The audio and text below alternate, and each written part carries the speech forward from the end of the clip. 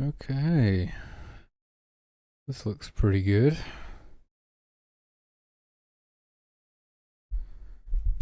Seems to be stable. Hey. Don't know why I didn't do this sooner. Well, I thought the setup would be more involved or difficult. But there we go. Multi-stream. That's pretty cool. I guess I'm going to start streaming to YouTube as well from now on. It's one of the advantages of having a good internet connection, is that I can multi-stream.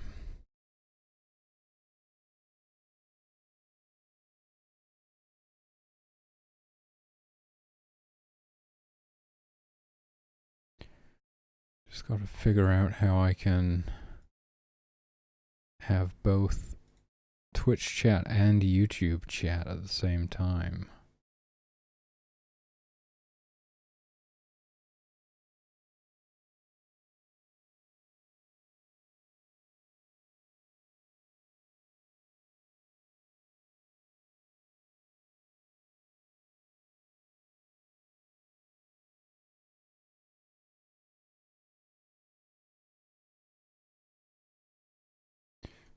Oh yeah, if I do this and then put this URL here.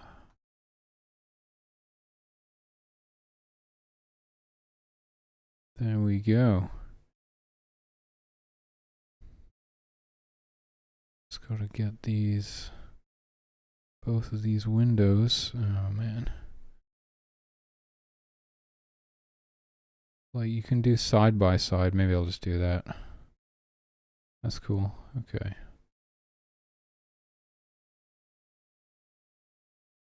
And then put this dashboard over here with this one. Alright, nice. Multi-stream. Cool. That took about 10 minutes to do. Took about 10 minutes to set up. Pretty sweet.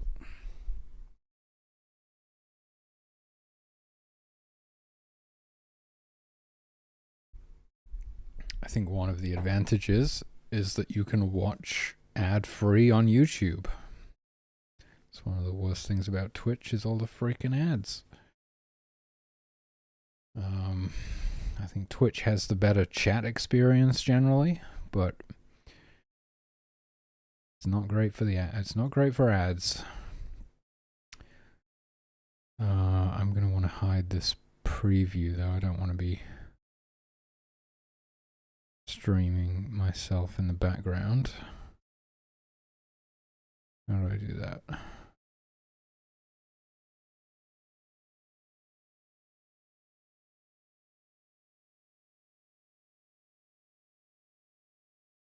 I guess I just have to pause it.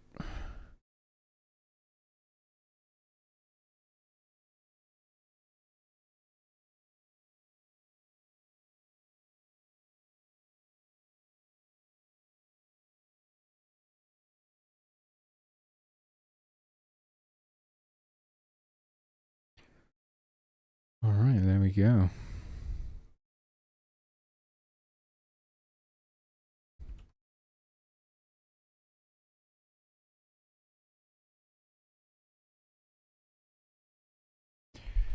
The one downside is I've got to have like 1 billion windows open, but that's fine.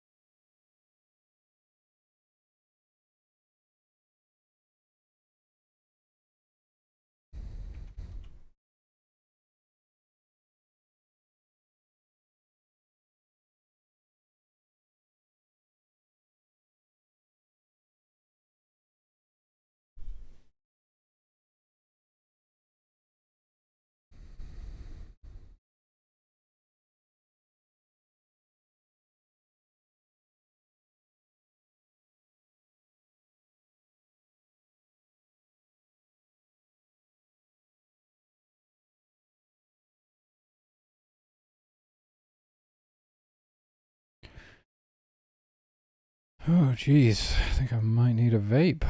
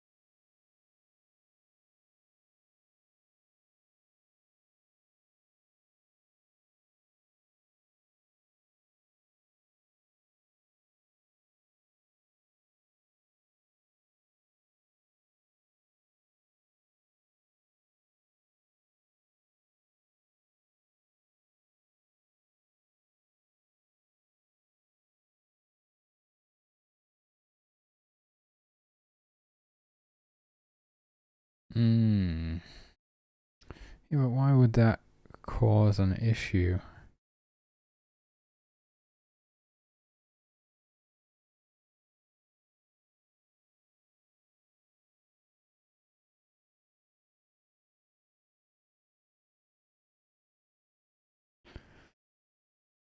think the problem is more likely to be in the shrine code itself.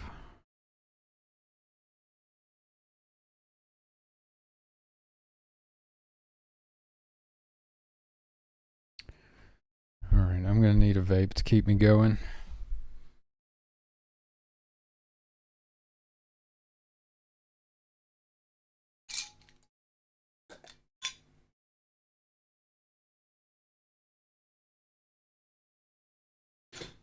I'm freaking toast. Oh.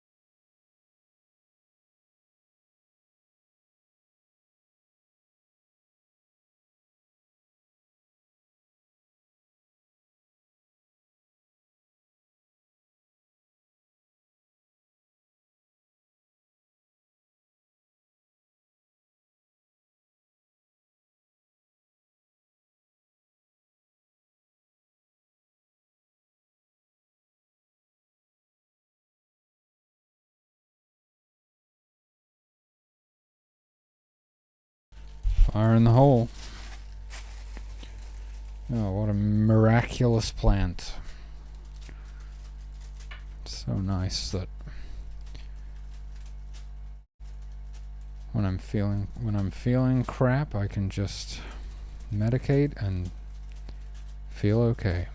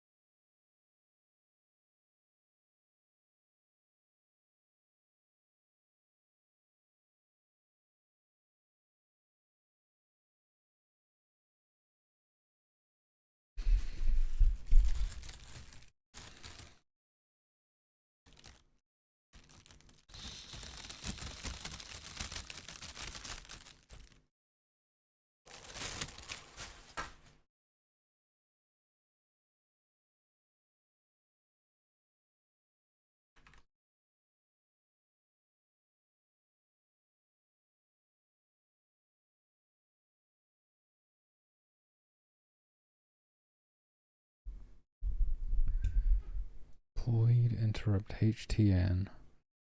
Target.active false.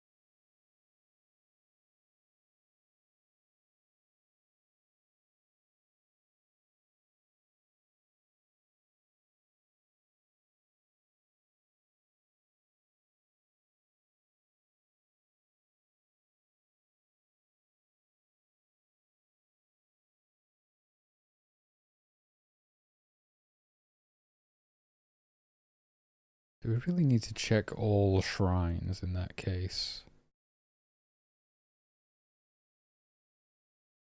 That would be a small optimization, a teeny tiny optimization.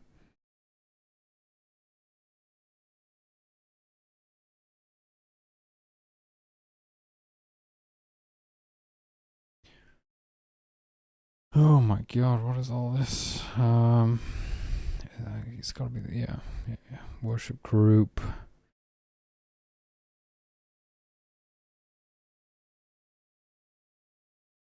Target, no.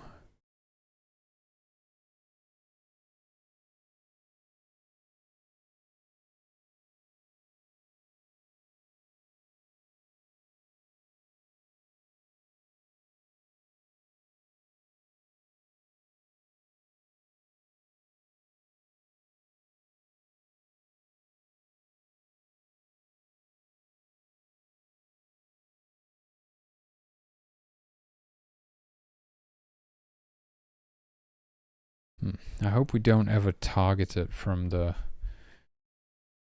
from whatever's stored in this variable. That could cause issues after saving and loading, I suppose. Hey Orangutan, how's it going? I think if you save and load the game, then this would no longer equal... Well, I mean, it's that the ID would no longer match the target number if you were to save and load the game. These would still match. I'm guessing I'm not doing that anywhere, but I can't remember.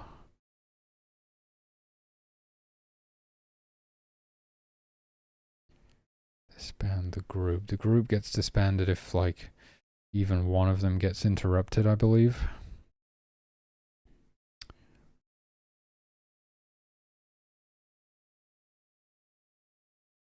I think if one of them was to get interrupted, they would leave the group, essentially. And then the remaining worshippers in the group would be disbanded by the shrine. I'm still not even really sure what was happening with this bug. What appeared to be happening was there were some worshippers unlocking a shrine, and they were interrupted by some wolves or something. And then I think some other worshipper started heading to that shrine. And even though it was deactivated, that's right, I deactivated the shrine, but they were still heading to it.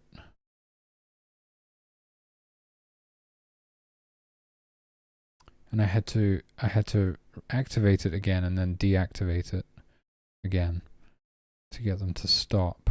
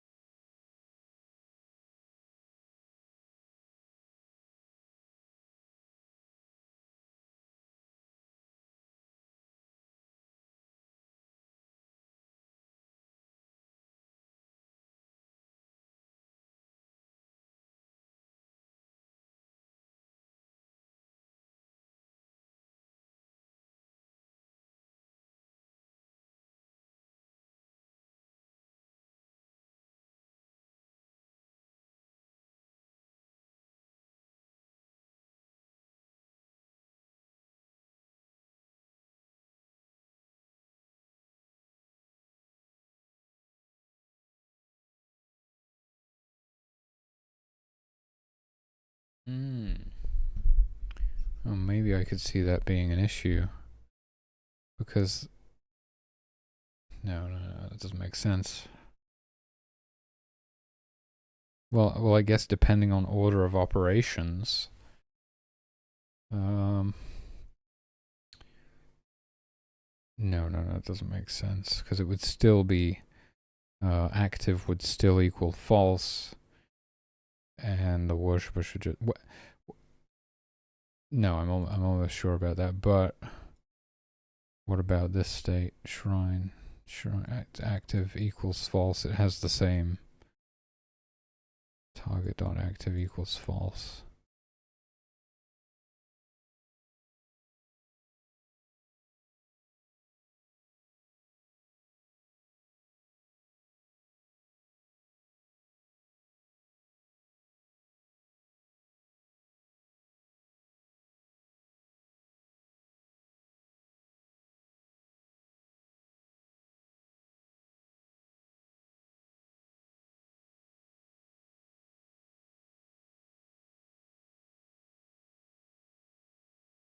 Yeah, I have no idea. What could have caused it?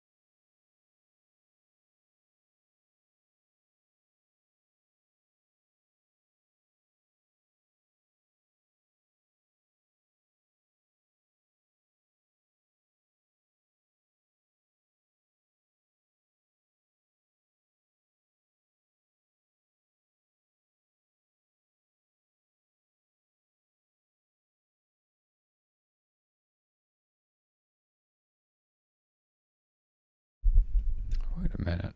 It can only disband the group if it's active. Well, that kind of makes sense. It's still the same thing. The human should just see that it's not active.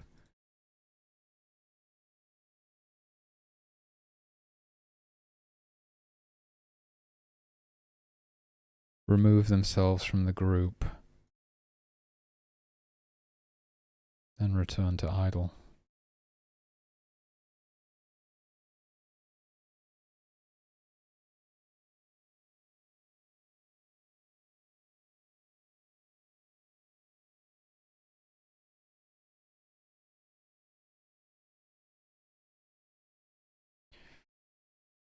So yeah, it's fine that groups can't be disbanded if it's inactive, because the humans will just leave the group.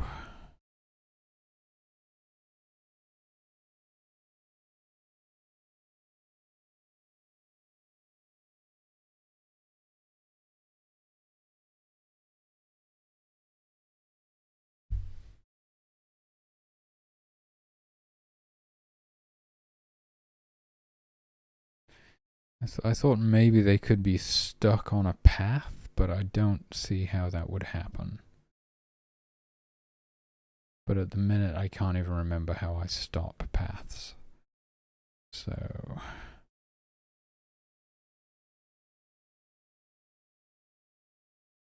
like upon returning to idle or something. It seems if they start a new path, they will end their existing path.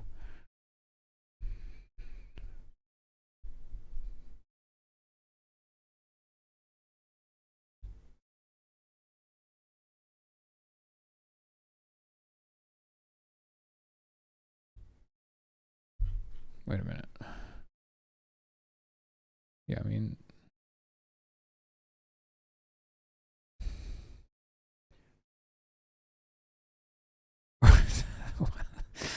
This doesn't even do anything. What? Okay, I'm not going to touch it. It's almost impossible that there's a reason for that to be there, but I'm not going to mess with it. Action timer? No. See pathing. I'm not even sure how I end paths right now.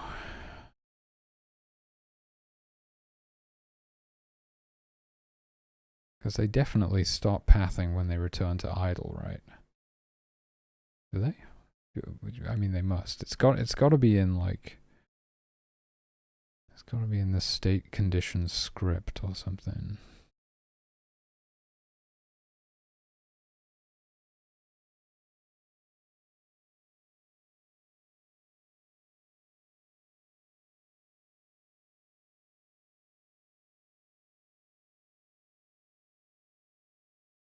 There it is. Okay.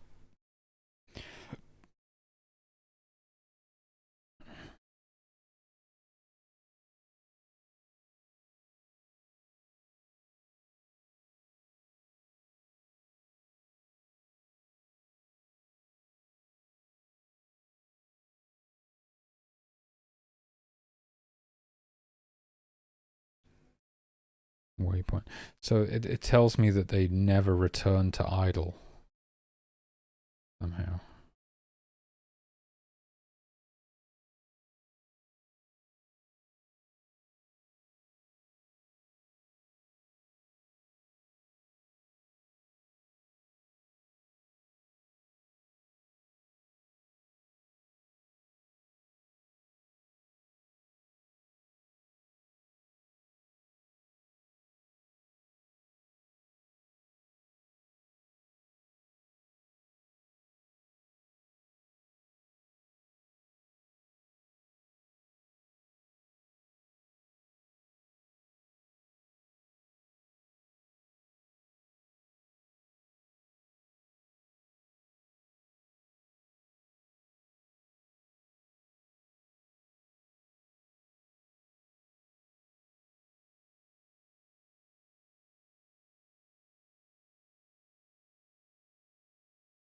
So what if? Oh, getting a phone call.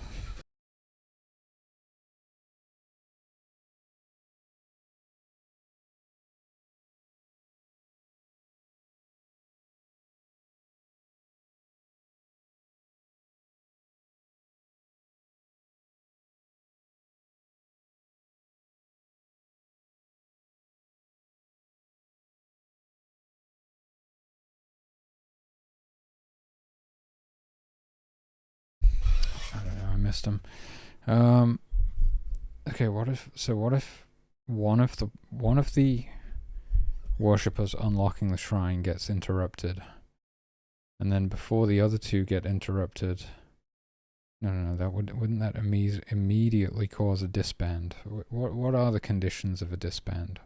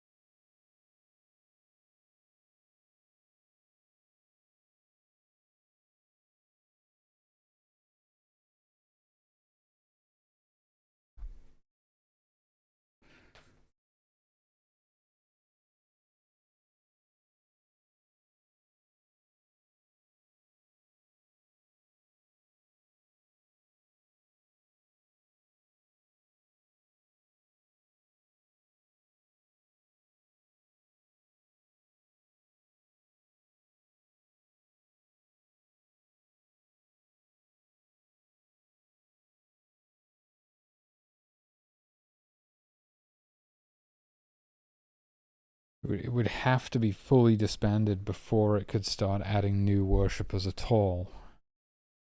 That's how it works. So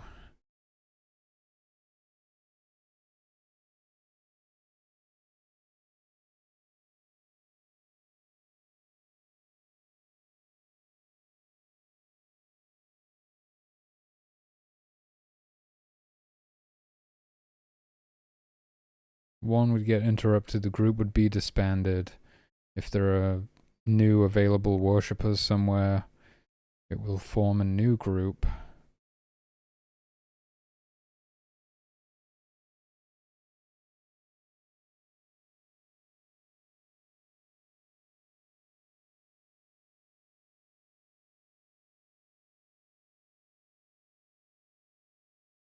I don't get it, because if I deactivated it,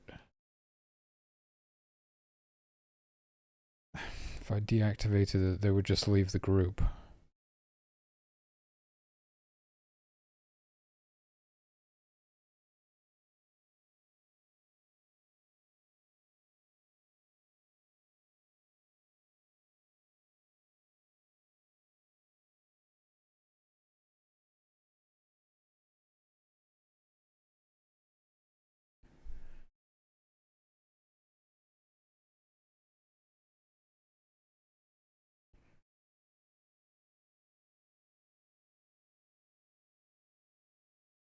Target.active, that's what, yeah.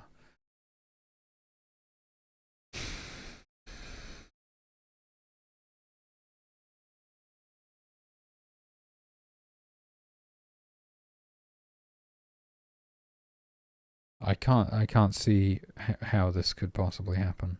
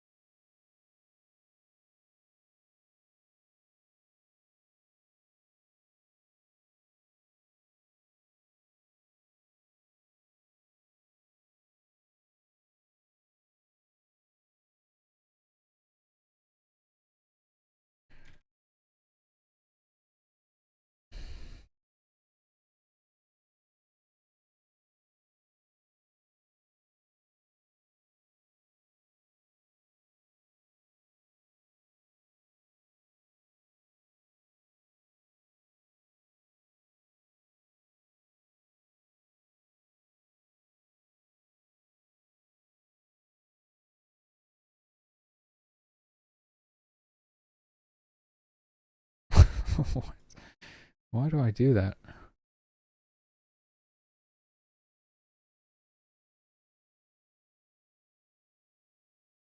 Well, yeah, I mean, I guess I have to.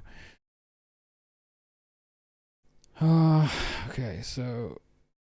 Oh, yeah, I'm looking at shrines not equal. Yeah, okay. Okay.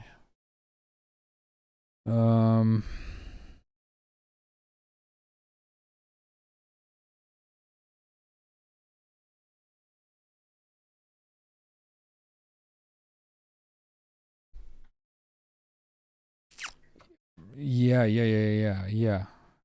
Okay, and it will match even if that shrine is not active. This is how they could... I feel like this is how, if I pick them up and move them. There's a reason for that, though. If I pick them up and move them, I don't clear their shrine, because I want to be able to put them down again and have them resume what they were doing.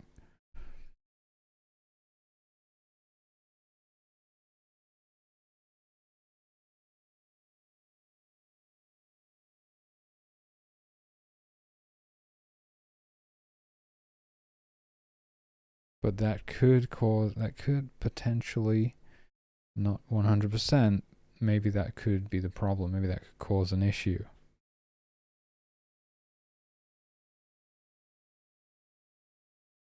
I mean, I could kind of see how, the thing is, what I would expect to see,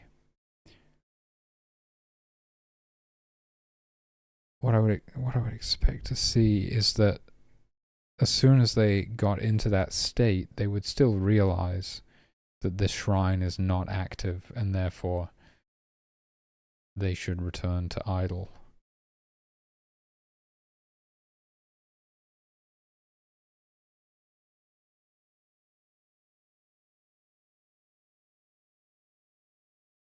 Yeah, I don't see how they wouldn't just stop as soon as the shrine is deactivated.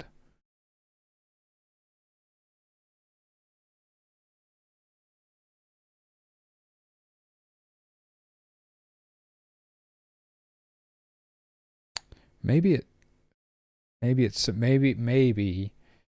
it's something different that was actually going on. And you know what my prediction would be is that because the nearest stream tracker updates very slowly, they were probably what happened was that they weren't going to the shrine at all. They were going to a stream.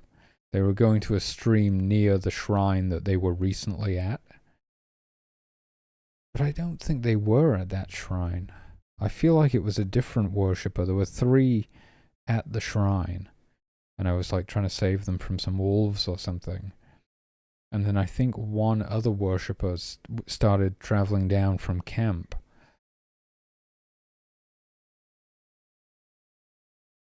Even though I deactivated the shrine.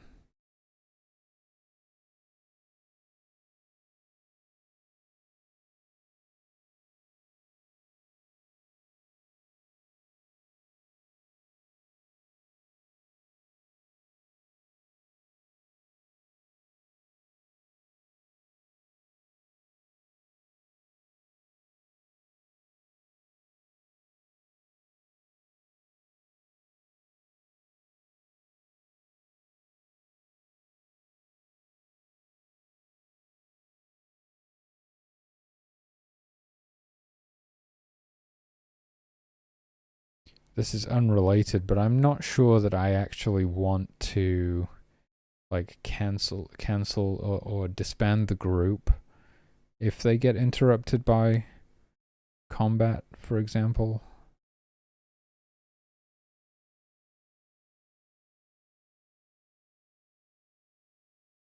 Yeah, I feel like for combat they should flee, but then once the combat is over or they get out of range or whatever, then they should return to the shrine to try and continue unlocking it. It's how I kind of feel like it should play.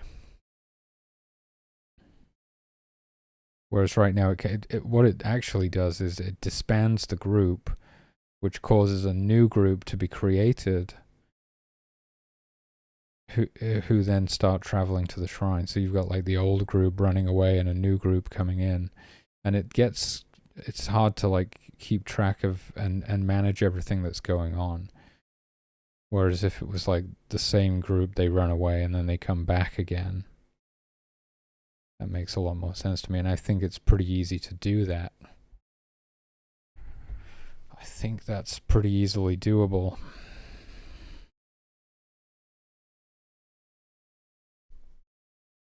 It has nothing to do with this bug, but, I think it's pretty reasonable to assume we could do that.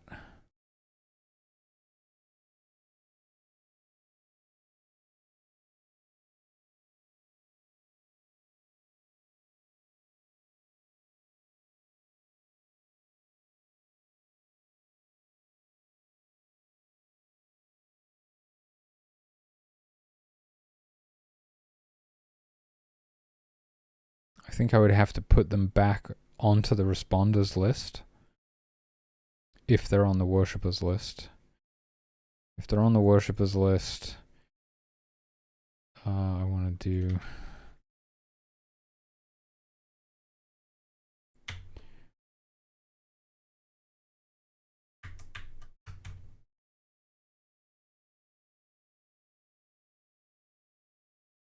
Oh, geez.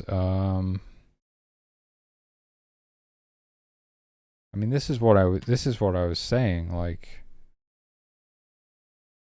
I still have to check all of the shrines, but that same, like, if target no, wait, was it target no equals other dot shrine, then we can do this stuff because it's a match. At least, well, yeah, it does. Does it? I don't know. Yeah, it reduces the amount of lists that we check. It probably is a small optimization. Oop.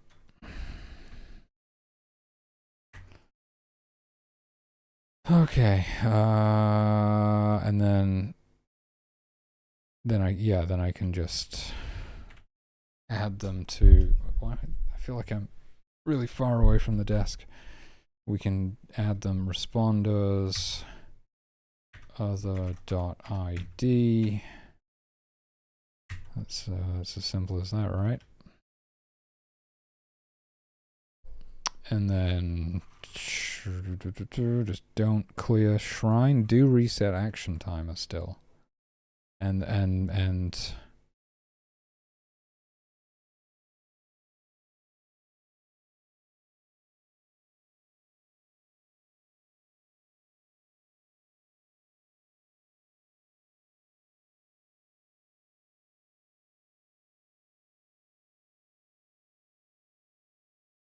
what even is this list? Why do I have so many lists?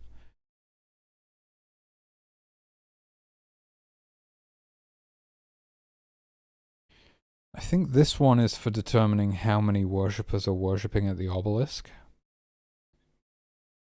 Available worshippers, pretty self-explanatory. Active worshippers, it's kind of just basically the same thing as the other one. But I use it for determining which layer of the soundtrack we should be playing for the adaptive music system. But why don't I just use the other list? I don't know. Why do I have two of them?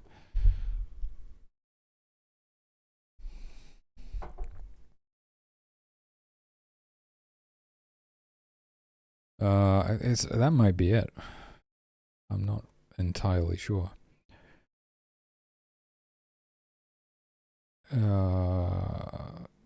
Okay, and what happens if I do pick up an active worshipper? Yeah, they get... Oh shit, what?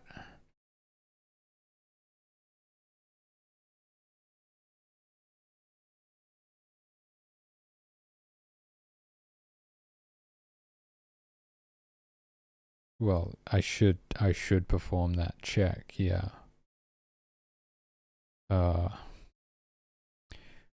Worshippers.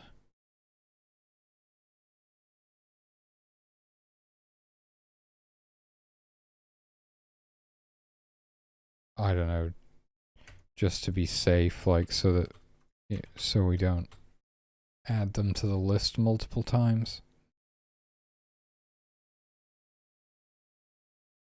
So we remove them from worshippers and add them to responders, and then we just don't do this at all.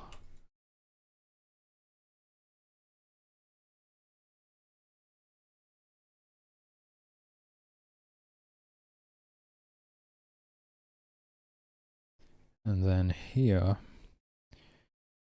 what's going on here?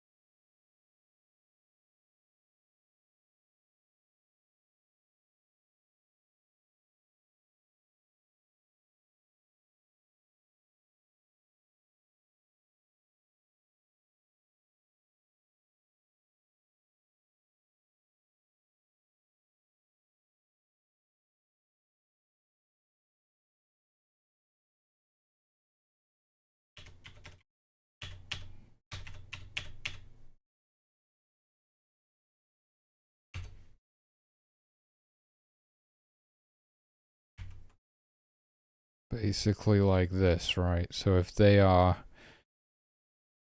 on the worshippers list and I pick them up, we remove them from the worshippers list and add them to the responders list for the corresponding shrine. I'm a little bit concerned about what I was doing before. Like, was I adding them to the responders list of all of the shrines? What was happening there? So I wasn't doing this check. That's probably because, like, this maybe got copy pasted from somewhere where I was only concerned about removing from lists and I never thought about adding them to lists. Obviously I don't want to add them to the responders list of all 4 shrines. It's got to be the one that they're specifically responding to. So I think that should be fine. Because everything else we do actually want the full interrupt.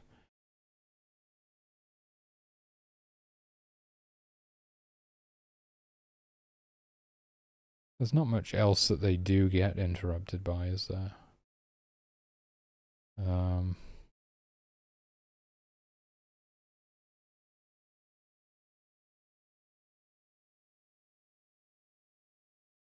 I'm just thinking there's not many, but it's like, do we want the same sort of behavior as with the combat interrupt with other types of interrupts, you know? What if they get set on fire and then extinguished again? Do we want them to return to the shrine and continue unlocking it? I would say yes. And there is not really anything else. Those might be the only things. Or getting healing? I'm not sure. Probably getting healing. Okay, yeah, HTN and bleed interrupt. Right. But, wait, what? But I thought there was nothing on HTN that actually interrupts this. Right? Bleed, it makes sense, I think. State's not equal state shrine. Respond, yeah.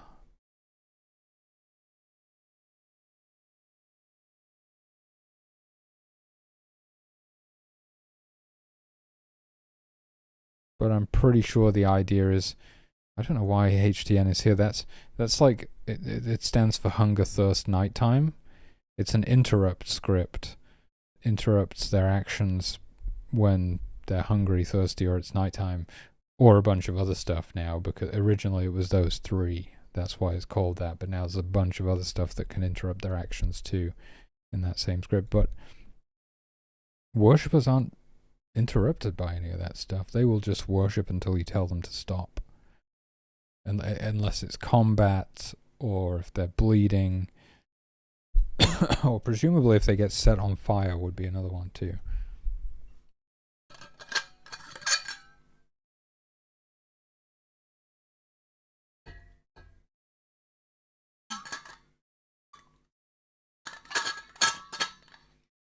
Although I'm not even sure about that. I think I need to set one of my worshippers on fire whilst they're unlocking a shrine and see what happens. I'm assuming something somewhere will tell them to stop and stop, drop, and roll.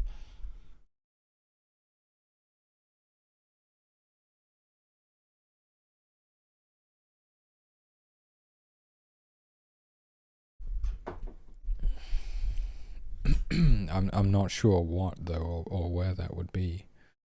But we can try it.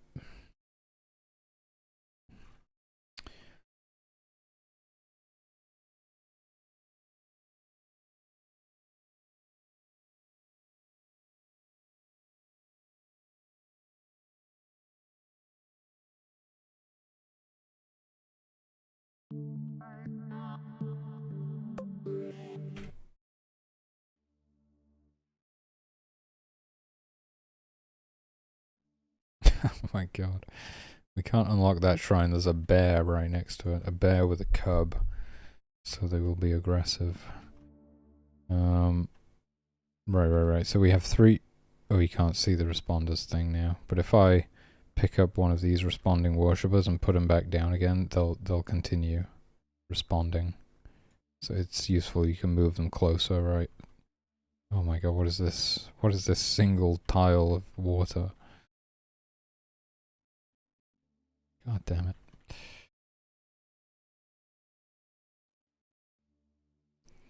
Alright, so they're worshiping. What happens if I set one of them on fire? Right, is it... Oh. Oh, so they do... Right, okay. They don't get removed from the worshippers list. Can I extinguish you, buddy? Oh, nice. Okay. Okay.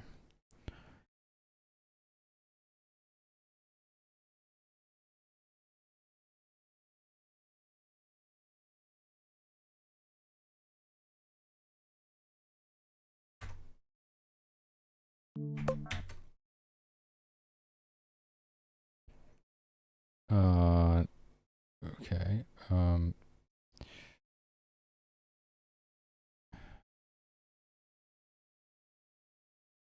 Fire interrupt. That's just for water bearers. That's for water bearers responding to tent fires, right? Oh, and I was thinking about the wildfires. I think I'm gonna bring them back. I was watching a Corridor digital video the other day with Jordan Allen. Jalen had it done something with like simulating wildfires, you know, and it was really useful, and it made me sort of realize how I can simulate wildfires, and it doesn't have to be as crazy as I thought it would be. You know, I don't need to build a system that can fill individual tiles with fire or something like that, really. Or do I? I don't know. But what I realized is that that's not strictly necessary, and that I can actually have fire kind of jump from object to object based on one factor, basically. Wind speed. Gotta be careful. You know, tuned wrong, it would spread like crazy and burn everything to the ground. But it's like, you could just do it really simple, like the higher the wind speed, the further it can reach. You know, it's like a timer. After a certain amount of time, it checks for a nearby object that's flammable and spreads to it, and the wind speed dictates how how far it can spread, how far it can jump to another object. That's just a very basic simulation of wildfires and how they work.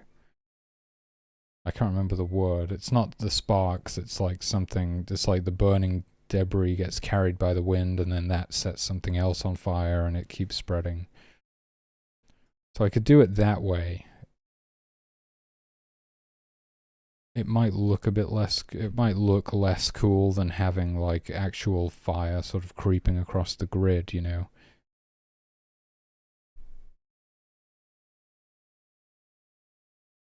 That would be pretty insane, because then I'd have to build a whole system for like the regrowth and swapping out the tiles and stuff, and tracking all of that, how much fuel is in an individual tile, and when that fuel gets burned down, swapping the tile for like a charred earth tile or something, and then having to track the regrowth of when the grass should come back or whatever. And then the similar calculations would have to be done for, well, I don't know about that actually. If it's just going to the tile right next to it, doesn't really matter about wind speed. It would just be like a timer that spreads to the next tile after a certain amount of time.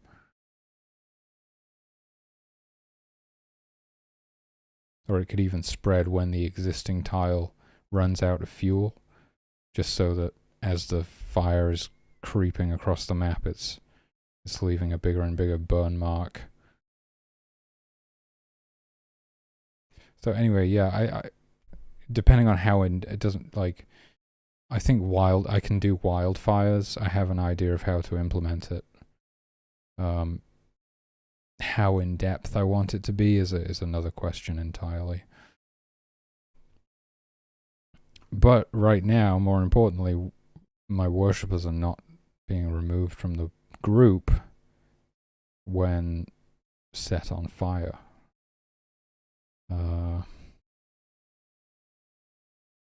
I'm not sure I don't think it does right now, but Miracle Water, if I cast Miracle Water on a human, it doesn't refill their thirst meter. It probably should. Right now I think it just can be used to extinguish them. But it might as well also give them a drink. It could be used for that.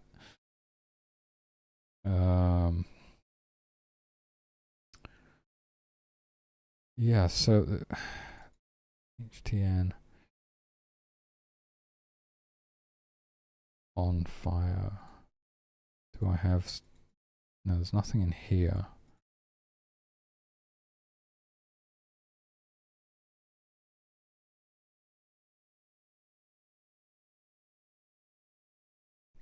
God damn it. Where is the code that deals with them being on fire? Good question.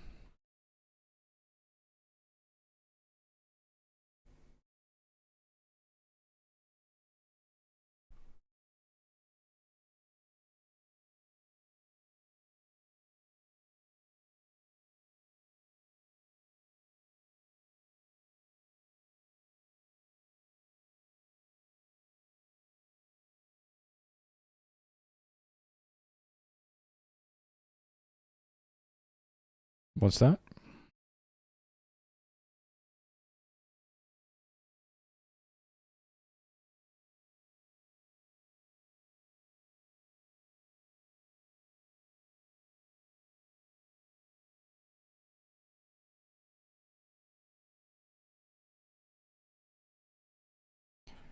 Really, that's... Okay, that's just a... It's just an interrupt in, like, all of my freaking states.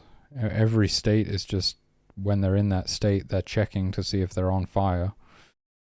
And if they are, they return to idle. At which point they will realize they're on fire and run around screaming.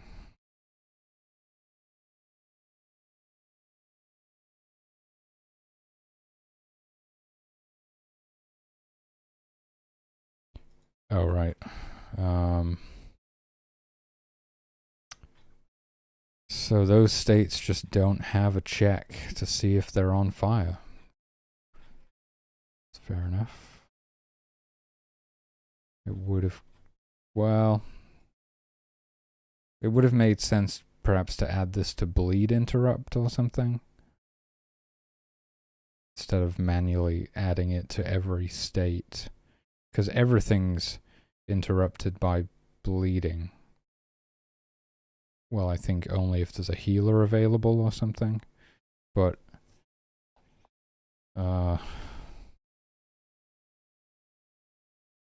like, yeah.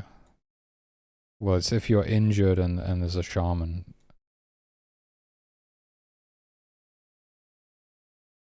So I guess I could have just added something to this script. Don't know why I didn't do it that way. Excuse me.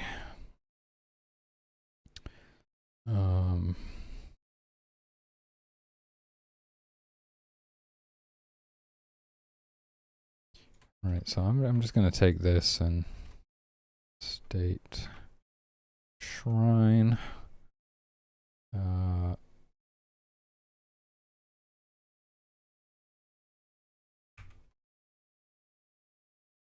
If you get set on fire whilst responding to a shrine, you get removed from the responders list and cleared and returned to idle.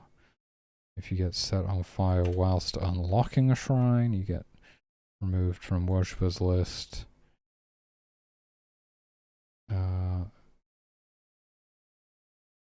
Okay. And blah blah. Yeah.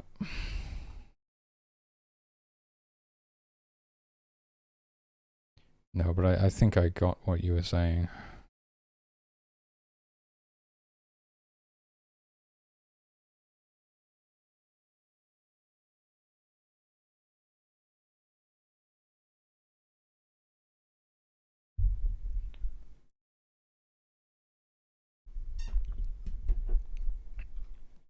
Right. That should be all I need to do.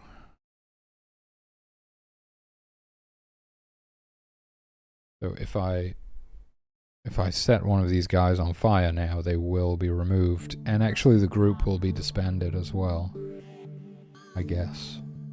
I think. I believe so. And a new group will probably be formed if there are enough worshippers.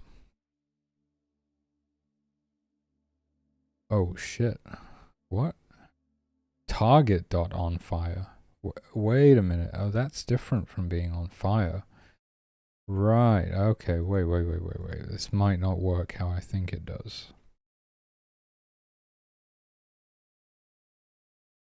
Yeah, that's if their target is on fire. Shrines can't even be set on fire. So hold up.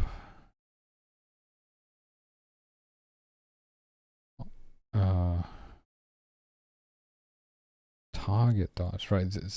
Oh, this is making more sense, I guess. So, but I still don't know where the frickin' code that interrupts when they're on fire is. Or is it actually part of the spell itself? Oh, now that would explain a lot. We go into the controller object and find the fire miracle code, which is God knows where. It's somewhere, I imagine. Left released? No, I think it's probably on left pressed.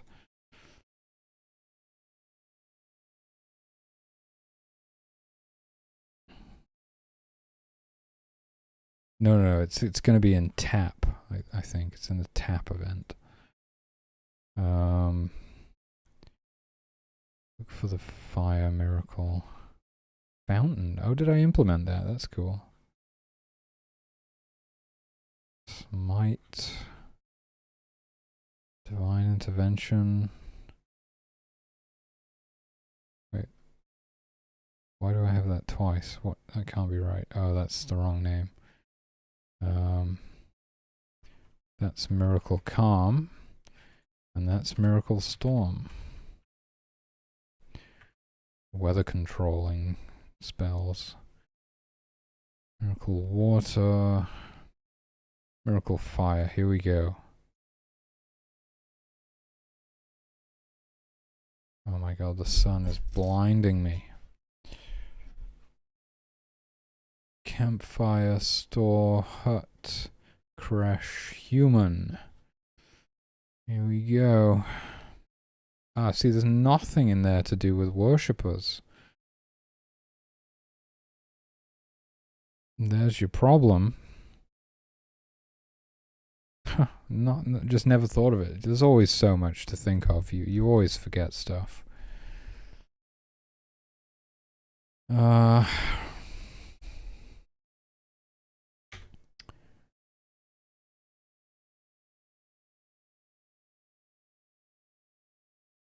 Where's an easy place to steal this code from? The combat interrupt, probably.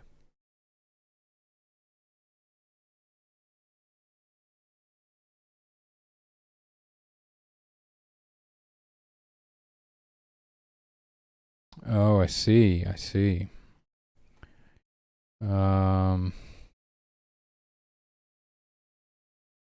Well, it's not. That's why I was confused, because it's not a function. I need to like update some lists, basically. Like remove them from the group, and I'm not doing that specifically when setting them on fire.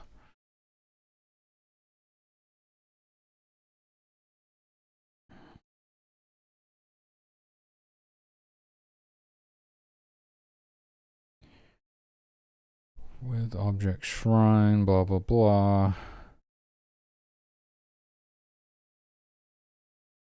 I mean,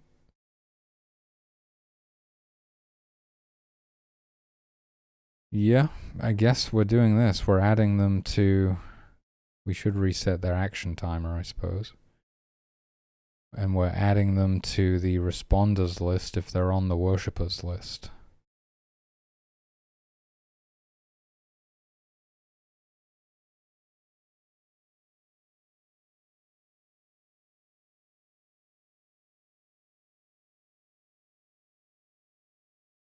On fire, true. I mean, this is worshippers only, so...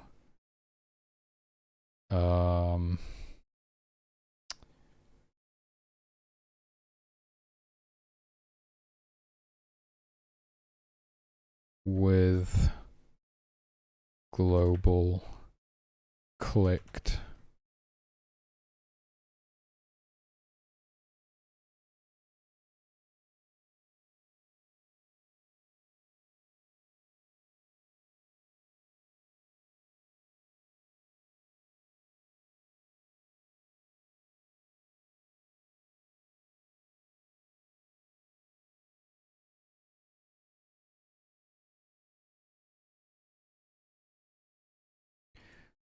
With wait, no.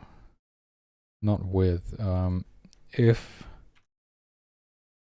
global clicked dot gift equals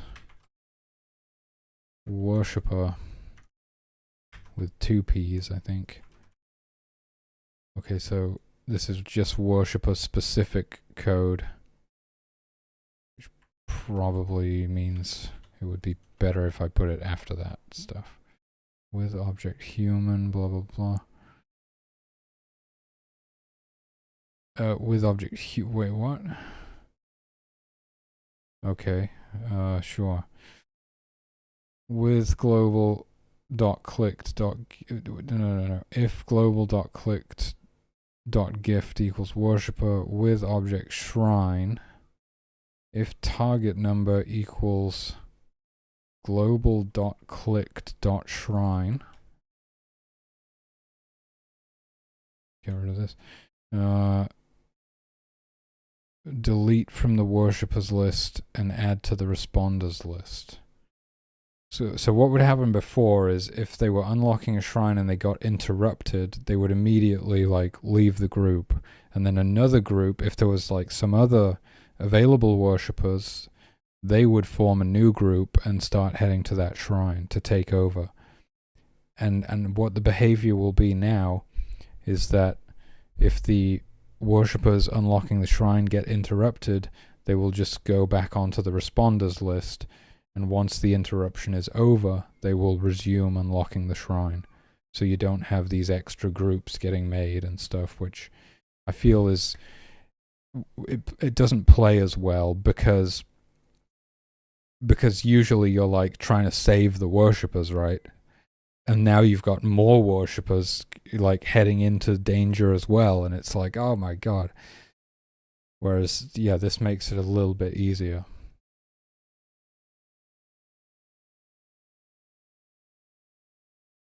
Assuming it works, but I think we should be good. I guess I'll delete this commented stuff. But won't the group still be disbanded? Yes. Yes, it will. No, it won't. No, it won't. Because they would have to be on neither of the lists. They're going to be on the responders list, so the group won't be disbanded. Right, so activating this shrine, we got 3 worshippers heading down there now. I can pick them up and move them, interrupt them like that, and they'll still continue going down there. Okay, they're going. Let's spread them out a bit. There we go, they've started unlocking the shrine. If I set one of them on fire, Okay, he still didn't. The list still says 3.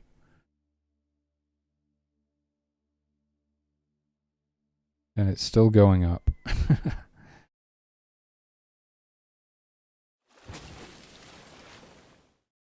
Interesting.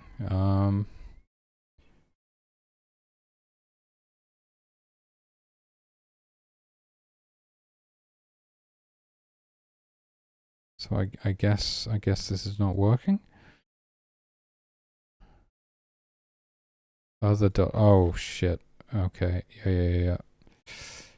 I just forgot to update this. This is the problem with copy pasting code. DSList find index worshippers global.click.id DSList delete worshippers global.click.id find index DSList add. There we go.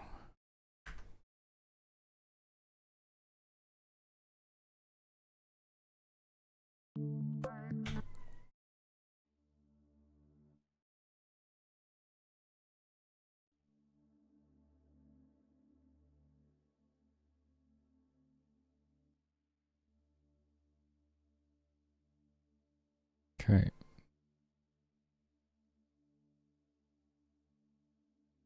Three active worshippers. Oh. Okay, set one on fire. Actually, they did disband the group. I wasn't expecting that. Because I was expecting them to...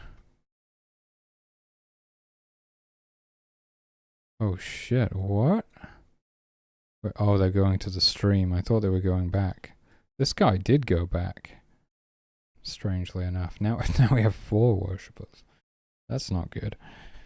Oh, and we're being attacked by wolves.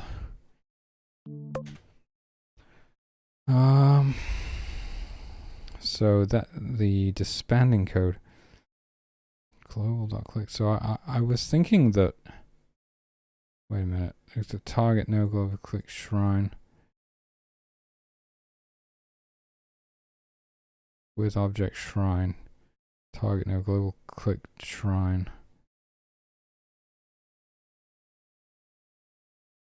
Delete from worshippers. Add to responders. I'm not sure why this isn't working. Let's go look at the shrine code.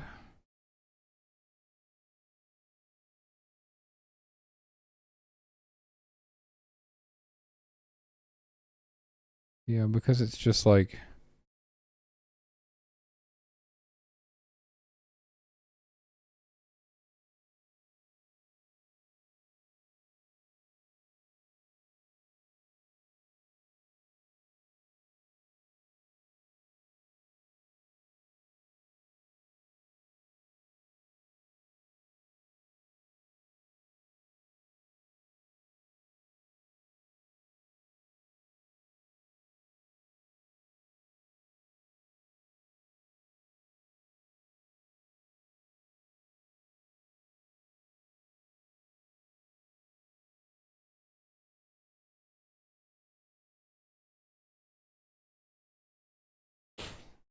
They're essentially getting swapped from the worshippers list to the responders list, so I would expect, you know, this wouldn't be true. It would be like 1 on this list and 2 on this list, which would equal the required number of worshippers still, so that shouldn't get disbanded.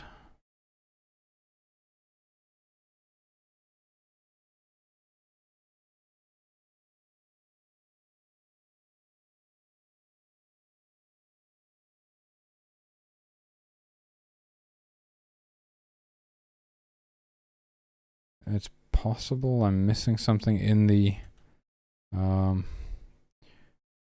fire state itself, or the idle state. I guess they do return to idle. I don't believe there's anything in the idle state.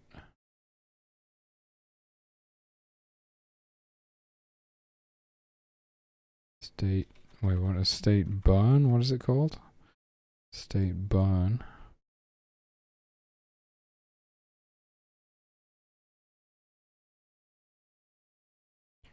Yeah, there's nothing in there.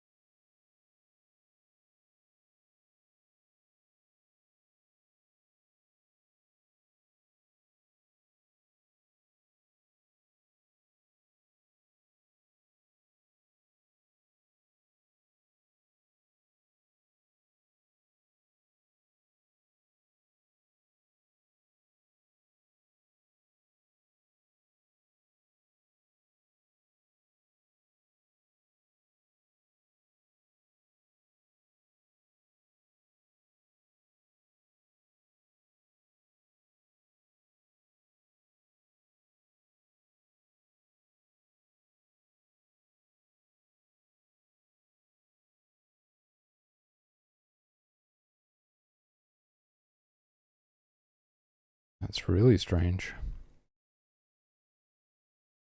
Is there something in here I'm missing?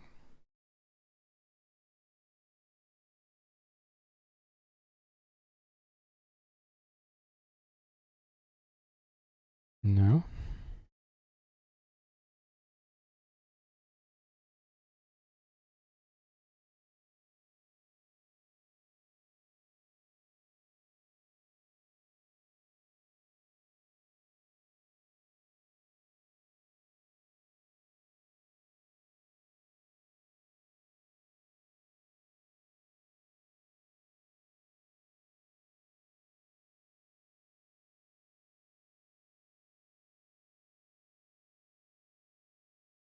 Oh, there's your problem. I said does not equals instead of equals. Okay. Wait, does that mean I've done the same thing somewhere else? Because I copied this from the death code. Whoops. Not the death code, the combat code. There we go, equals -1. Okay, my bad. So that's if it's not on the list, add it to the list. Where I was saying I was saying add it to the list if it is on the list. That doesn't make any sense. Whoops. Okay, I think we got it.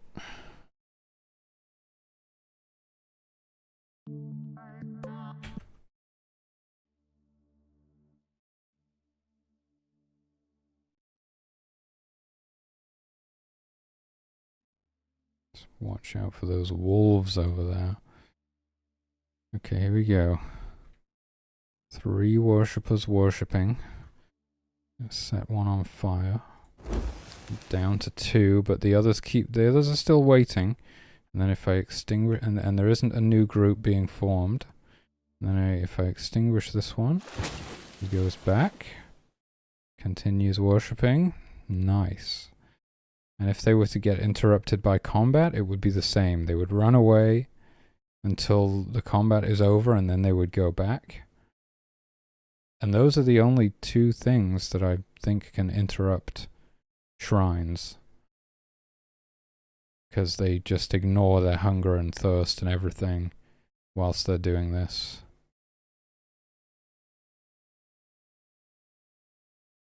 And the reason for that is because they would never get any shrine unlocked, because some of the shrines can be so far away, like on the other side of the map, like this one.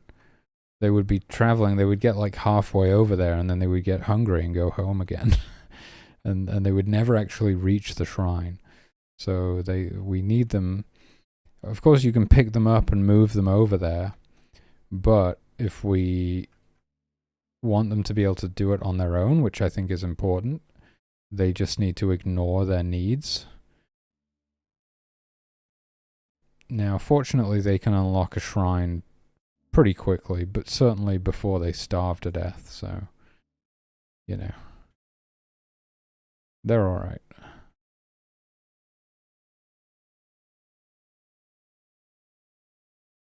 Let's deactivate it for now. Oh, guys, why in God's name would you do that? Okay, oh my God. I got you. There you go. We need to put like a lighting effect on that. Oh my god, it's still happening. Where are the guards? Where are the guards? Okay. Because everyone's going to this frickin' stream because I haven't built camp yet. Now what's happening? Are they going after the hunters? It's never ending. Jeez, we really need to build camp, don't we? Alright, oh my god. Oh, it keeps happening.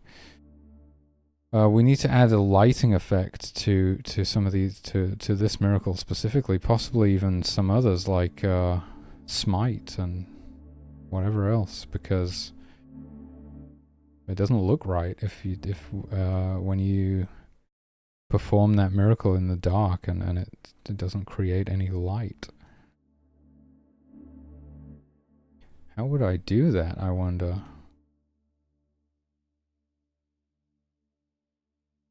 Okay, this is gonna keep happening, so I'm gonna quit. Well, I don't know if I fixed the bug because I was never able to really find it. But those are some pretty nice changes to the worshippers there, I think.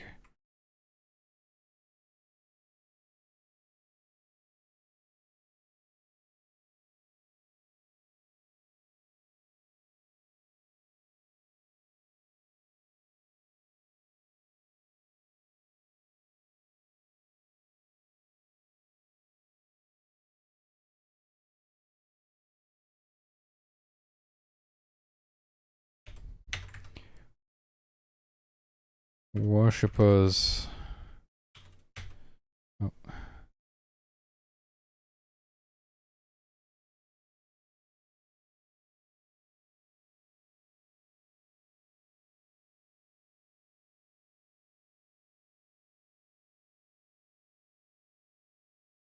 Worshippers return to shrines if interrupted by combat or being set on fire. Yeah, that's a nice change. I like that. I really need to release these patch notes at some point. It's like 5 pages of patch notes now or something.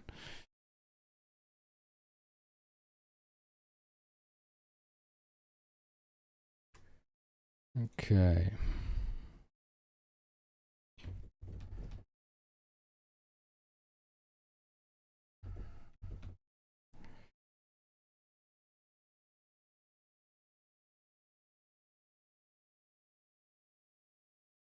Lighting effects.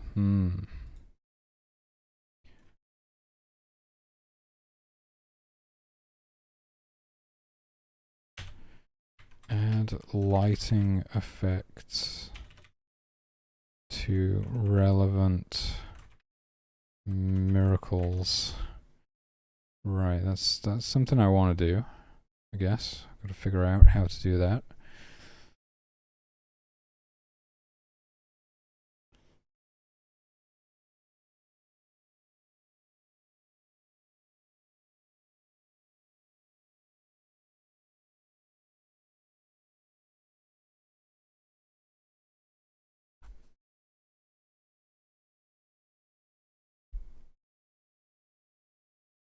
I probably have to use an object for that.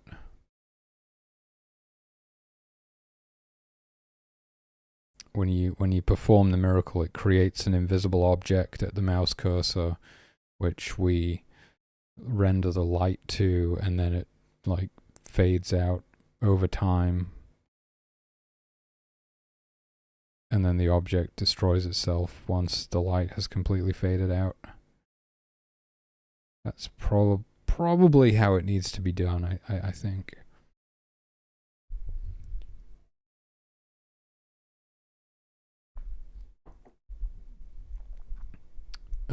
But I don't think I'm going to do that right now because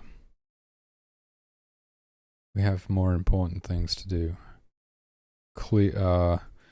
Update nearest single object trackers to clear objects that no longer meet the criteria. Yeah, because there's no way to clear trackers at the moment. I've already done this for the wolves. The thing is, I just need to do it for everything else.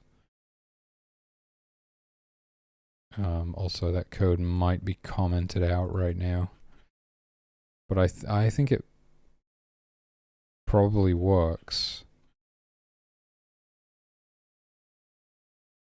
Yeah, this is it.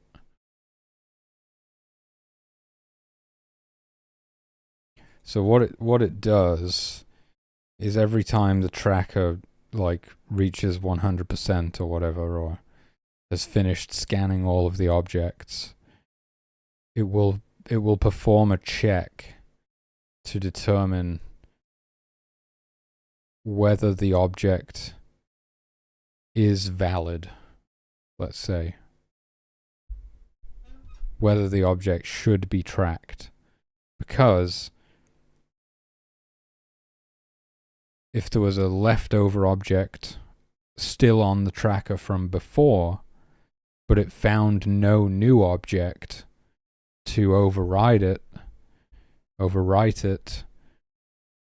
it would still track the old one. Right? What was one of the examples? Like, animals will attack occupied tents, right? But what happens if the tents are unoccupied? They attack the last nearest occupied tent that they tracked, because there is nothing to clear the tracker.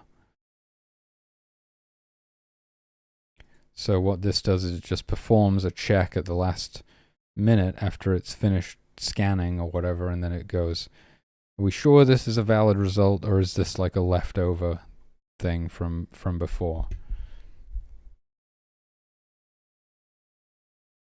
And I'm pretty sure this all would work fine. I don't see why it wouldn't work. I just disabled it whilst I was dealing with some other bugs because I wasn't sure if that was causing, like, if the code I had just written was causing the bugs or something. I don't know how I'm supposed to test this now. Really, it's kind of more the sort of thing where I just need to do it and then observe over time as I do some play testing and stuff, and that's probably going to be the only way that I know if it works. It won't be really very noticeable, even if it does work. What will be noticeable is if it causes some new bug or something. But it's not a very easy one to test. Yeah, so I'll just have to just sort of, set it and forget it, and then we shall see how it goes in the long run. But yeah, this is it. I don't know if I have much energy left for coding today, though. This is a big job, basically, to implement all of this for all of the different creatures. Is a pretty big job where I'm going to need to be energized and focused to get through it. Might even just, leave that commented out until I really get ready to start on this. But that will be something to be done sometime. Like I say, I'm not really back to full-time development yet. I'm just kind of poking around in the project now and again for a little bit. But yeah, that's probably how it's going to stay. I'm not going to get back into full-time development before the spring, because I'm not going to be developing the game over spring and summer. I will probably resume full-time development in the fall, though, when I will be sort of refreshed and ready to go. Because that was like about 2.5 years solid that I did, which was kind of a lot. Got pretty burned out for sure. developing the game was not the only reason that I got burned out. There was other contributing factors, but yeah, I mean, I was developing full time for like a year, 2.5 years or something, pretty much. So it was time for a break, and I'm still kind of on that break, even though I am doing a little bit of development here and there. And I will probably still be on that break until the fall. I'm kind of looking forwards to touching some grass.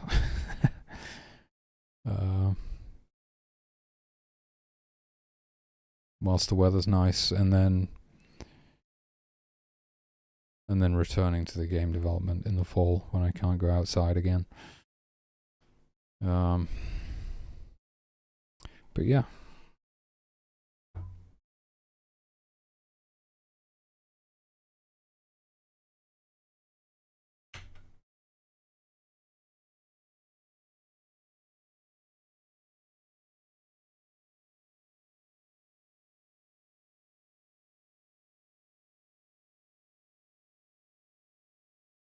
Just gonna push this to the repository.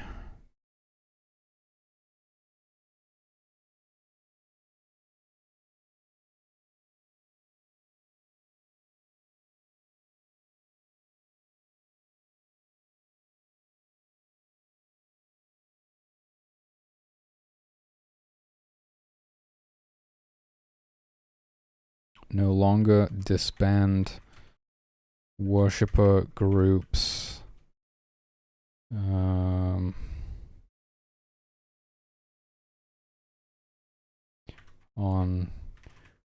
combat or fire. Combat. Interrupt or fire. On fire. No longer disband worshipper groups on combat interrupt when interrupted by combat or set on fire. I was trying to use less words, but it wasn't working. Alright, cool. Yeah, so I mean, it's not bad. The game is pretty playable where it stands right now, but it definitely needs a little bit of I also fixed the fire miracle as well, didn't I? But I forgot. It was part of that. It's fine. Yeah, I think it's not bad. Probably for like a newer player, it's pretty good. There's probably quite a lot to discover about the game and to learn how to play and stuff for a new player. But I guess I can see that quite a lot more is needed. I mean, not a lot, really. I want to add a handful of new constructs. Some that belong to the humans and some that are sort of like ancient ruins in the world. Basically breaking the shrines down. Because the shrines right now, they allow you to unlock new miracles, but they also allow you to open the portal to exit the level, and they also expand the sphere of influence. Hey Fizzy Busy, how's it going? But I'm thinking of breaking those into 3. So we'll have shrines that are used for unlocking new miracles. We'll have portal stones that are used for opening the portal, and we'll have expansion stones that are used for expanding the sphere of influence. So I'm not really adding new constructs, I'm breaking the shrines down into 3 separate constructs.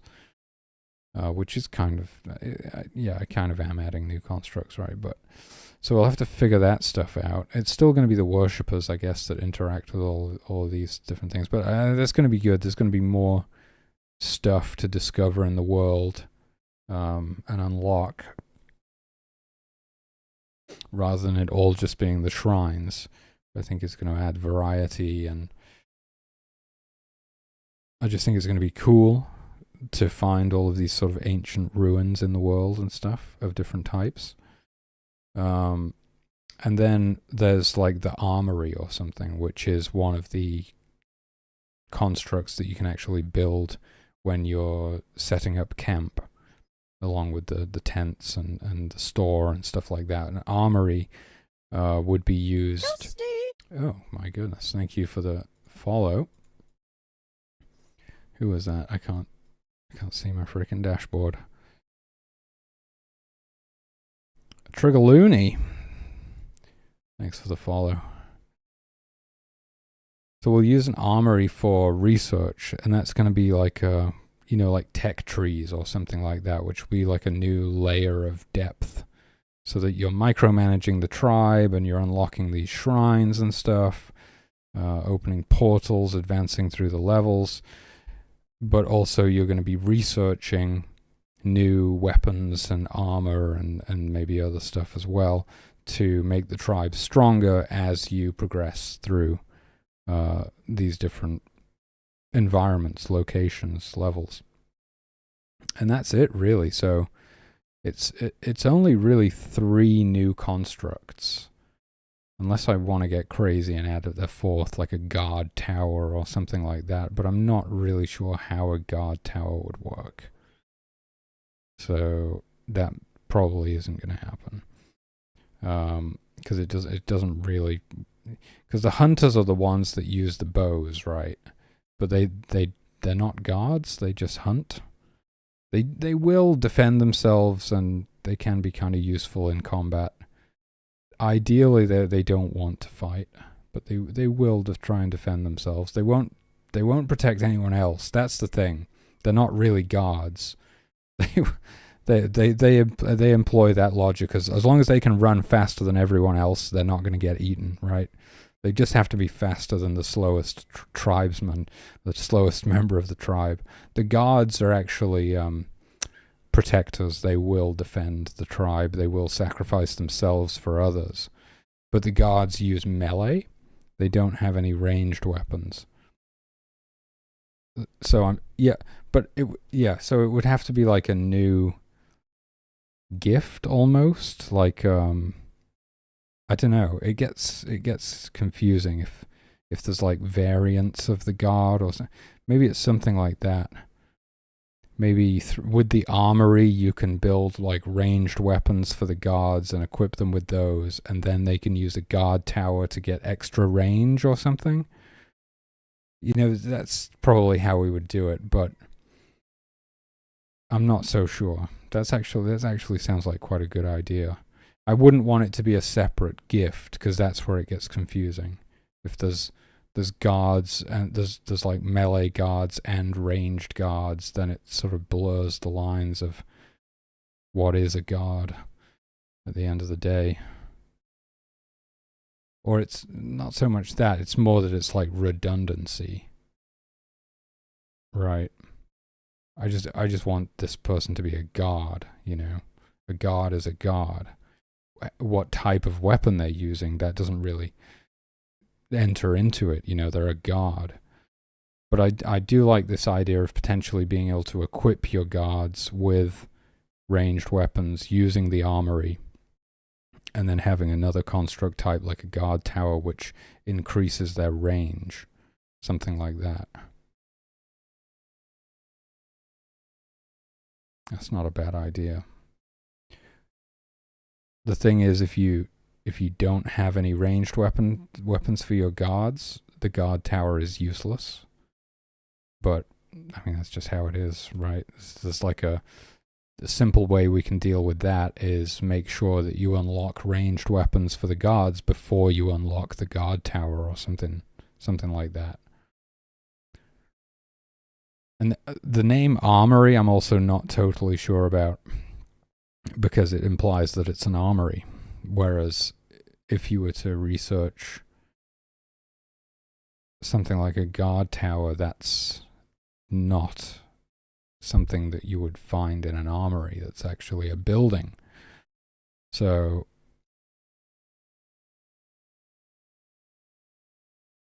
Yeah, I don't know. I'm not totally clear on how it's going to work yet.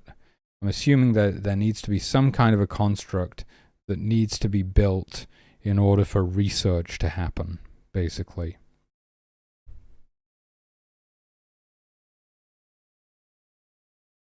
Or does it? I mean, why would there need to...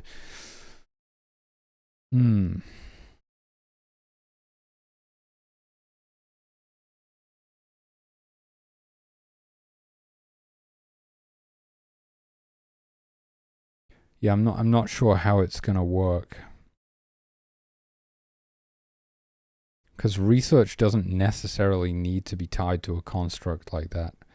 You could just have some sort of research window or something pop up that, you tell them what you want them to research. And also, what determines how fast you can research things is another question. In some games, like thinking of Theme Park World, one of my favorites, you have scientists, right? And the more scientists that you hire, the faster you can research things.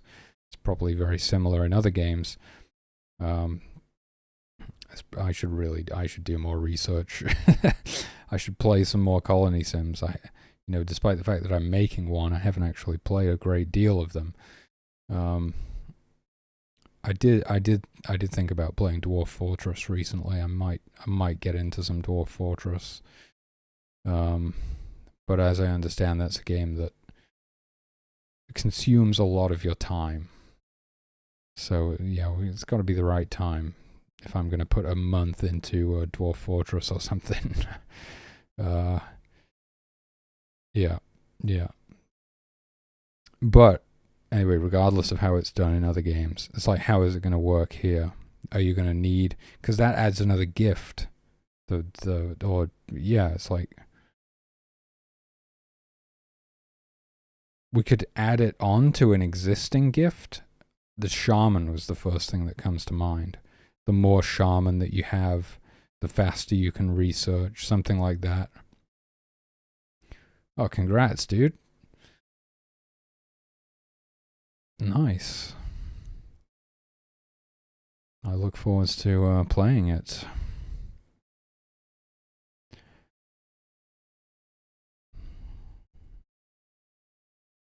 Yeah, that would probably...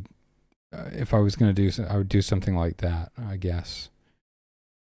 Where...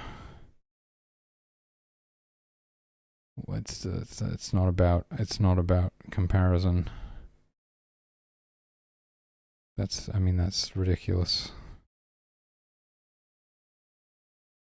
Your game is your game, my game is my game. They can't be compared. Your game is the best. It's the best game of its type. Maybe that's not the... How do I say it?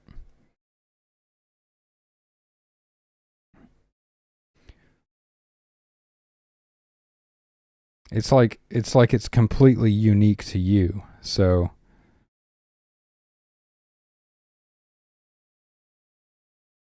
in that sense, it can't be compared to anything else.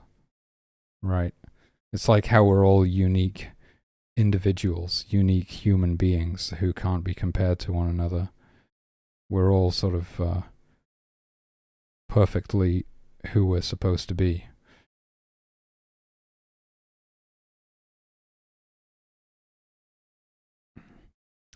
But yeah, I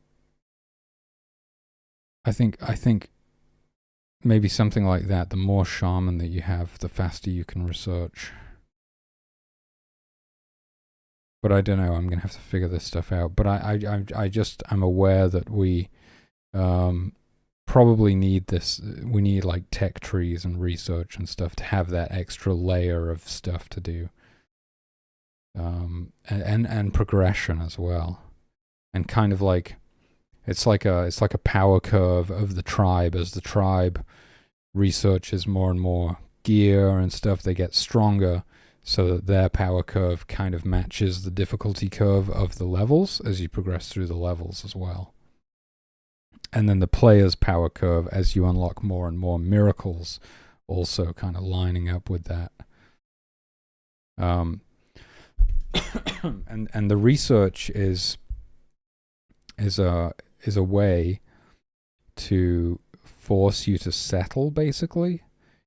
And yeah, that's kind of what it is. You still wouldn't necessarily need to build a construct for that, because it's just about the time. It's like it takes time to research things. Well,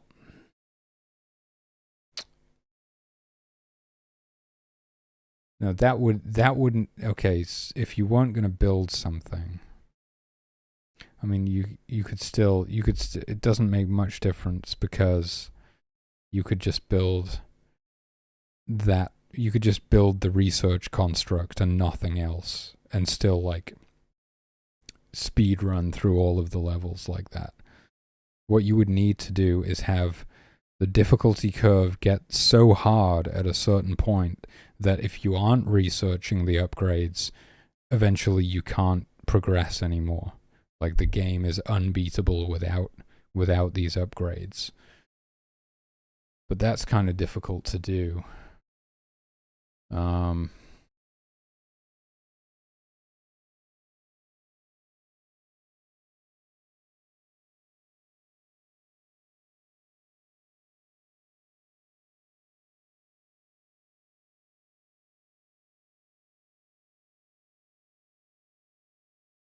I think it probably has to be like that, though, because if it's just a construct, then you could just build that one construct and nothing else still, so it doesn't really solve the problem.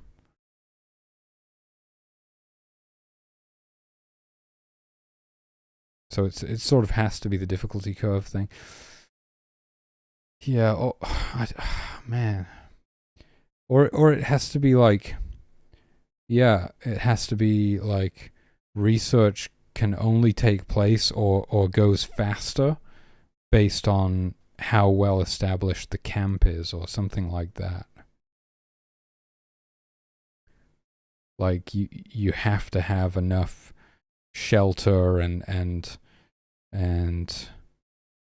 food and everything for everyone to be comfortable enough for the research to take place. And that way you're incentivized to build a camp in order to unlock stuff.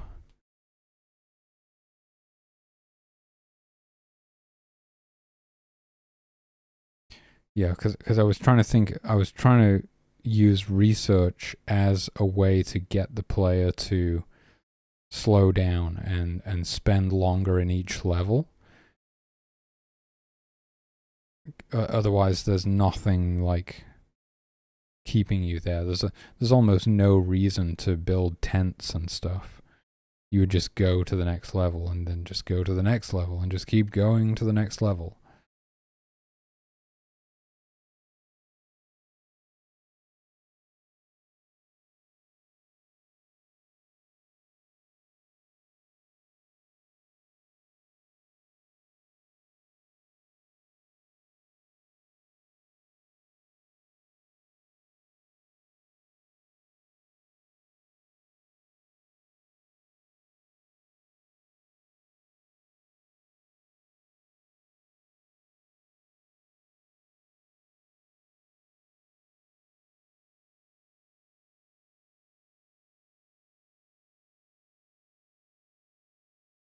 Yeah, I can't really make that work in my mind, though. Like almost like a checklist. Like you have to build the store, and you have to build this many tents, and you have to build the armory or whatever, and like once you've built all of that stuff, then you're able to start researching, or like the more of those that you have, the faster you can research or something.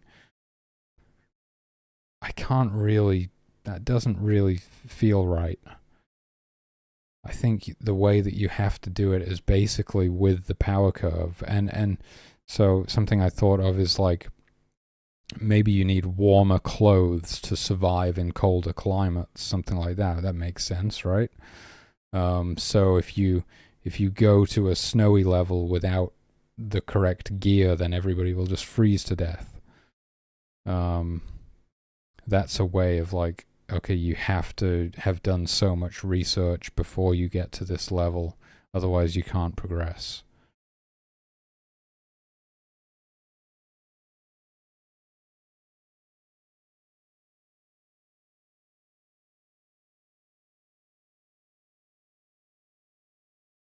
I'm also not sure I really like that idea very much though either.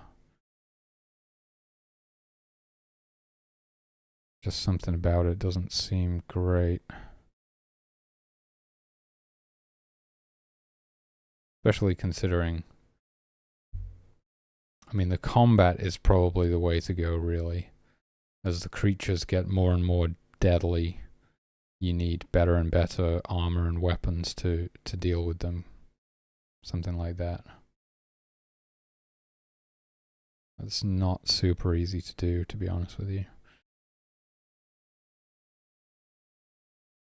I mean, based on the threat system, you would need like modifiers where, you know, a guard with a shield and a spear is more intimidating than a guard with no shield and a club, or you know, something like that.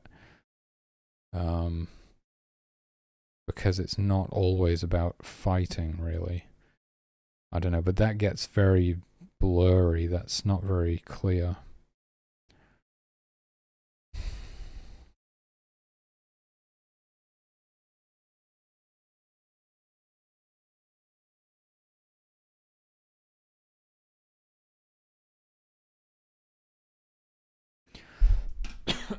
Anyway, I need a drink. I'll be right back.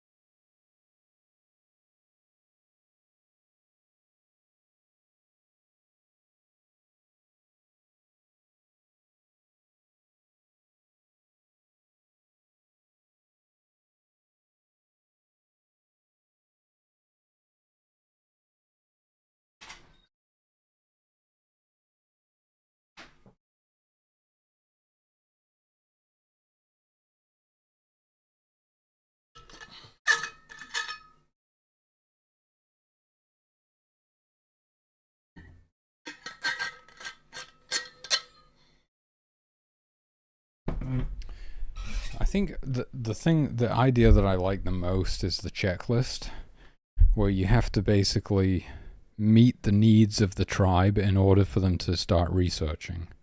Because that kind of makes sense, really. It's like once all of their needs are met and they're comfortable and safe, then they can start kind of progressing. At the same time, I'm not totally sold on the idea. I think what I need to do is play some goddamn colony sims and get an idea of how other games are doing it. I think it's time for some research. Maybe I'll play Cult of the Lamb finally as well. Wasn't that on offer recently for like 50% off and I didn't buy it? I don't know. Maybe next time it comes up for sale, I'll get Cult of the Lamb and I'll get Dwarf Fortress and I'll see maybe RimWorld. I'll play some of these colony sims and I'll see how things work there. I have a feeling with some of them, like RimWorld, there's probably just so much stuff to research, and like you're just kind of doing it to improve the quality of life of the colony, I guess. And to have better defenses and better sort of healing capabilities and things.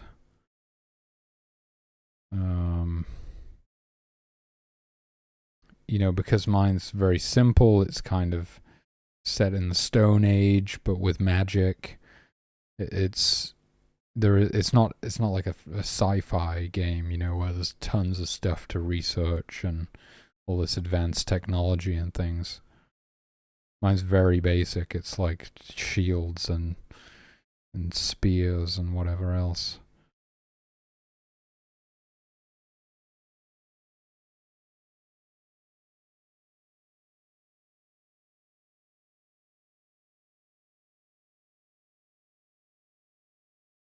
Maybe it should just be completely optional.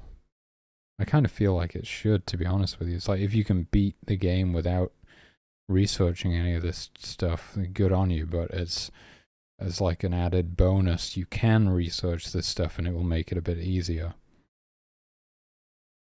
Give your guards some increased damage, some extra defense, that type of thing. Yeah, less is more, right? Keep it simple.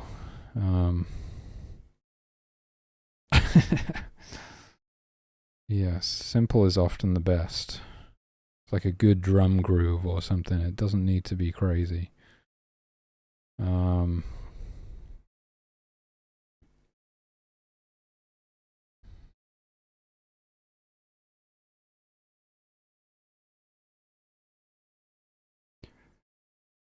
Yeah, there's also resources. I wasn't going to bother with resources at all. Again, keeping it simple, but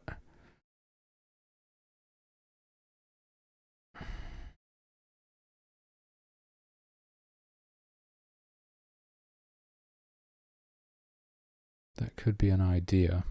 I mean, for example, something like fur, right? Or leather or animal skin, whatever. We have that in the game. That could be used to make a shield. That could be used to make leather armor, which is probably the highest level of armor, unless there was bone armor or something. So we have that. I would have to add something like flint, or, you know, there would have to be some sort of basic form of mining to gather that.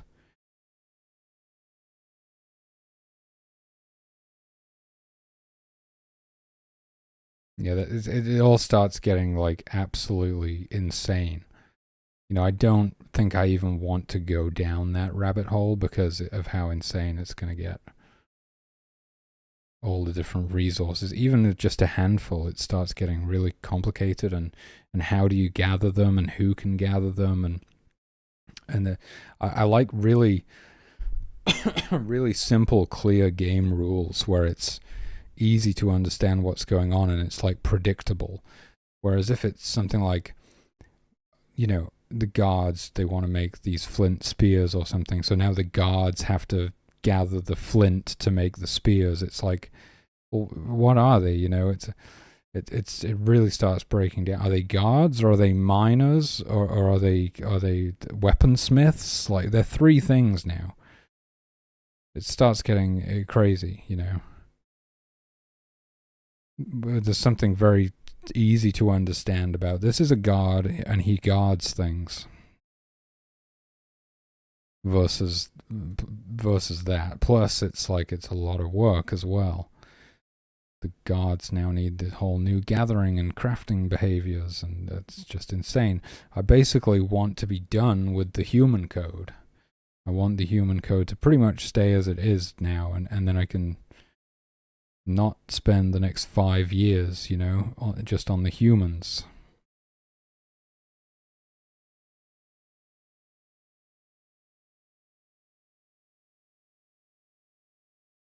So anyway, I'm kind of thinking of avoiding resources like that. And it's all just kind of implied, like, given enough time, you can research how to make this new bow and arrow or something. And it's like, where are they getting all the resources? Don't worry about it. They're getting them from somewhere. I think other colony sims are not usually like that. Other colony sims, there's a lot of inventory management and resource management and gathering of all different types of things to build stuff and craft things. I mean, if I was going to do that, I would have to first build a much better inventory system.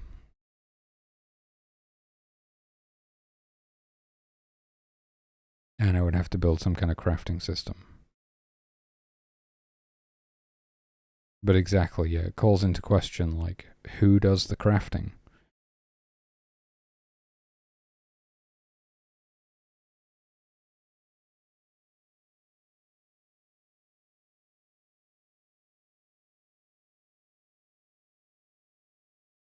I don't know. Maybe we axe the whole thing. Right? It's sounding a lot like scope creep. It's just that I had it in my head that, research is going to be a really good way to get the player to settle and to, like, build a camp and stay here for a while.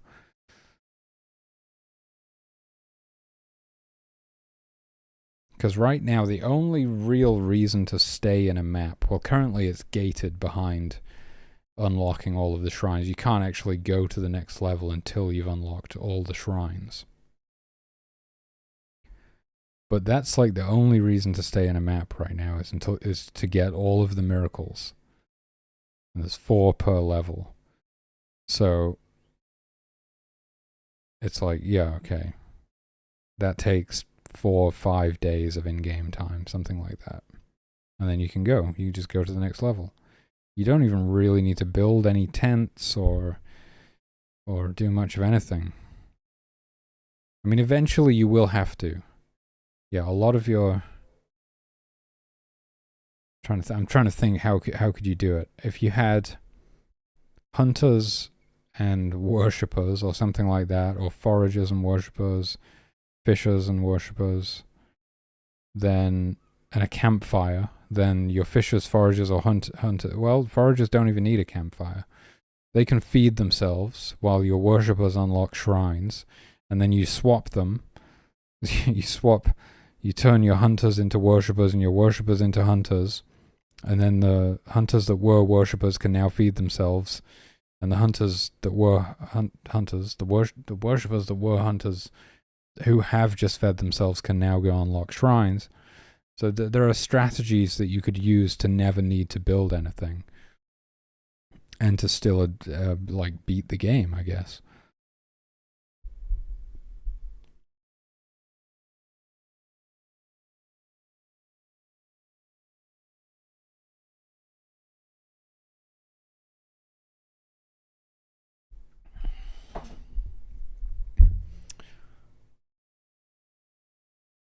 Maybe that's just how it is, though. Most players, probably 99% of players, won't play like that anyway. They'll still be just enjoying like building the camp and kind of playing normally.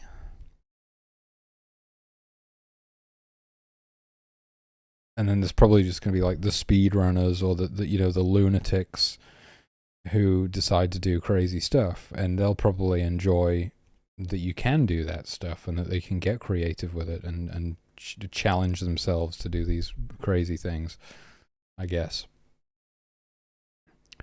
So I think I might be worrying about it a bit too much. Steam achievements. Yeah, I have a list of Steam achievements. Not an exhaustive list, but I have a few that I've thought of already. Different ways to play the game. Pacifist mode. You know, play it without anybody dying. Play it without eating meat. You know, vegetarian mode, that kind of thing. Yeah, yeah. Um, yeah, like different play styles that make it more challenging. Those are great achievements, and it adds a lot of replay value because somebody might beat the game once, and then they need to beat the game as a pacifist again, and then beat the game again without eating fish and meat or something like that. You know, or only eating fish and berries, pescatarian mode. Beat the game without anybody dying. Beat the game without killing a single animal. That way, that's pacifist mode. I said that. Yes. So those are some that I have thought of so far, and I'll probably think of more. And then there'll be basic ones like beat the game on extreme difficulty, stuff like that. Different achievements for unlocking all of each level and stuff like that as well.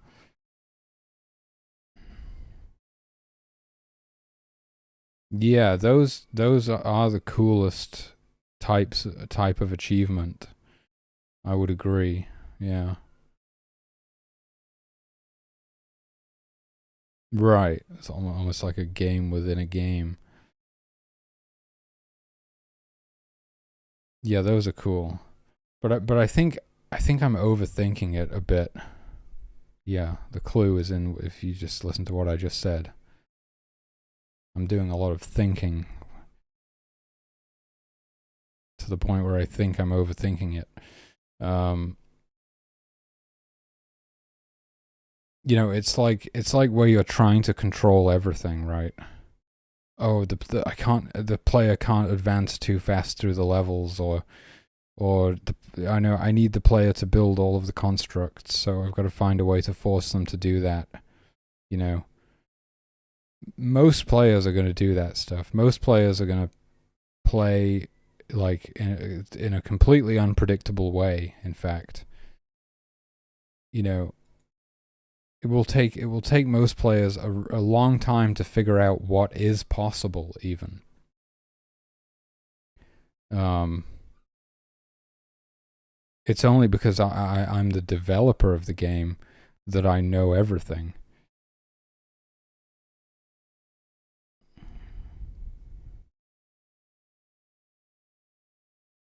I don't think so. I think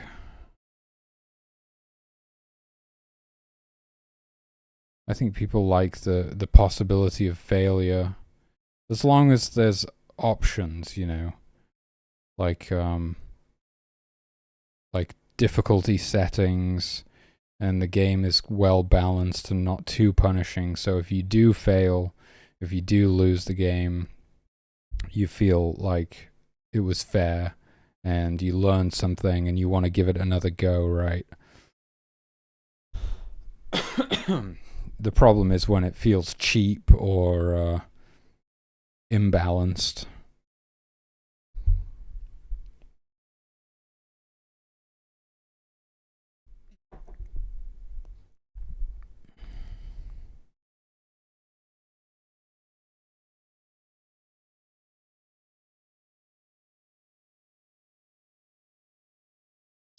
Hmm.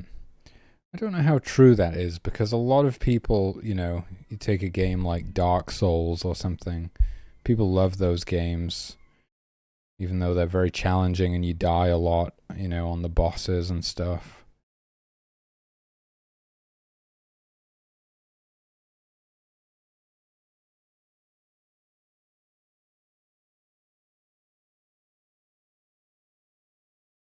But I mean, my game is not going to be a super hardcore game or anything. You can make it difficult if you play on the hardest setting and stuff, but you play it on normal or easy, it's it's going to have a little bit of challenge to it, but nothing too crazy. It's supposed to be quite a relaxing experience, really. It's supposed to be. It's not a cozy game, but it has a little bit of like cozy game vibes. Because obviously there's combat and death in the game and stuff, so it's not a cozy game. But at the same time, it's not supposed to be like a super sweaty, hardcore experience, super competitive.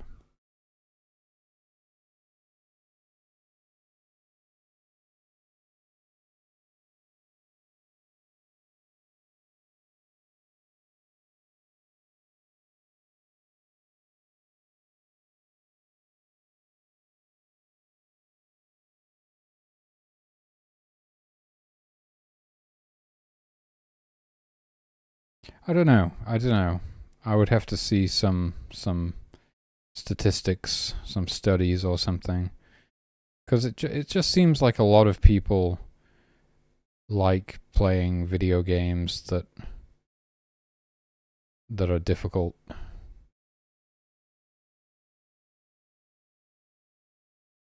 So I don't know. I suppose that's why some playtesting would be useful, getting some playtesters to try out the game and see how they react.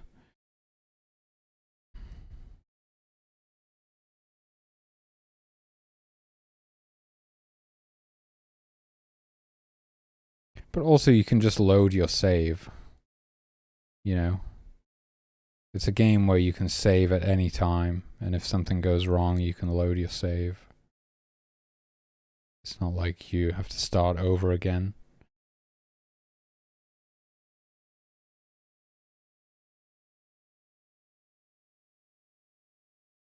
So yeah, with a combination of good balance and the ability to save and load and stuff, I think it should be okay. It's definitely not going to be hardcore. But I think the point that I was trying to make is that I'm probably worrying about a lot of stuff that I don't need to worry about at all. And playtesting is probably really going to prove that in a big way. It's like,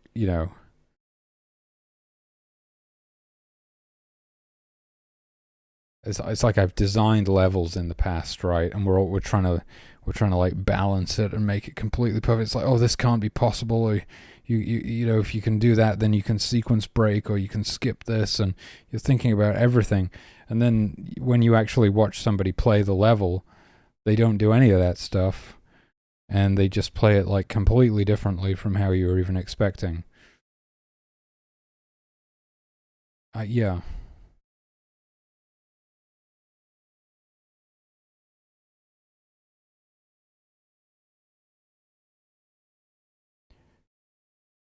I think people are probably going to much more enjoy like engaging with the game and building stuff and managing the tribe and everything and exploring the world, and they're going to kind of enjoy that, right? They're not going to get in and be like, I'm going to speed run this game. What's the fastest way I can possibly do this? How can I skip all of the content? How it's like 90% of players don't think like that, right? But we'll see. We'll see. I think the best idea is so far is the power curve matching the difficulty curve, basically.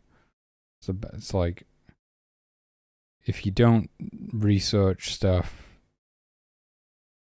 if you don't spend time researching eventually the game's just going to get really, really difficult because you haven't sort of kept up with the power curve, or you haven't been progressing or advancing your characters or whatever to deal with the challenges. That's probably the best kind of way to go about it.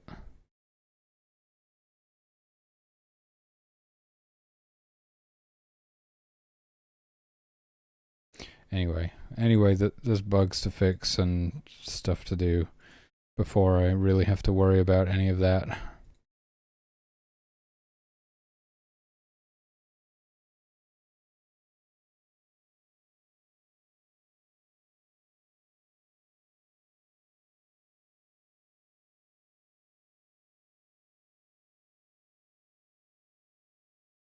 How's the multi-stream going?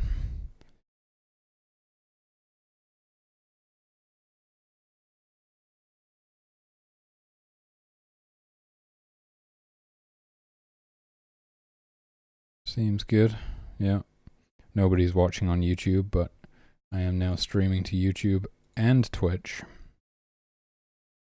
which is pretty nice. Yeah, we'll figure that stuff out eventually, but yeah, before then,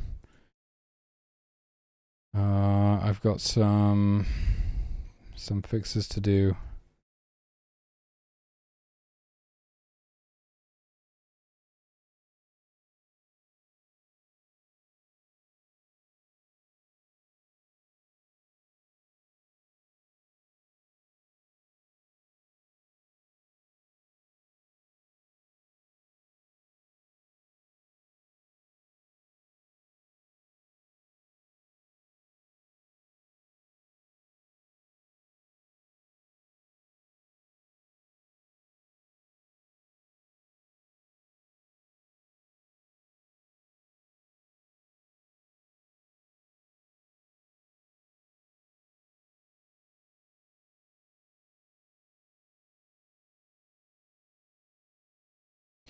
Yeah, there's a handful of bugs, and I guess I might have those done by the end of, well, yeah, by the time I want to start full-time development again. And so when I do, I can start producing art assets. I guess I'm gonna probably buy a sprite and try and learn it, and try and make some sprites. But I do feel like I should deal with these bugs before I do move on to that stuff, because we need a bug-free game.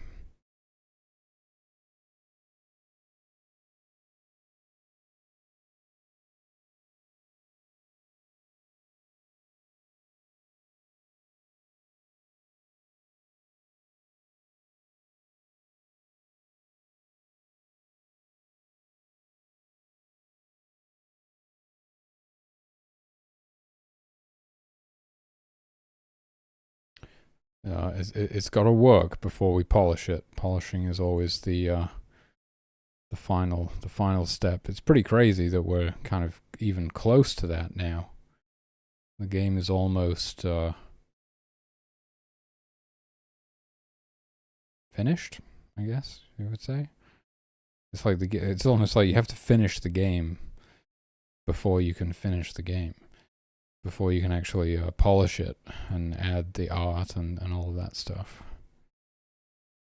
And that's a big reason why it's, I think, been so hard to get traction and to get people interested in the project, because it's still, looks like a prototype.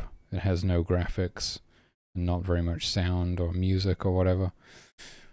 But they will slow you down so much and cause a lot of problems probably in the long run, if you're trying to make all of the art and sound and music whilst developing it,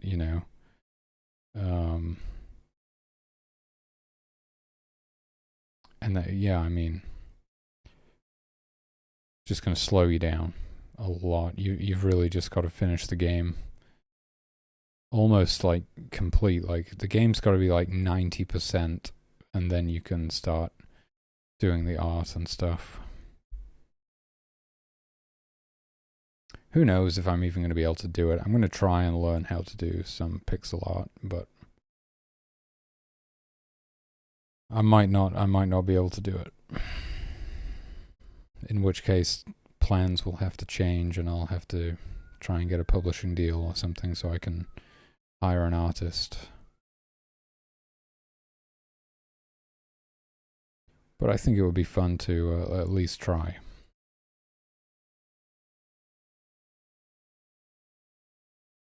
Alright, I think I got to take a break and grab something to eat. I am so hungry after lifting today. And then I'll think I'll do some level design after the break and work a little bit more on the map that I started yesterday. So yeah, thanks for watching. I'll be back in just a little bit. Pretty happy with the progress that I made today. And I'm sure I'll do a little bit more game development soon.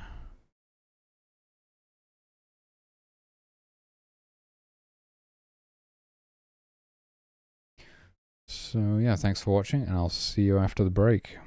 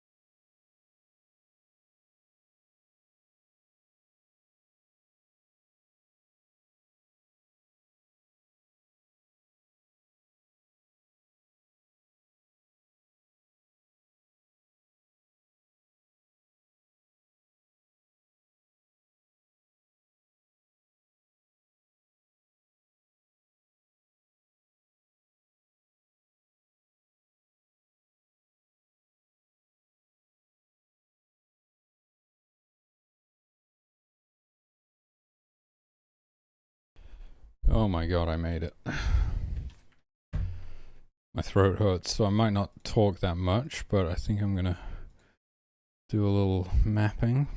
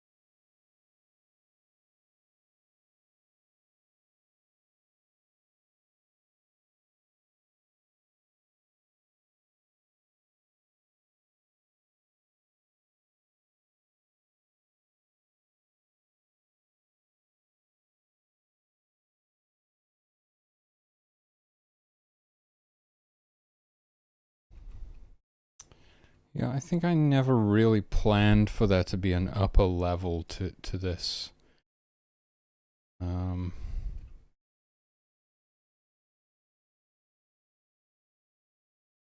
might have to remove that so these buildings can be lower. It's a shame because that was like one of the better parts of the second half of the map.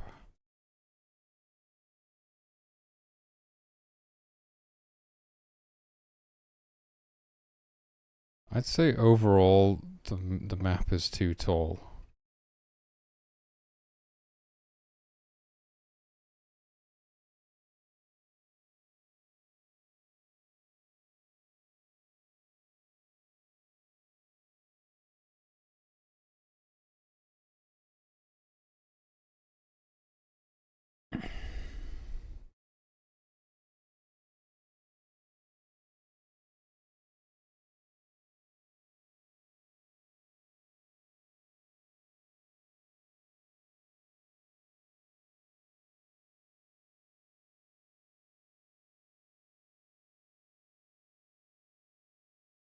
Even that is taller than I want it to be. I really want to bring this down to be like this. I can get away with that by extending this wall across here. So that's nice.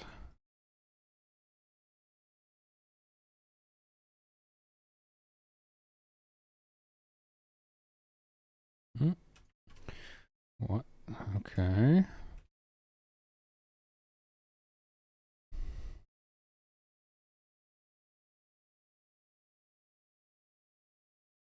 Yeah, I'm a lot happier with that.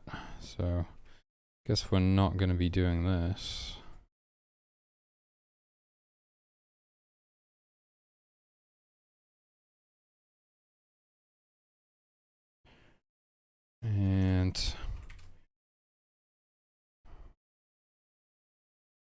Yeah, I'm just going on vibes as to like what I want it to feel like, which is it's a good way to go. Yeah, that I'm feeling. This one's too short. I want to extend it to be the same as this one. This is way too tall, which means we can't really have this upper level in here. So this, whatever the hell this is going to have to go downwards, I suppose. Or something. Or I don't know what it's going to be. Maybe it's all going to change completely.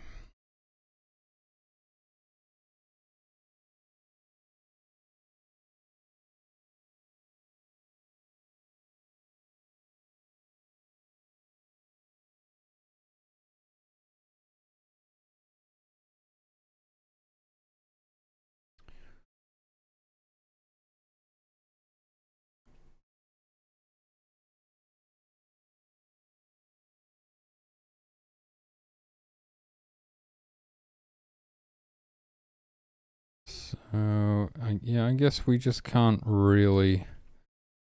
We can't really have an upper level, can we? We got to bring this down and figure something out. You know, even if the map just ends... yeah, I mean, if you think about some of the official Quake maps, they're really not that long, you know? They don't have to be like a billion years long.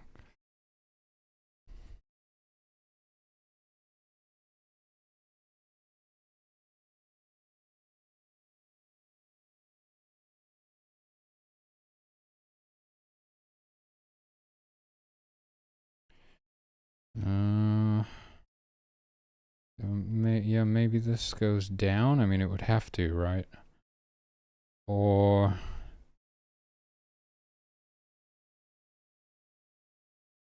I don't know.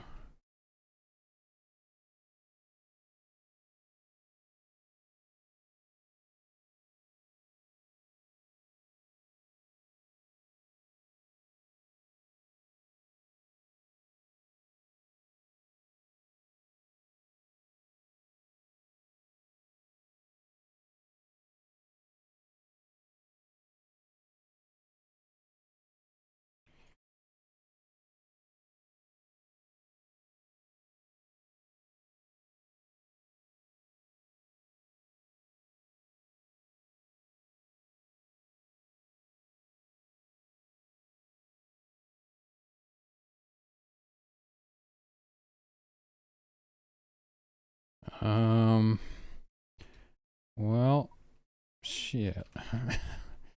I guess this central building can be taller a little bit, but I don't want it to be crazy. I mean, yeah, even if it just went up one level and it was at this level, that's kind of how it would have to be.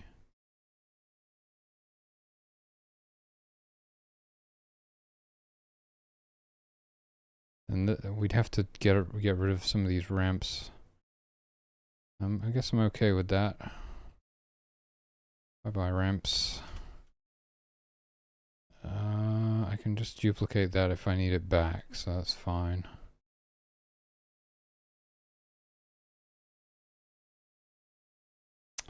Oh yeah, but if I can't bring this frickin' ceiling down. Oh no, wait. Yeah, no.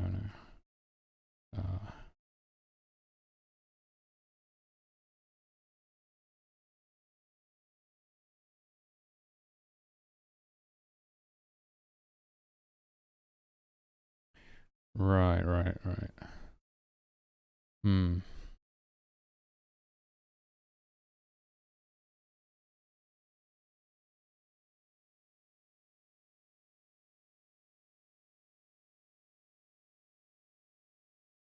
I feel like it can't really be taller than that.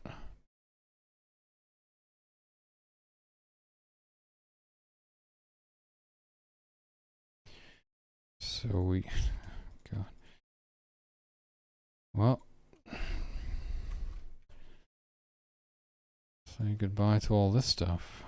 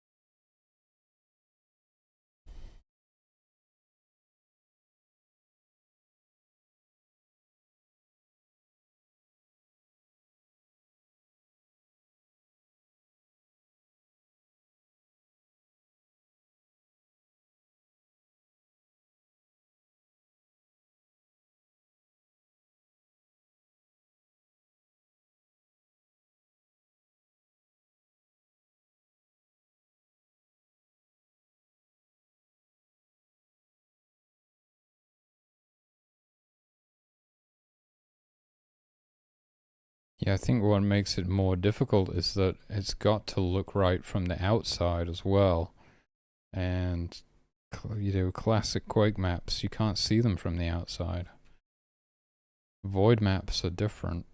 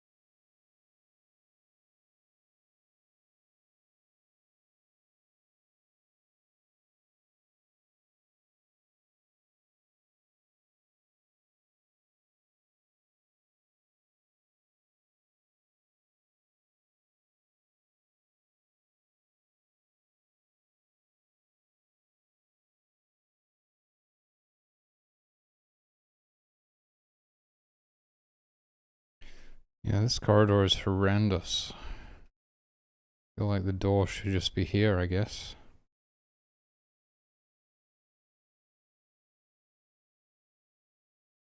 Probably would make a lot more sense.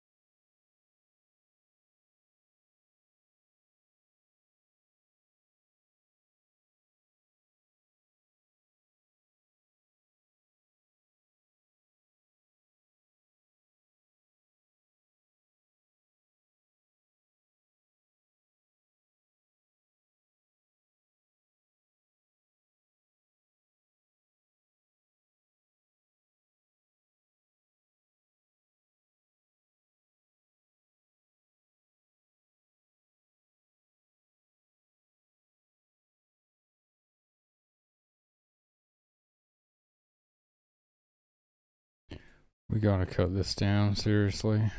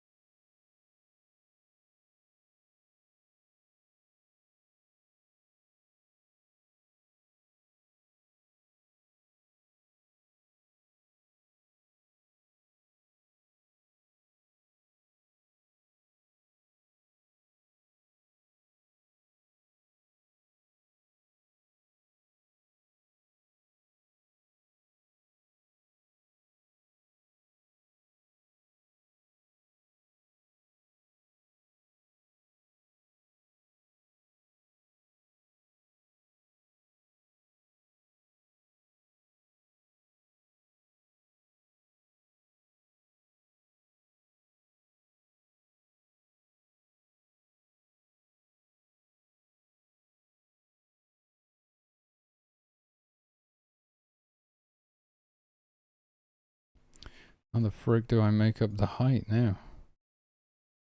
We still gotta get up to like this height.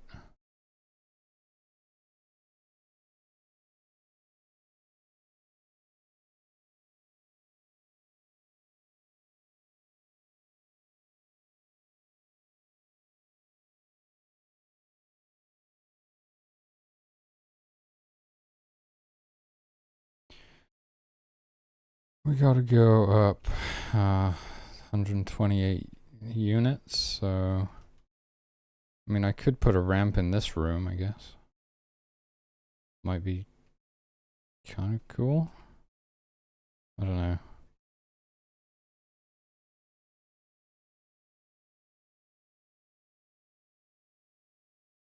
Oh god.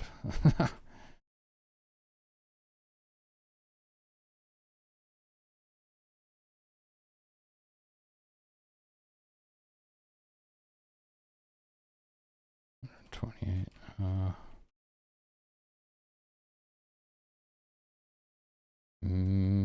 Something like that. It even opens the possibility of putting something underneath here. Maybe.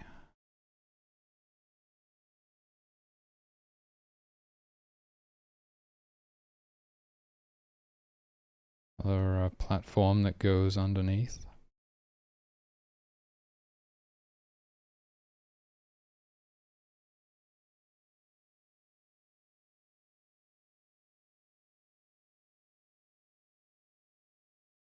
Not quite sure if it's going to flow very well, but you know, it's something.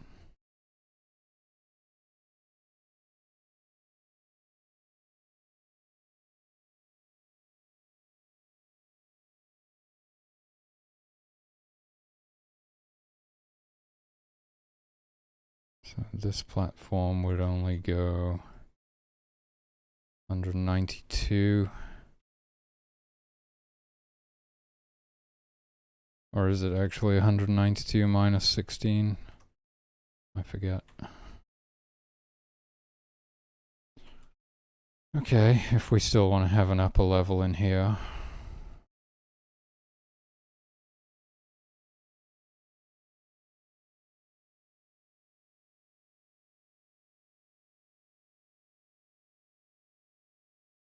Yeah, we'd need to do like a monster closet or something if I wanted to put enemies in this room, I guess, because otherwise they'll see you at spawn.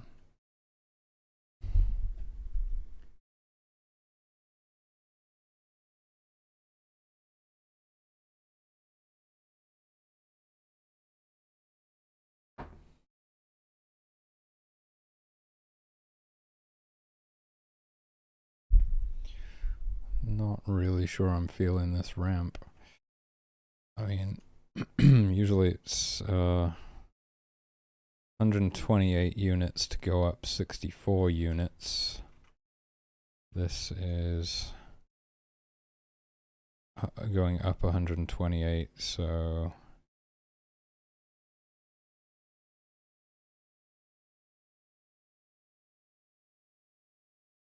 think it should be like there.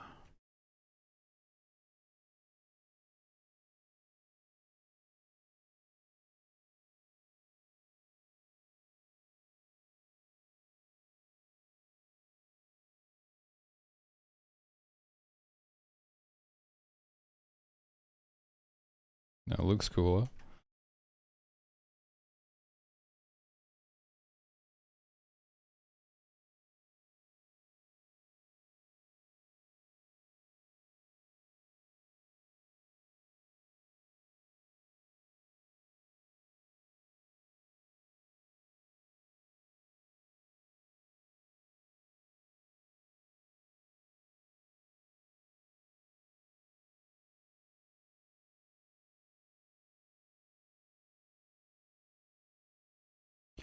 Okay, well, rip the entire second half of the map, but I didn't really like it anyway, so it was necessary. So this is going to be this is like the max height this room can be. Otherwise it looks insane from outside. So we still could have an upper level if we really wanted to. Like there. But honestly, well, I don't know.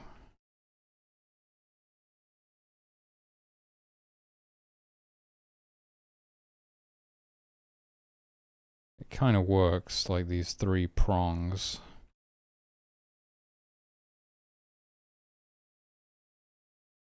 I think it could be kind of cool, but I'm still on the fence about it.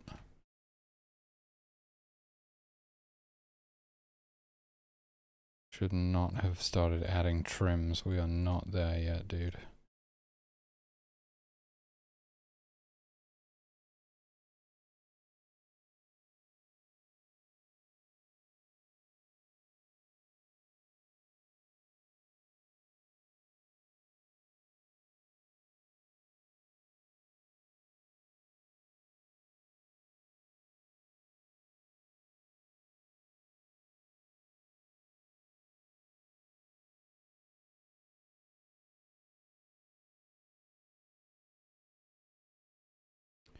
There you go. So you can have an upper level in here like that, I guess.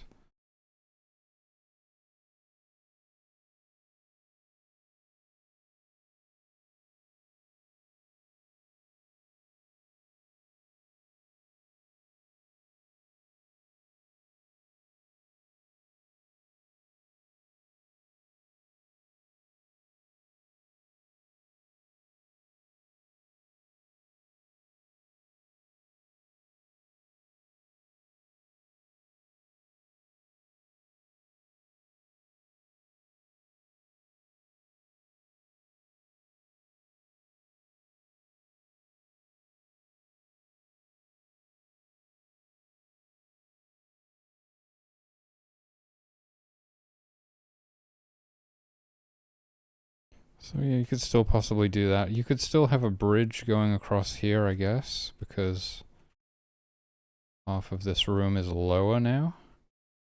Might not be able to go through the middle exactly, but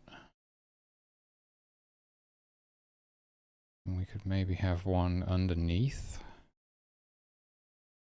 Although it's a little bit cramped. And again, these platforms don't have to be 32 units.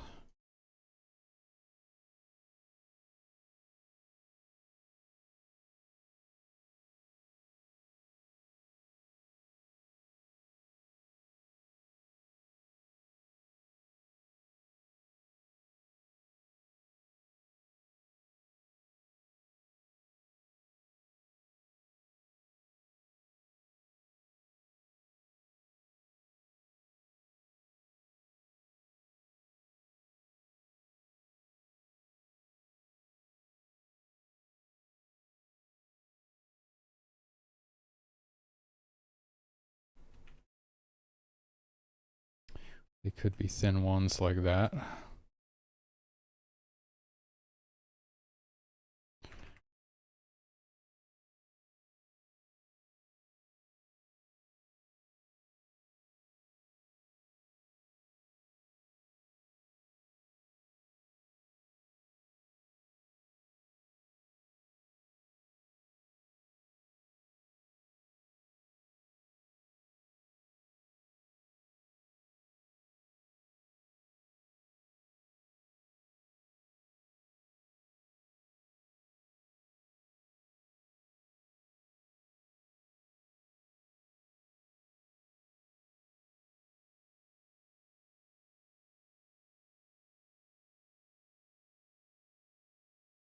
Okay, well, we have preserved the best part of the map at least. Still kind of like the idea of like this airlock door, which you have to do some sort of button sequence to open.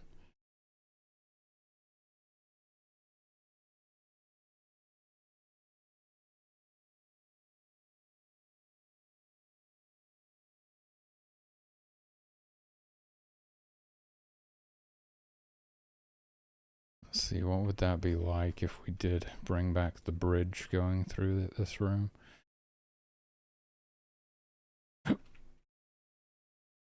Pretty cramped. You could, you could definitely ramp jump up to it. You know, we can't really do that. It would have to be on this side of the room, you know. You could probably still ramp jump up to it.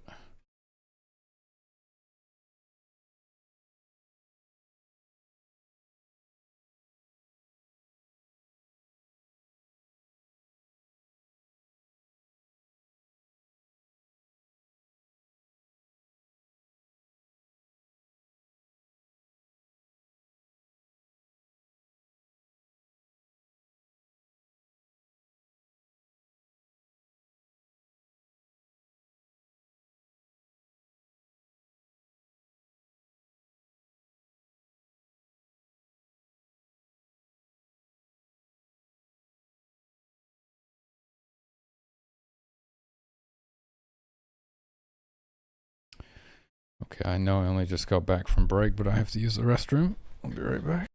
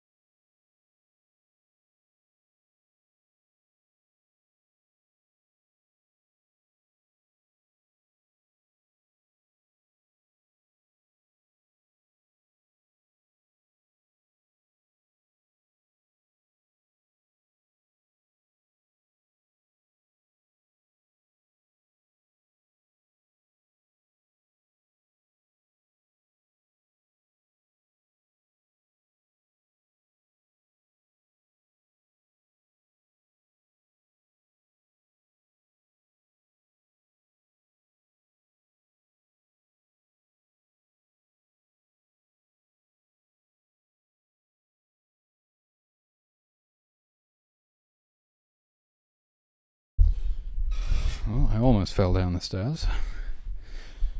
This apartment's pretty sketchy. I don't think it's up to code. I'm pretty sure they built the world's smallest stairs just to try and fit them in.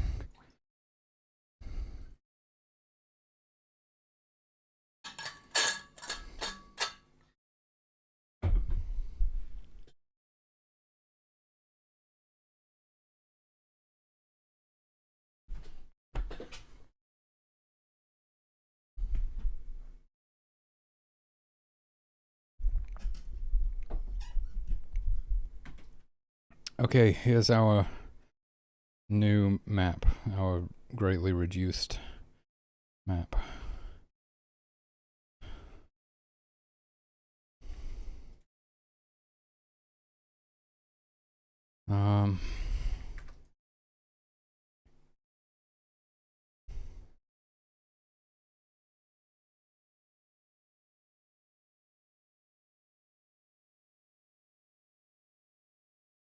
Yeah, I mean,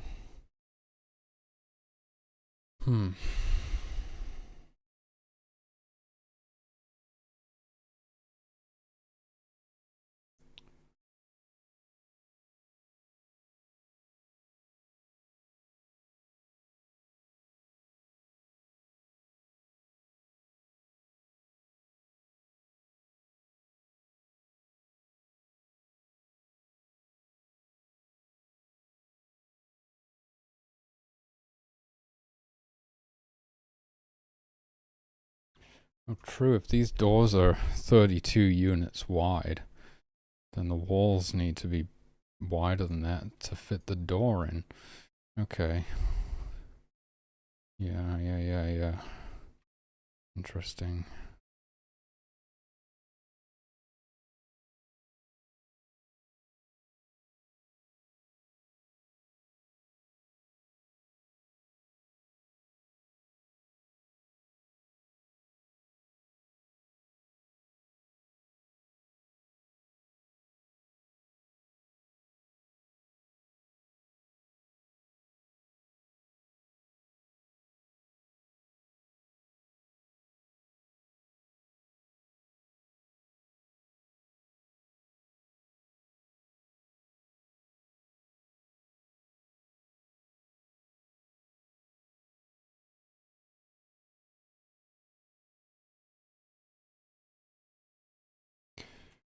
It's possible it might, no, I think it'll feel okay.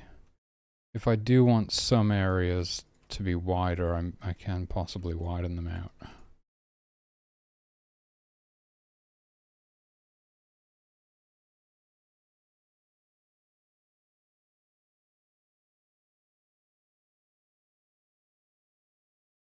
Honestly, I think it might feel pretty good, because well, with the last map that I made, I would say it felt pretty overscaled. So this might actually bring things down to the correct sort of size.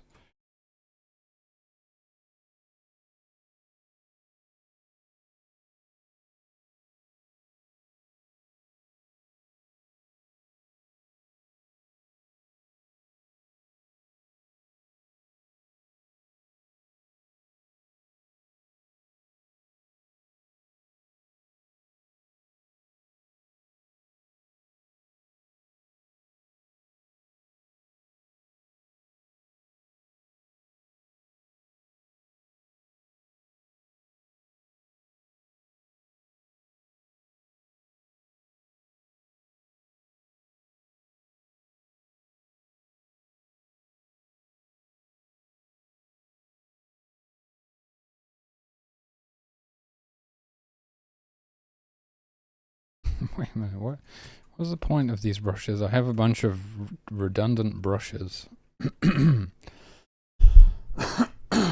Excuse me. Losing my frickin' voice now.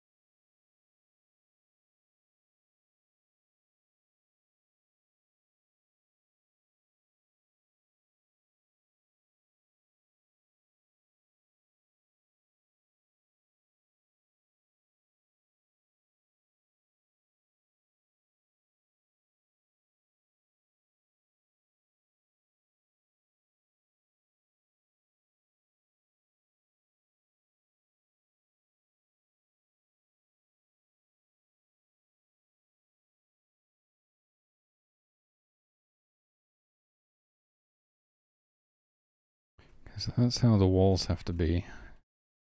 So that's a good rule.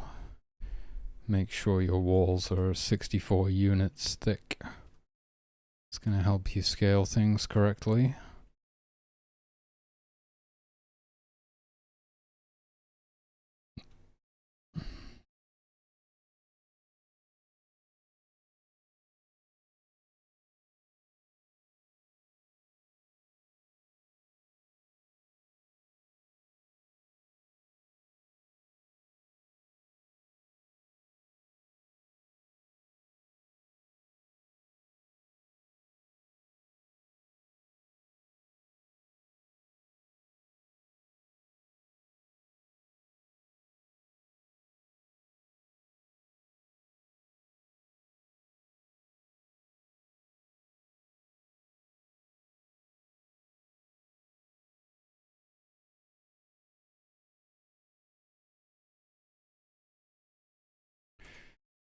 Okay, well, I think I'm just going to jump in game and move around in it.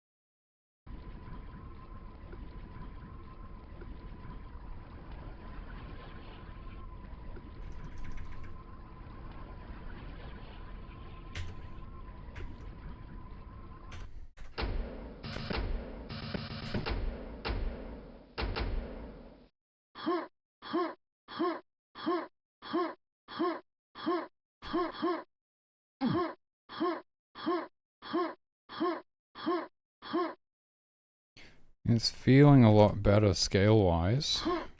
Oop.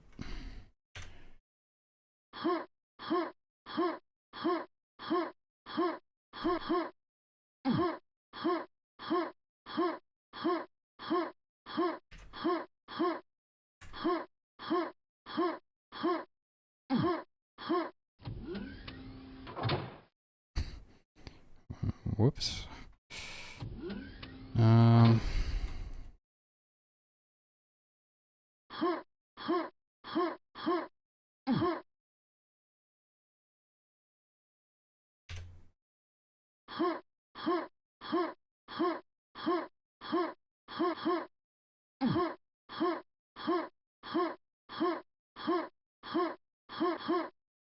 Oh, that's cool. Oof.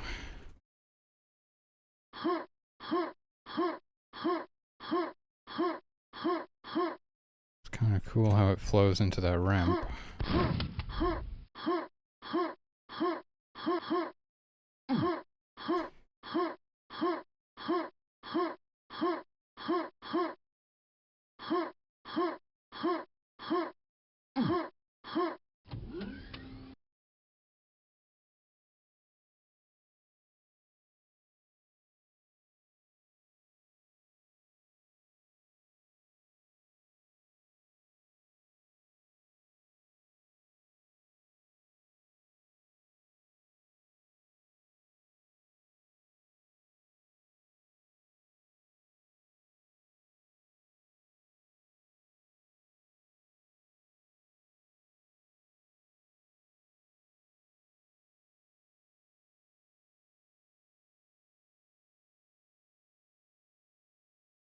Gotta check if you can ramp jump up to this one.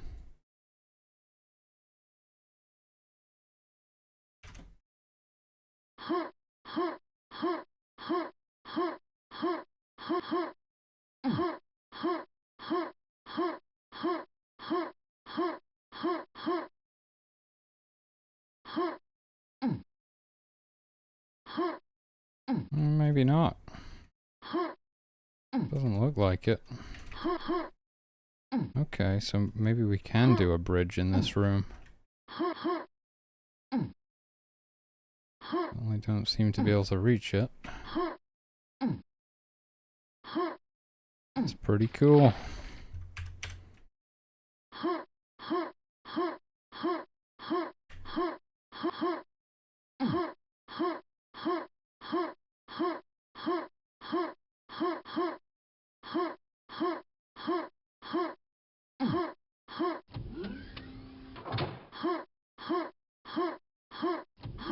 And now there's just nowhere to go up here.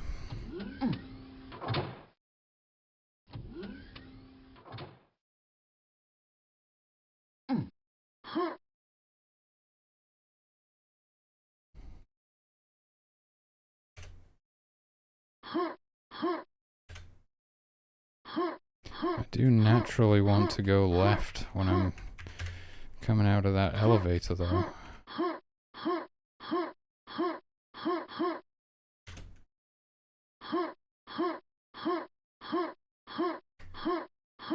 Oh.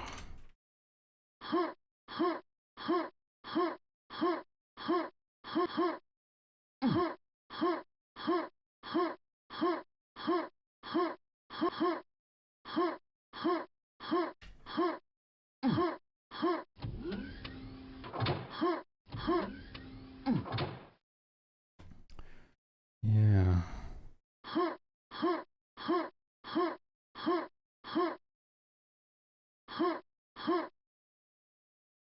But there isn't really enough room to put a room above this room.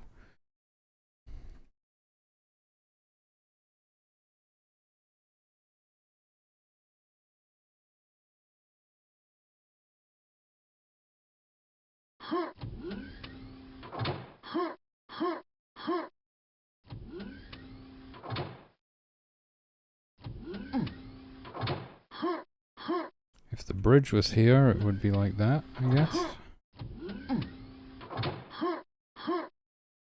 That feels okay.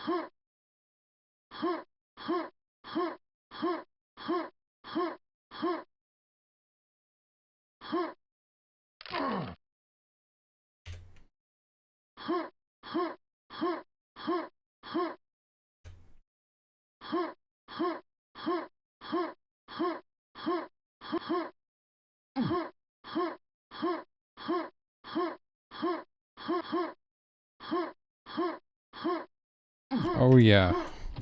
That was the run, baby. Alright. I feel like these gaps around the edge, if we're gonna have those, we should extend them around the whole room. That is gonna change things up a bit, but...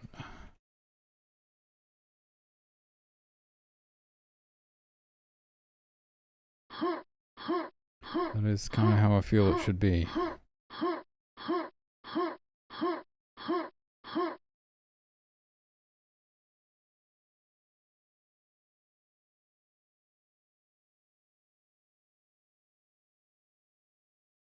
So, right, if I don't want to have to mess with the front, move this whole room back 128 units.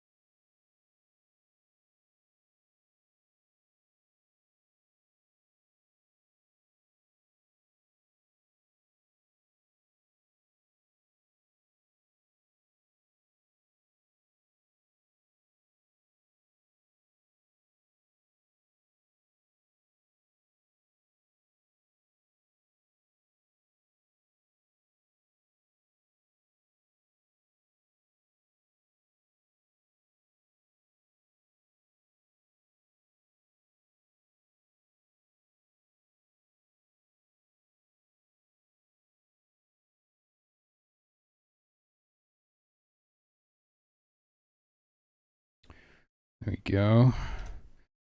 That just means these platforms line up with the end of that piece.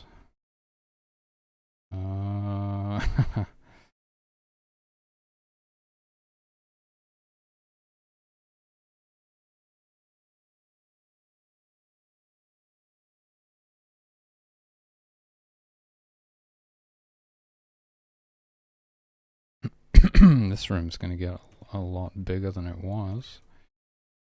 This corridor is still going to be small.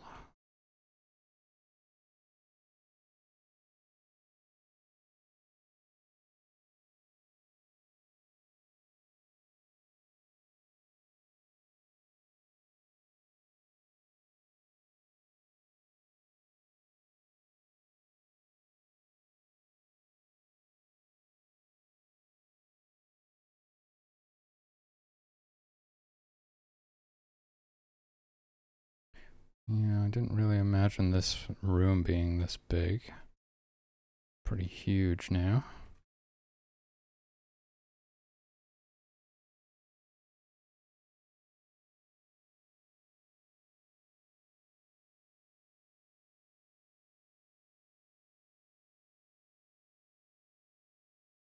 I guess that doesn't have to be right there.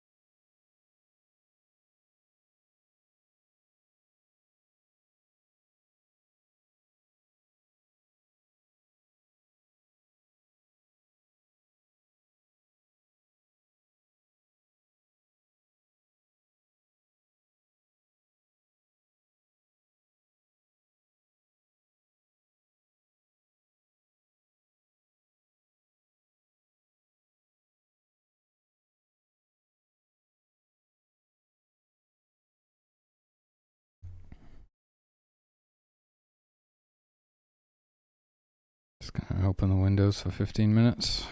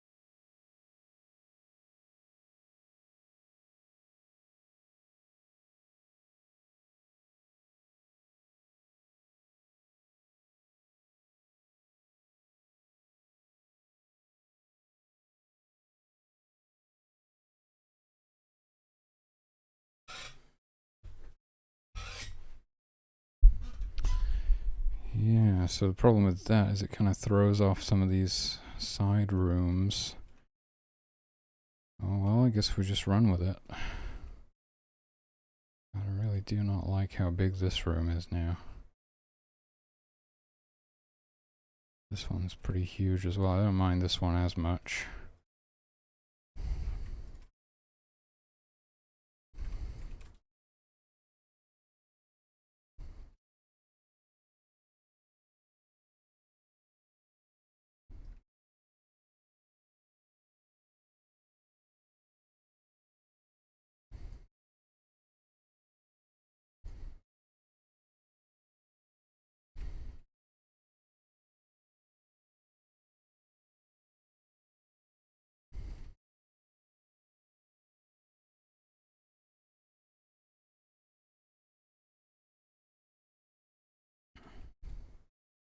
This one's easy to fix because I can just extend this corridor.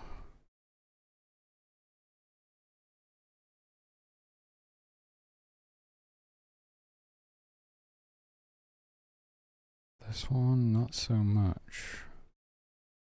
I mean, I can obviously just move that door.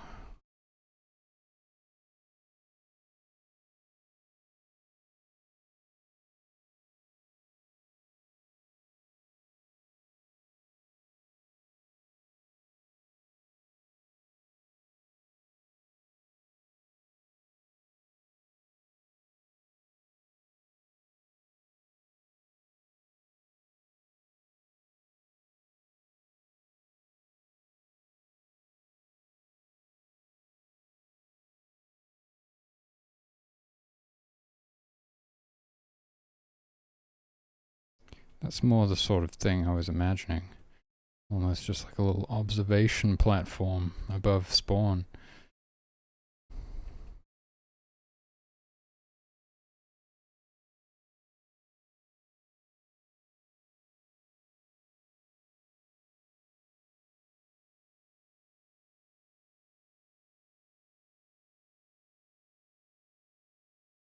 Gives me a bit of room to potentially add a ramp inside this corridor. Although if we did that, we'd be probably... Well, we'd still be 128 units beneath this bridge. And this ramp would get smaller. So you probably still wouldn't be able to jump up, I don't know.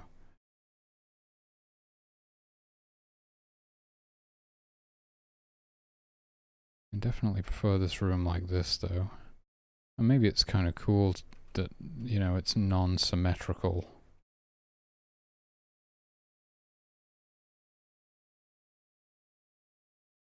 And the idea is that you go here, you see the gold door, and then you would see this next. Probably not having a door here is good actually. Otherwise you might get kind of distracted and go this way. without noticing the gold door or something, if that's even how it's gonna work.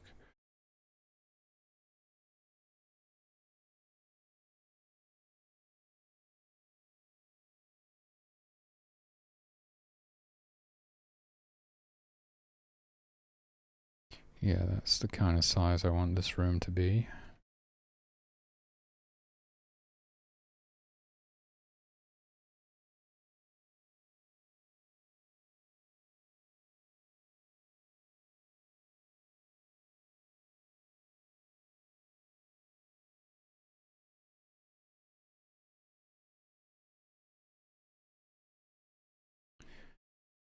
Yeah, there's just no way that we can have a room above this room now, because it's not gonna fit. Well, I mean, there's always a way, right? But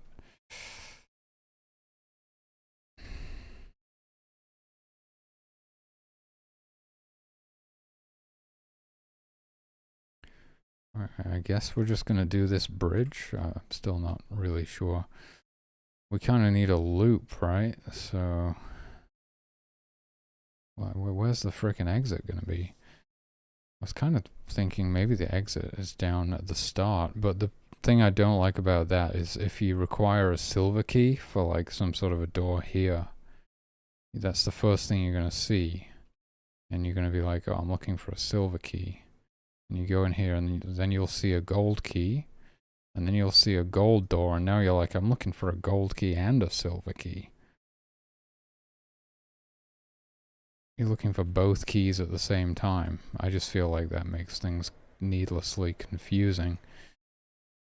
It's not the end of the world, but it's also not ideal. I'd rather you have a clear objective that you're going for one key and you know where the door is. And then once you get through that door, maybe you're like, oh, now I need another key. So you have a new objective.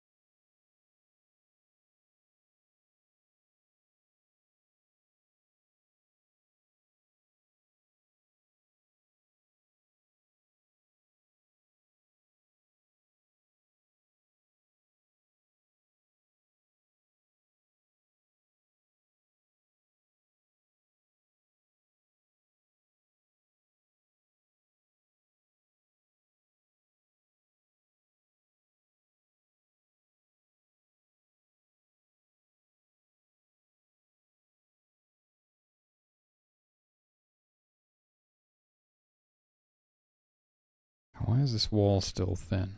There we go. Alright. So that's kind of what we're looking at right now, I guess.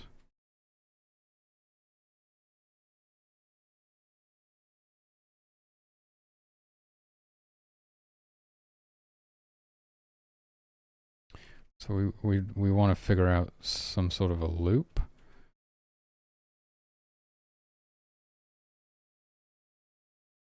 Where we see this door is locked. And we go through here into some kind of a place back here, I guess. I mean, you can always use teleporters. There's no teleporters in this map so far.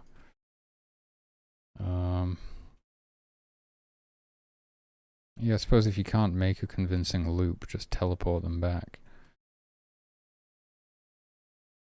Because we were talking about maybe having a bridge underneath here. I don't think it would be great.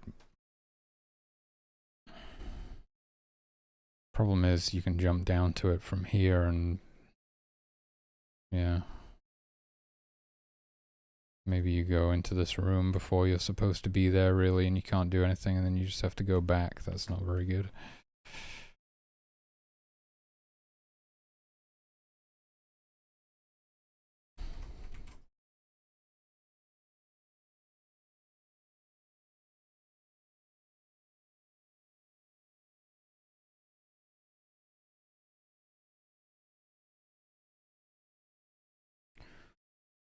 So, jeez.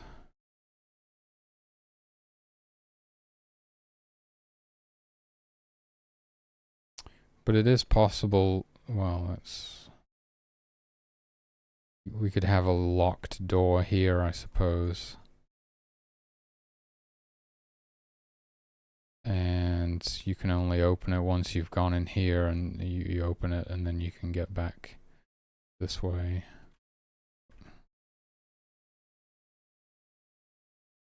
Something like that.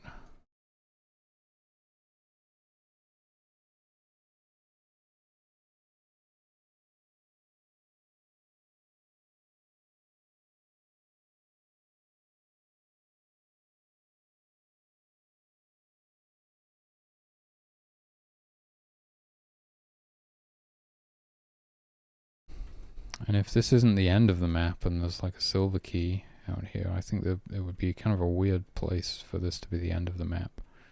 So then you'd have to go back here and like do something, open the door, go back again, go out here, get the silver key, go back in, and now there has to be another place which you can open with the silver key. Where the hell is that going to be?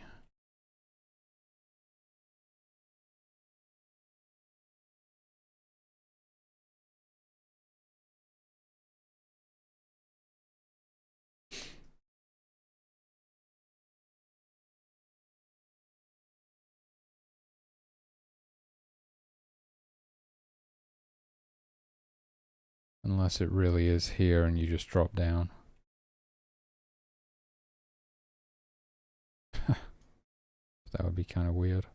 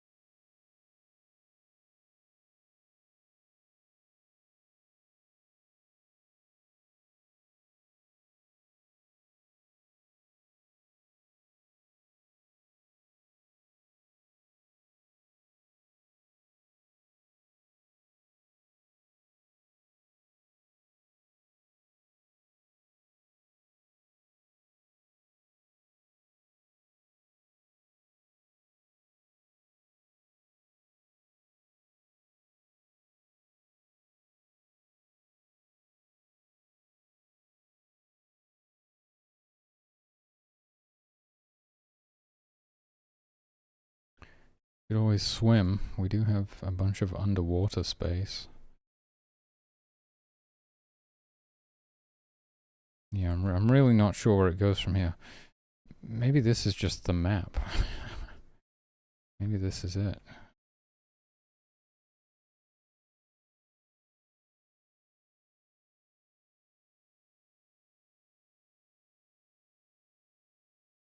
You get gold key, you go up here. I can't really think of a use for this yet. And then you just go to the exit over here or something. Or you like drop down into this. I don't know. So it would be that thing where I do like that, where you see the exit at the very start of the map. And you're like, oh, there's the exit. Let me figure out how to get there. And then you quickly, like, you can even look through this window and see this is oh yeah, you've got to close the windows. you can see that this is the gold door. And then you see the gold key up there. If you didn't spot the gold door before, then you'll see it after the gold key. And you gotta figure out how to get the gold key. And then this takes you up. And then you remember, like, oh yeah, the exit was down below out here. Maybe that's it. Maybe, you know, maybe I'm trying to make the map like too long. I don't know. What I really like is the looping back and seeing into previous areas and stuff, or even future areas. Like I love that you see the gold key up there, and then you emerge from here and get the gold key, and you see back down to where you were before. Or the idea of this bridge going through the room you were in previously. I just don't know what the hell I would do over here.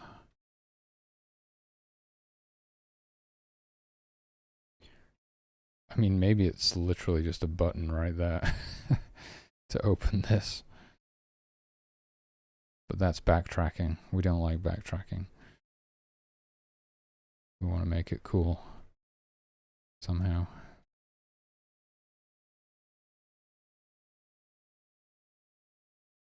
Don't ask me how, but I'm going to close the windows.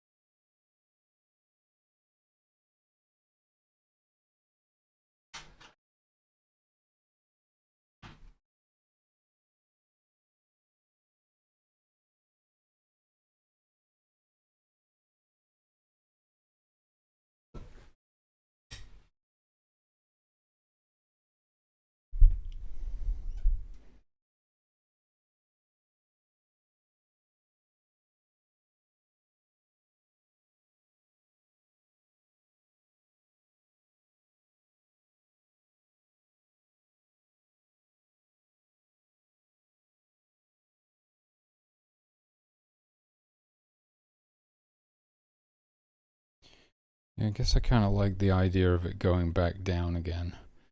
I'm not really feeling this bridge. Just because there's like no headroom. Although there are a lot of areas like that in Quake.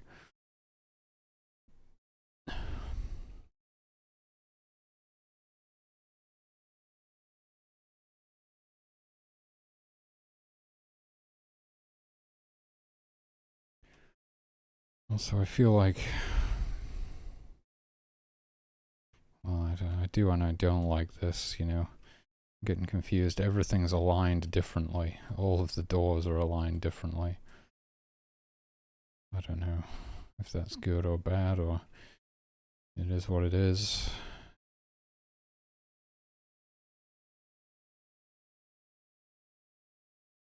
Yeah, I don't know. Maybe I've run out of creative juices for today. At least I managed to get everything cleaned up, so we're in a good spot when I do actually have some inspiration again or something.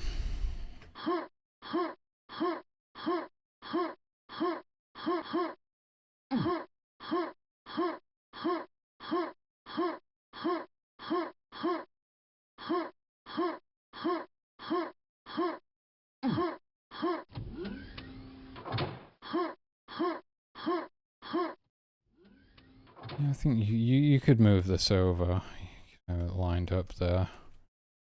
I think it would be better because when you enter this room, you wouldn't be able to see up there as easily. And probably the stuff up there wouldn't start attacking you until you got to this side of the room, and it would be like shooting you from behind, maybe causing you to fall in the water like that, and you have to swim back through.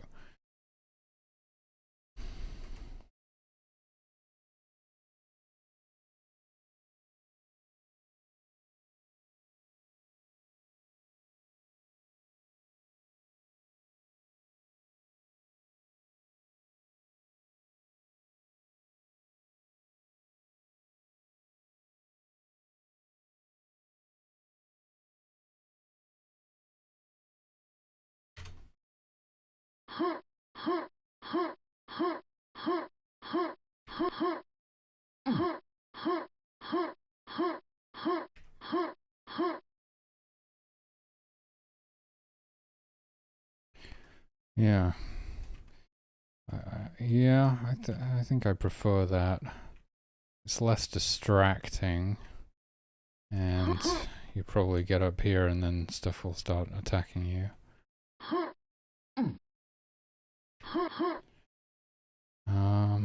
There's nothing to say we couldn't have a bridge down there too. I don't think I want the map to be any taller than it already is, really, so going downwards would probably be a good idea.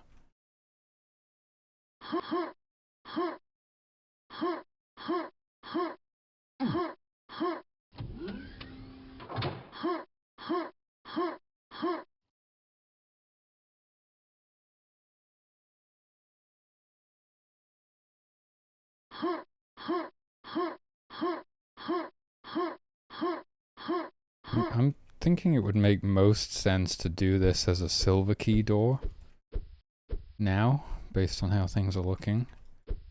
And then the exit is like, you know, you drop down into the exit like down there, you just jump down a hole.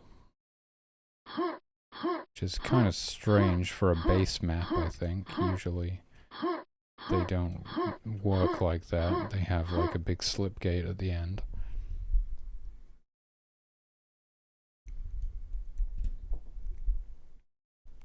I can't think of a base map where you jump in a hole at the end.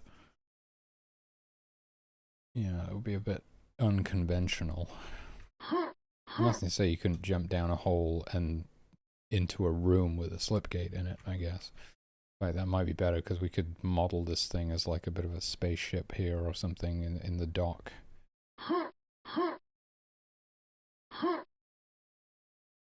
Yeah.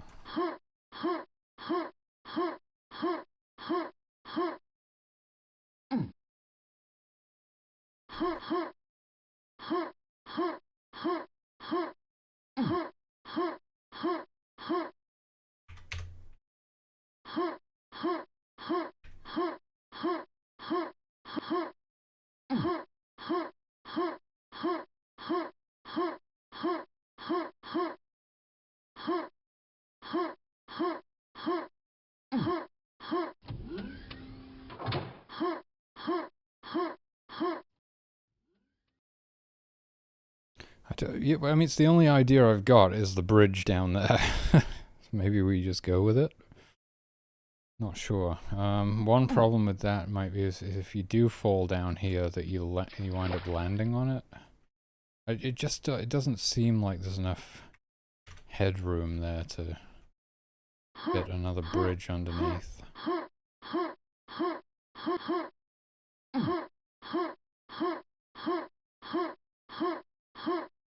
Oh my god, this ramp.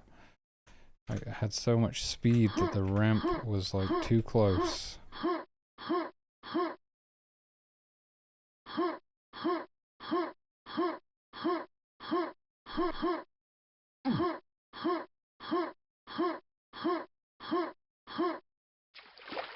Yeah, getting that corner skip in the pub room is really nice. But it does kind of seem to mess you up later on when you get to the ramp.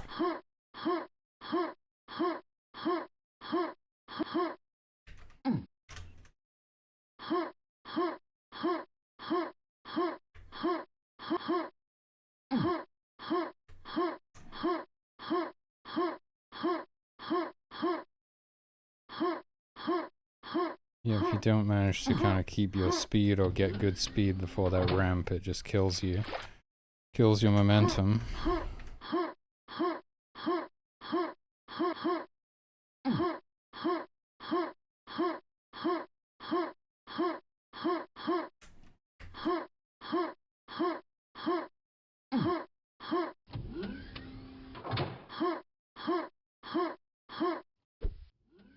Yeah, it did feel better when this was over there.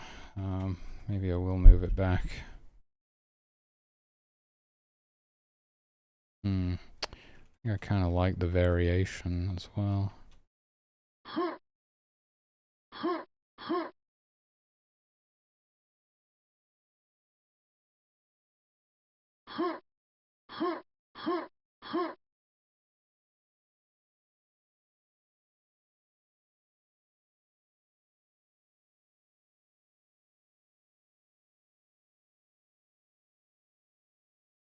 If you had one of these, it would be there. You don't get a lot of headroom.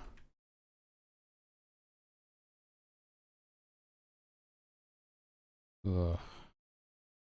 Even worse like that, but...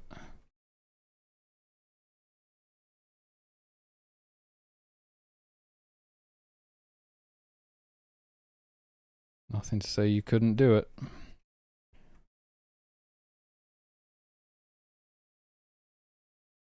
And then here you could have... I almost imagine like an engine room or... warp drive room or I don't know. Like a kind of a... oh god. Circular sort of room. As circular as something can be in Quake. With like an upper level and a lower level and some sort of big pillar in the middle.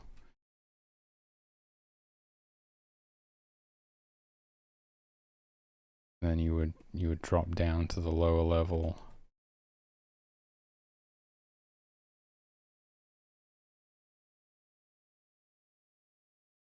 To get the silver key, I guess, and then you would exit through the lower bridge. Maybe there's like a big elevator in the middle at the back.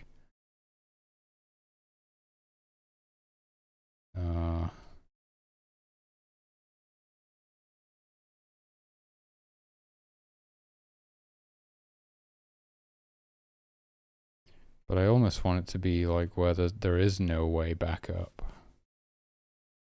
Just so that you're forced to leave via a different way that you entered, so there's no backtracking. Backtracking is impossible.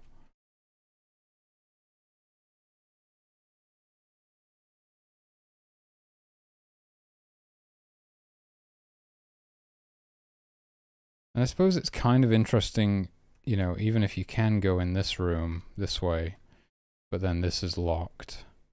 Because you can do some reconnaissance and see like, there's a thing that goes up. Maybe that will take me to Gold Key.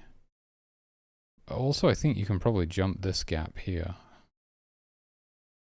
Which is probably a good reason this should not be like that. We probably don't want to be able to jump that gap.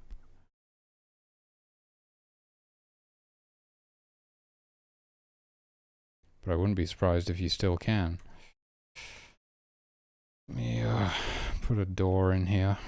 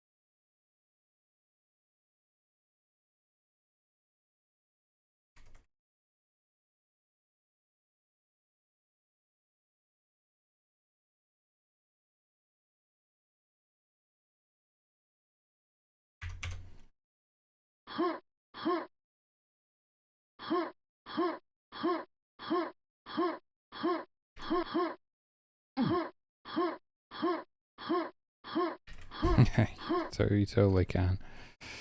You wouldn't be able to clear it with a regular jump, but you can certainly circle jump or bunny hop across there.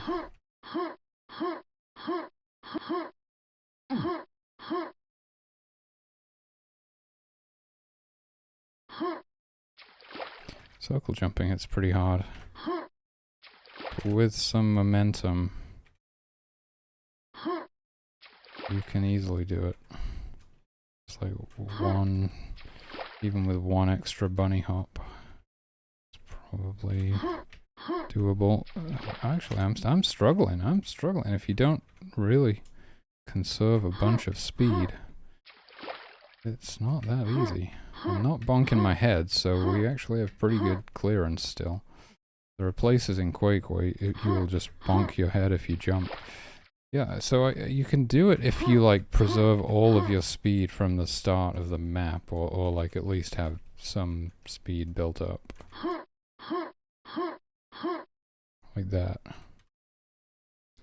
But it's not easy.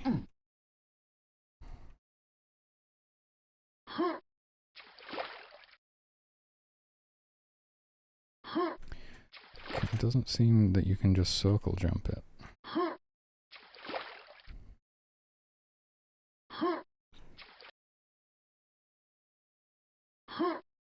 Also, I kind of wonder if we're overdoing it a bit. Like this room is becoming a bit cluttered, a bit crowded, with bridges everywhere. But I'm not really sure how else we would approach this.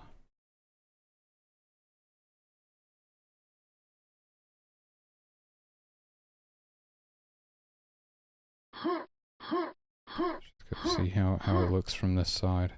Yeah, that seems distracting to me. Like, it's good when you can just see our ramp and a door over there.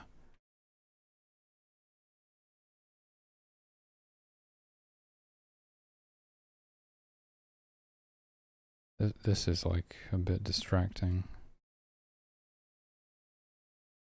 I don't want to make the player swim. It could be one of those things you extend out from the side. So it's not there originally and you press a button and it like comes out.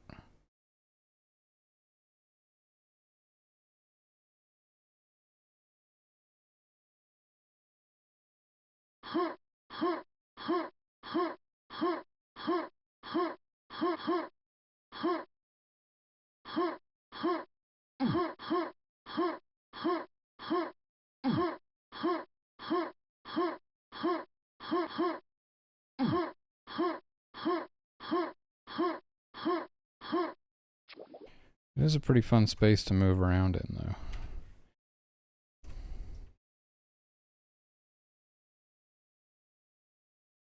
So you would have like that, and then it's like in this wall, and you press a button to extend it.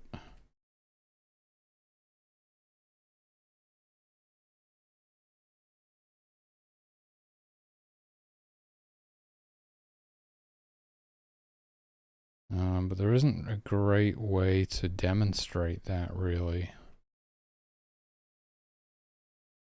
Right. Yeah.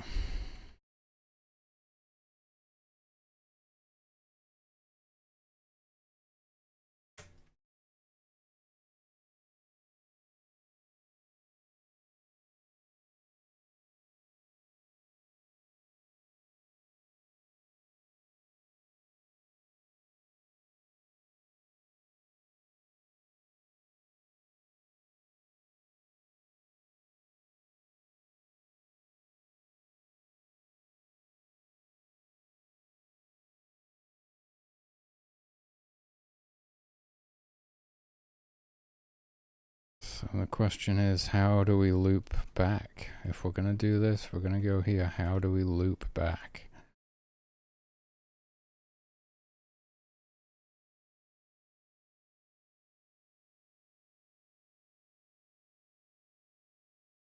Hey, dear God, yeah, this is for OG Quake. Trying to make something in the id style.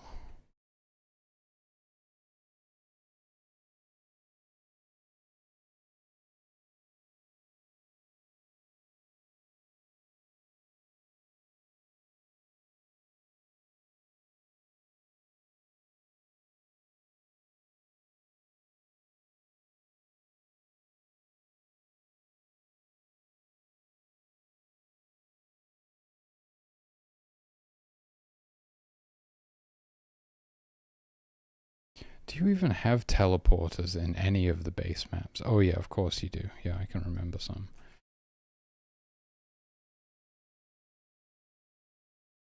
The teleporters are an option. And it's looking like we might need to use a teleporter in this situation. Because I just don't know how to get this to loop back into the rest of the map.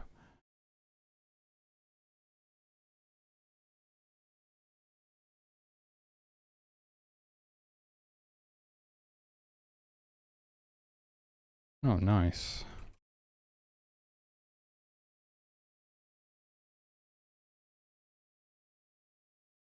Yeah, I've always been a big fan of level design. And a big fan of Quake, so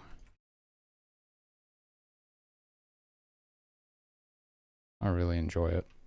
But I haven't released a lot of, hey, thanks for the follow.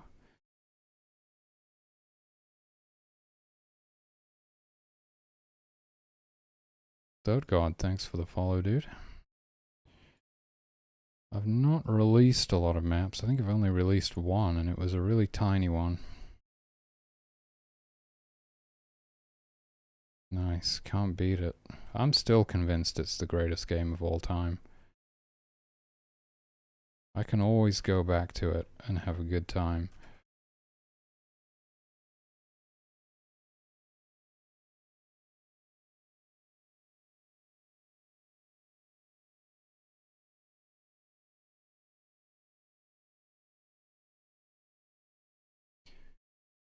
Jeez.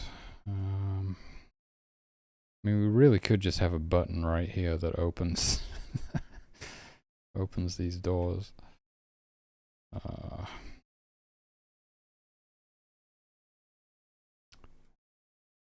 Yeah, I'm kind of stuck. Maybe I should work on this area over here until I get unstuck.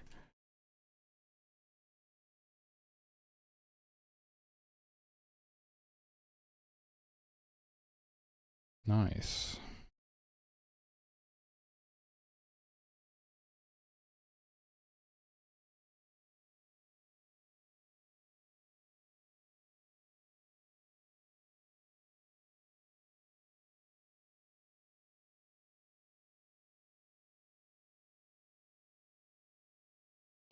Yeah, I'm thinking we have like another kind of tunnel. It'll be a different texture than this, but you know,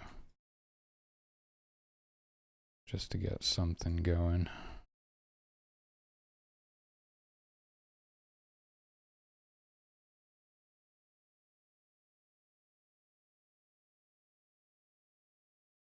I generally use Quake because I speedrun.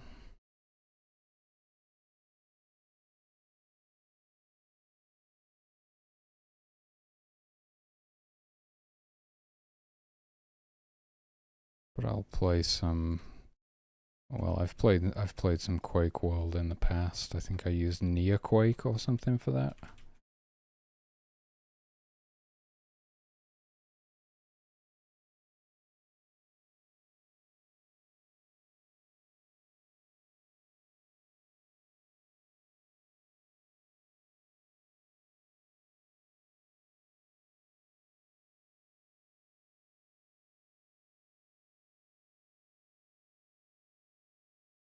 I'm not really feeling this.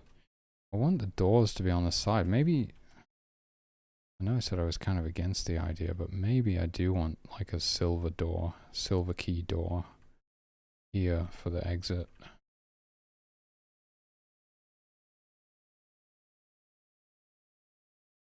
Maybe we do just have like a switch here to open this door to go out here, and then silver key is here, and then you can just drop down. Like I said before, the only reason I don't like that is because you're looking for both keys at once at some point.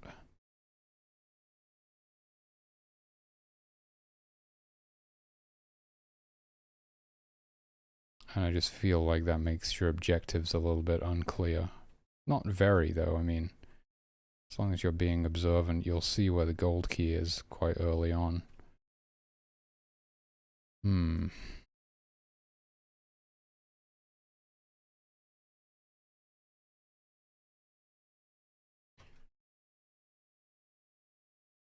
Well, yeah, we need to extend this out. Maybe just go the same as these ones down below. And then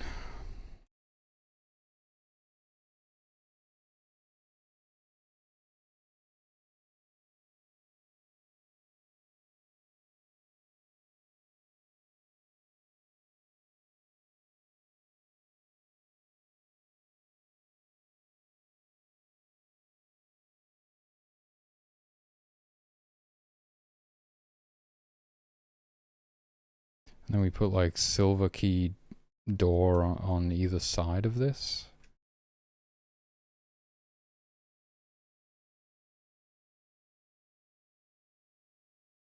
Pretty strange idea, but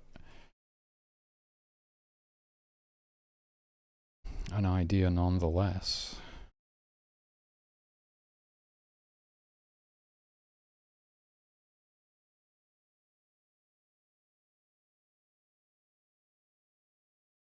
Yeah, the only thing is, like, I mean, we could have some enemies in this room maybe patrolling around the top. But you've already cleared this room earlier. You're just going to go in here and press a button and then come back out and go to the end.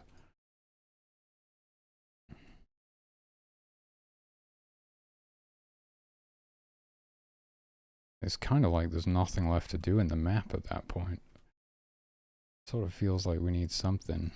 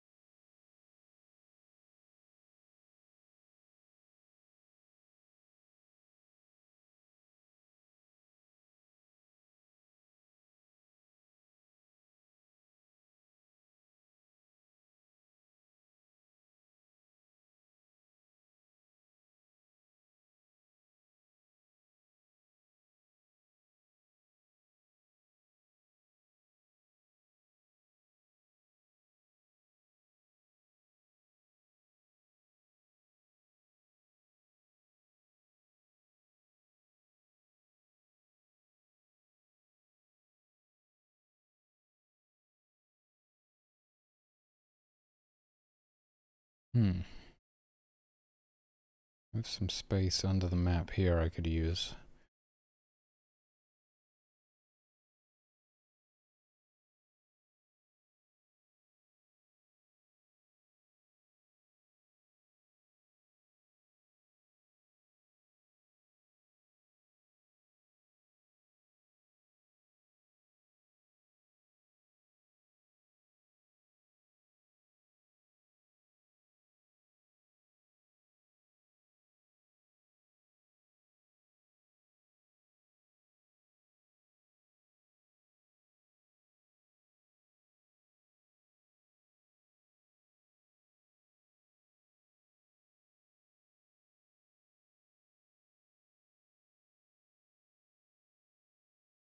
You know, what about if you had like, you know, some sort of block it out real basic first. Something like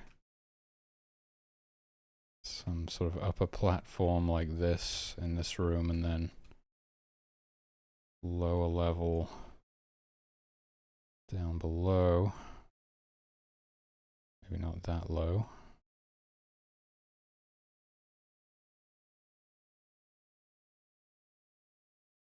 You could have a teleporter here that takes you back to some previous part of the map. Could even just put you right back in front of the door. I don't know, I'm getting pretty confused. Because this feels like it should be a silver key.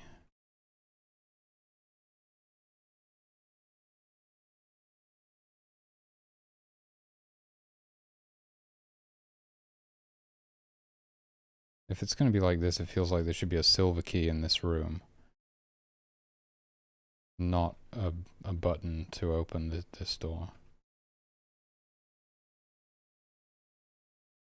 So this would be silver key door then. And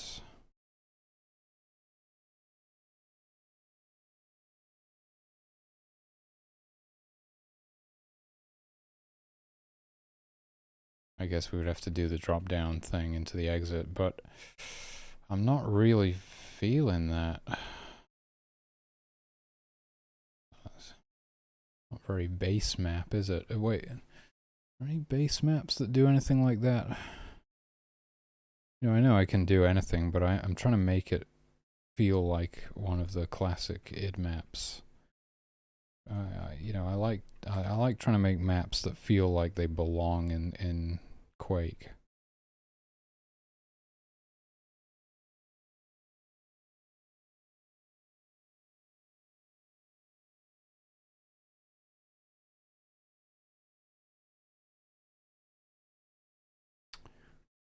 I can't get it out of my head that I like the idea of having doors on this.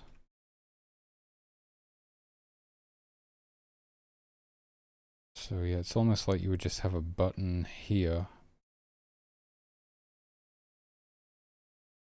And then you would just do some backtracking through this room, but I really don't like backtracking.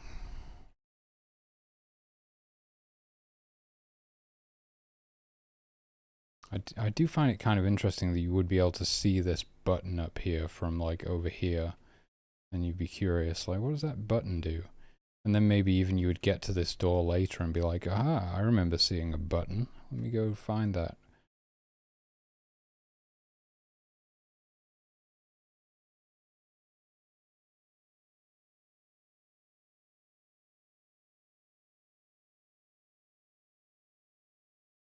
Yeah, the only thing I don't like is the backtracking. I just go press the button, turn around, and go back. Everything else is really nice. It's like there's no backtracking. It all kind of loops really nicely.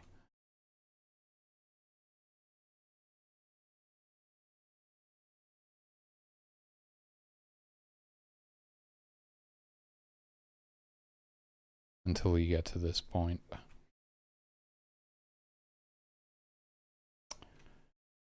Oh, geez, Rick.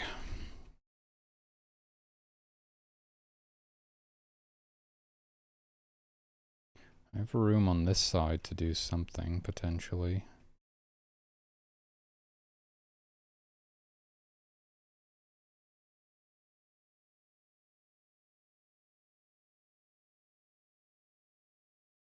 I'm just not feeling it. I'm not feeling it.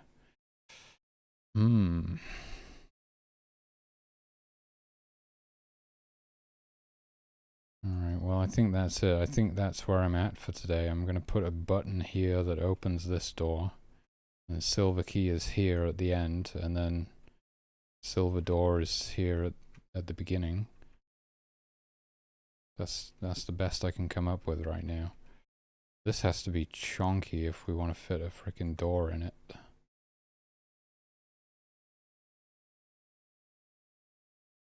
That is huge. Oh my god. Might have to, jeez. Oh yeah, also that's not actually big enough to fit a door. Even, is it? Oh no, it's, wait. No, as long as it has a lip, yeah, it can just about fit in there.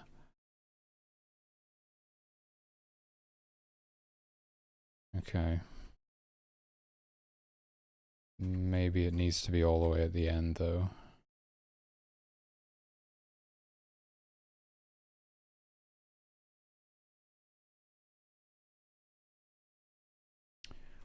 I don't really have any, to be honest. I only did one previously. It's not very good. It was just like a little idea for speedrunning.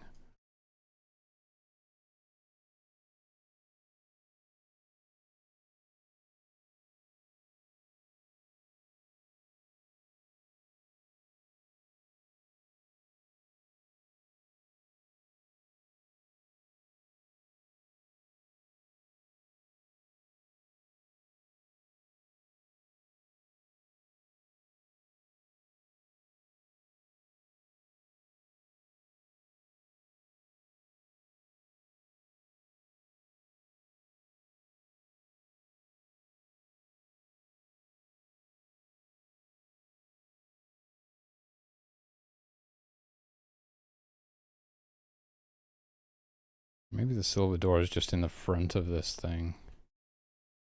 It makes it a lot more visible.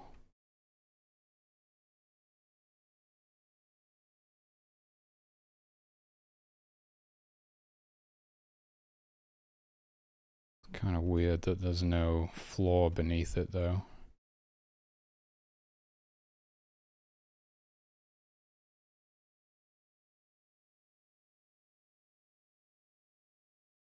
Do something like that.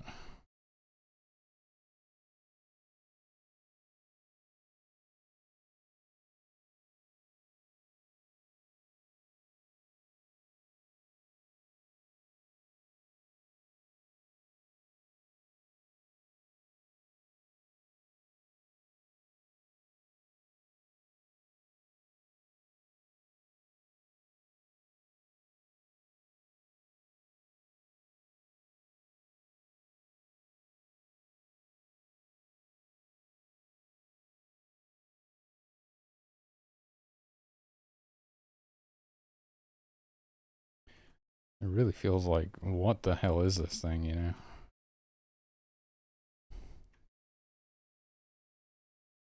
That's a damn good question.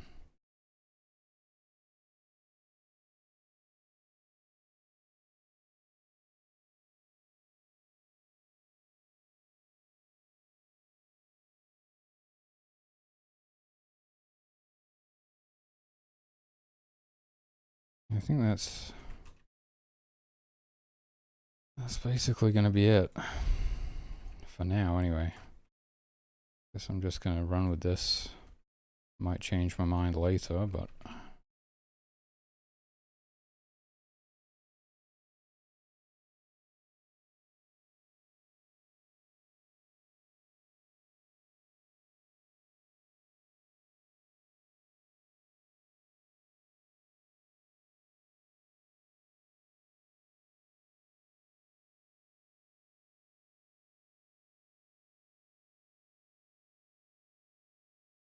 if I didn't want this to be so big, I could make it a different type of door, I guess.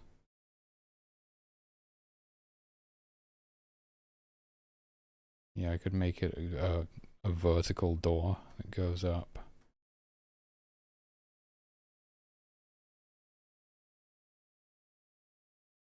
Such a weird structure. Yeah, I honestly, I feel like just putting a slip gate in there for the exit and calling it a day, basically.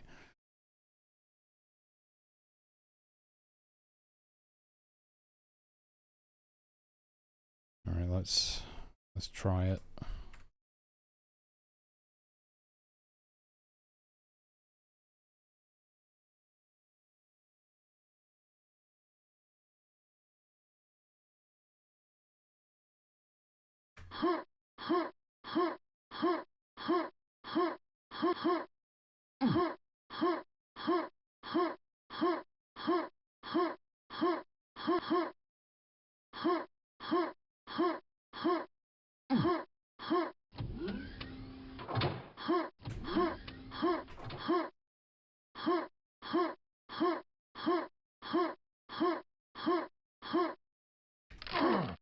That would be it, basically. That would pretty much be the run.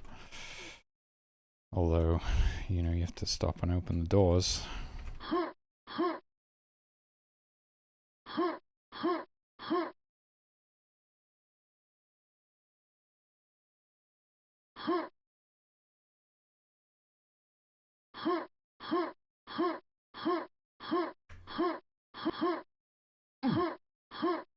No.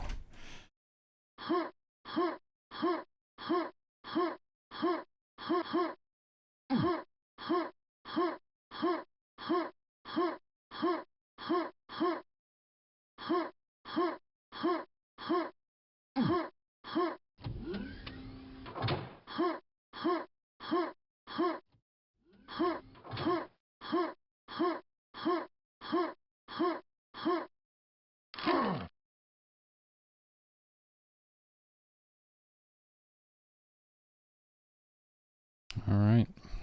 There you go. And maybe I would put like a window in there so you could see the slip gate inside so you know this is the exit.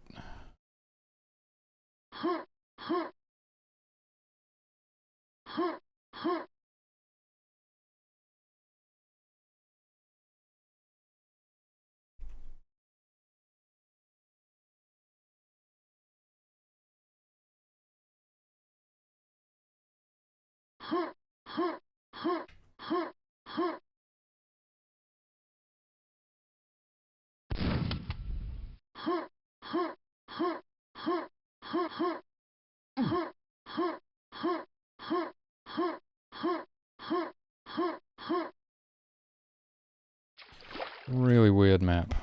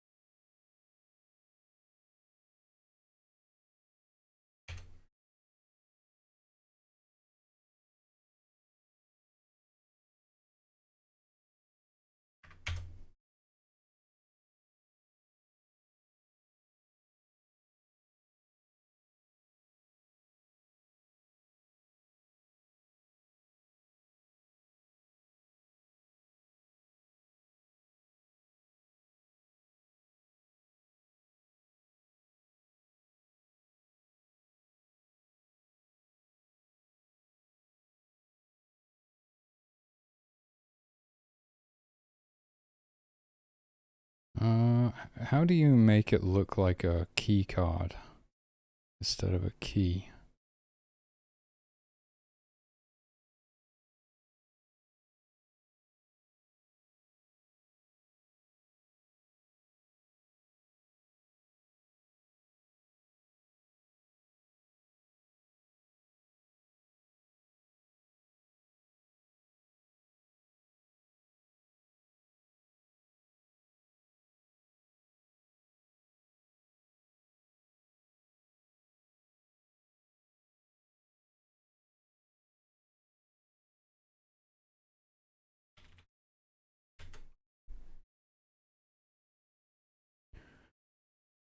World type value. Oh, cool.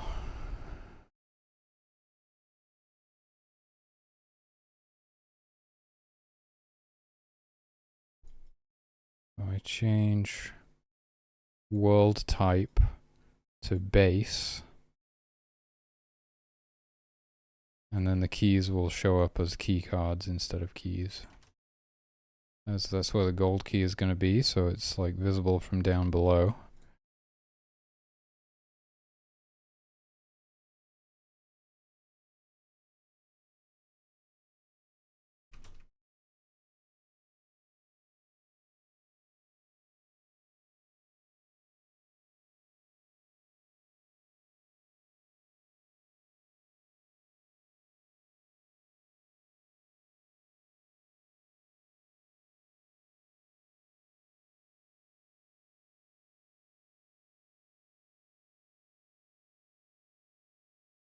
Oh, jeez.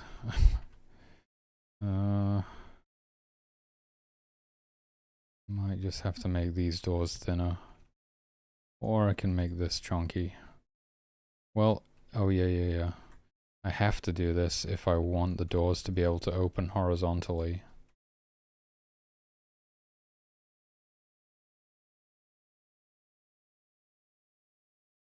It's gonna look pretty huge, but okay.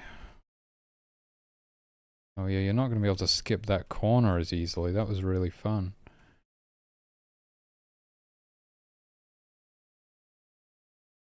Hmm.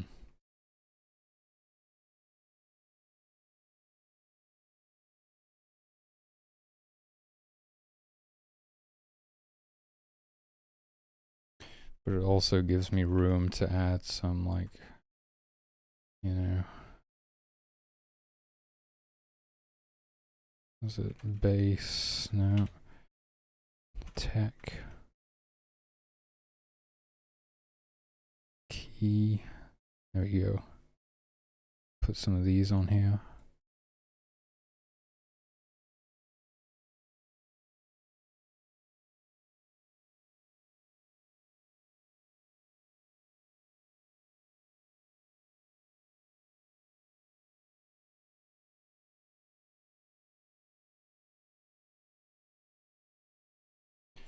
Now you can see it's gold key required.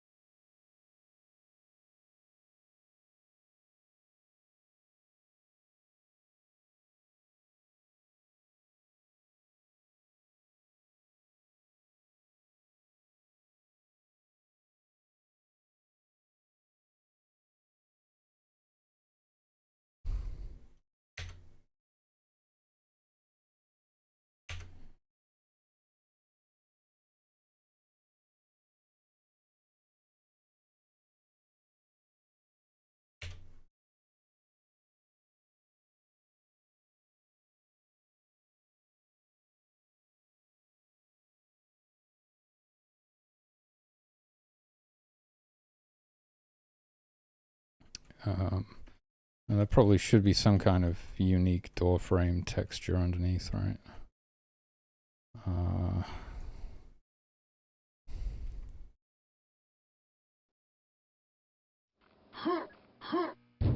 No? Okay.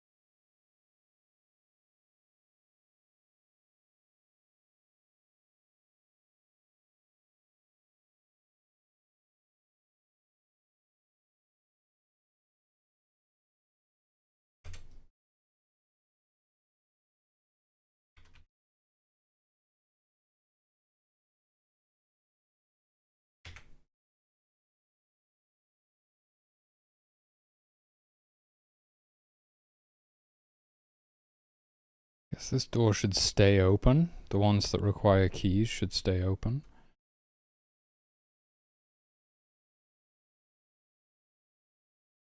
Normally how those work, right?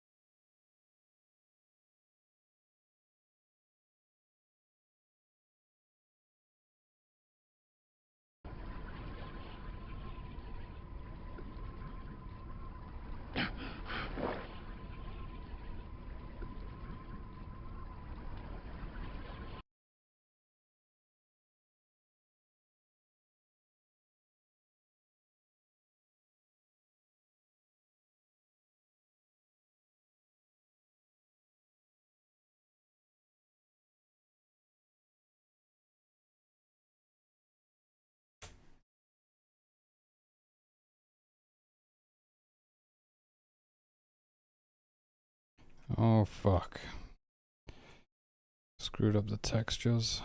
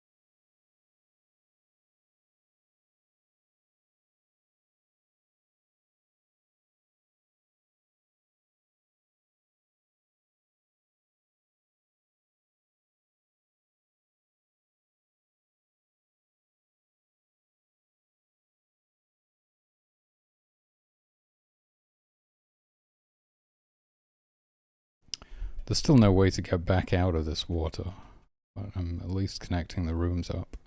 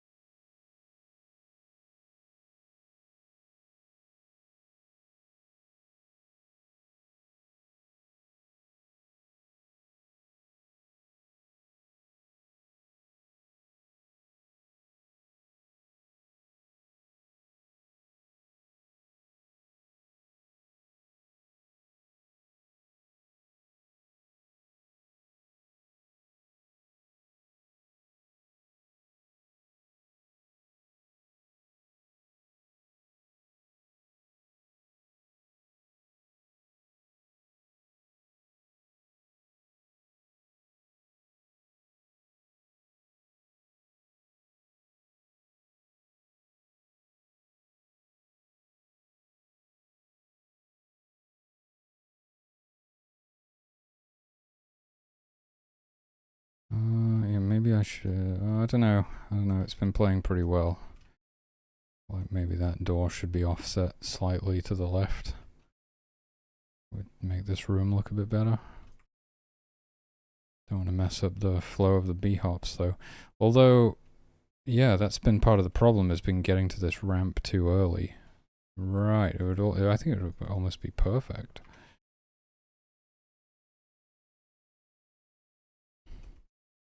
The hell is going on with this floor? Jeez. Please tell me I don't have texture lock on. Oh, thank God. There should be some giant red flashing like warning if you have in the middle of the screen. You have texture lock enabled. Oh, but it did mess up my door textures.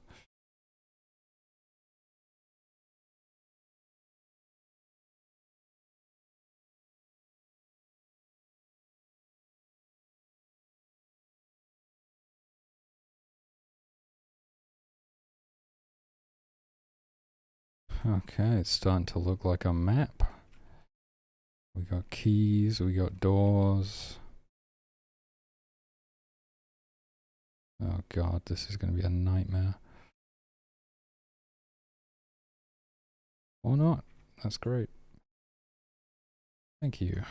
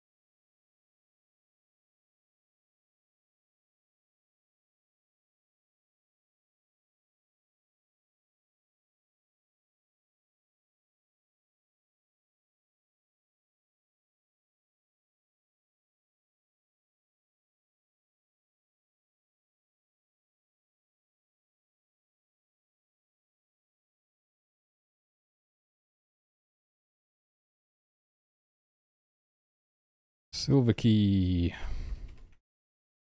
It looks very blue. Is it blue actually?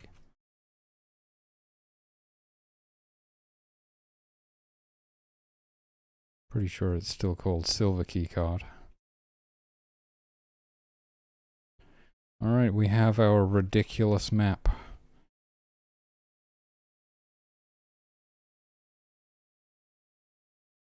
There it is. In all of its glory.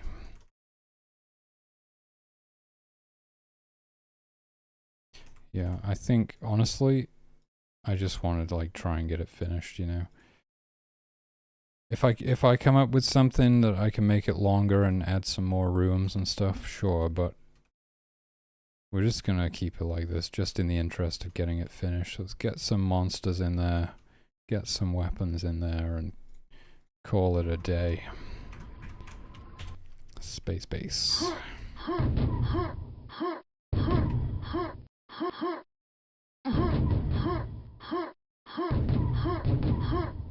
Oh, I ran into that one. Let's see. Might even need to open a bit faster than that. Let's see, an official... I don't actually know the numbers, but how fast does this open?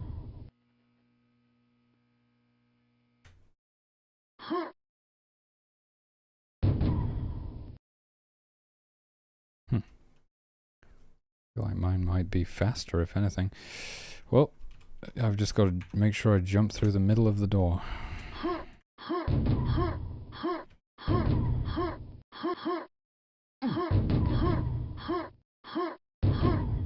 No!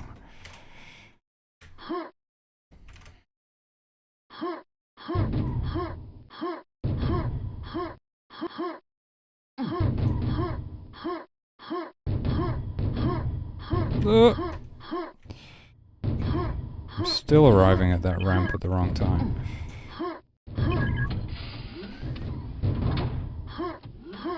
Maybe that door at the top should be a gold key door as well? Oh. Hello? It feels weird that I have to use gold key to open the bottom elevator door, but then not the top one? For some reason? What's wrong with this? Airlock door. Wait. Oh, maybe it's because I set it to toggle. That might have been a bad idea. Give it a weight of -1.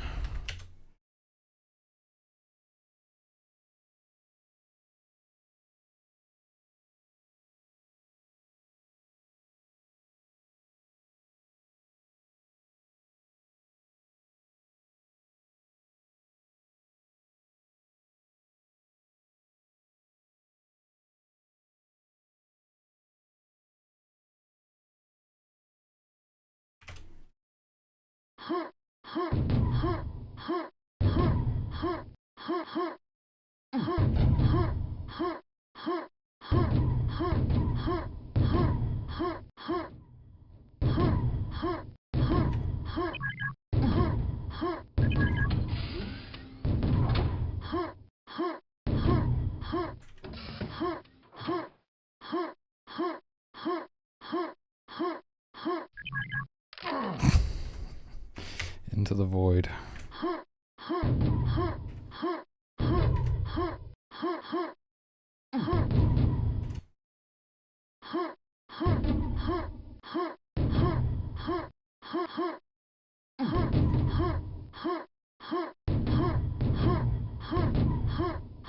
I'm still arriving at that ramp at the wrong time. Yeah, I might get rid of that door, the one before the gold key. Feels like it should just be open.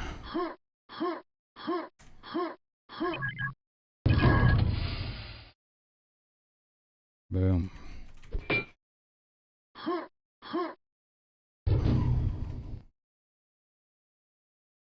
Probably put a roof on this place.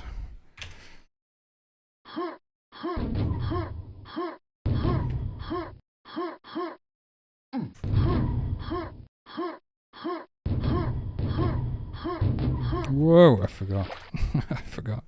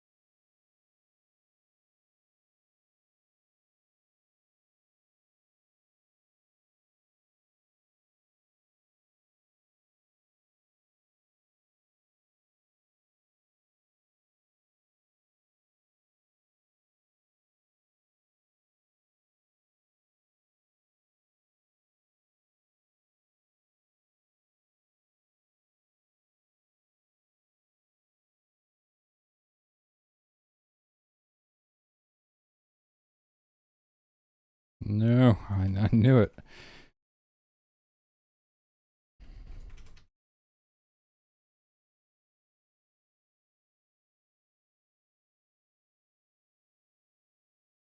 The hell is this? Oh. It's on the leftover floor. Oh, right, I don't want it to be that high though.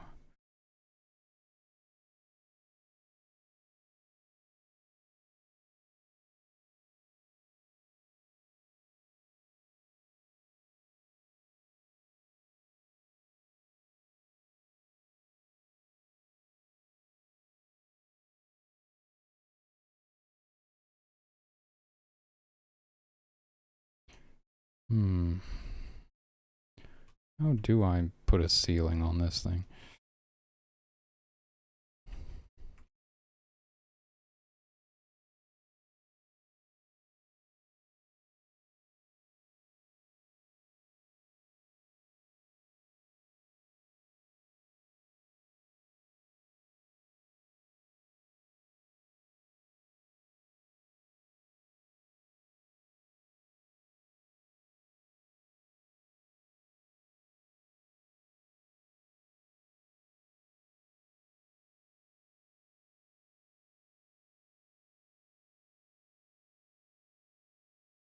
Because that makes it look taller. I don't really want it to look taller.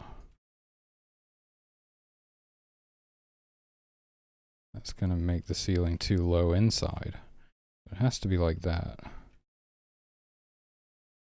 Just make this really thin.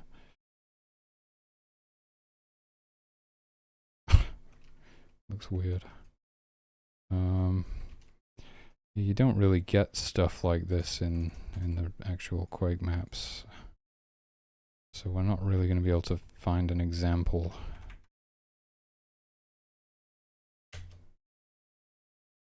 Oh, well, I suppose we are outside of a base on this map.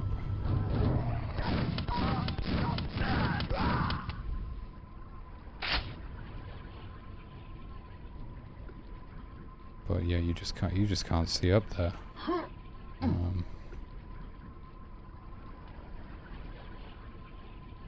This is an interesting texture. I might use that.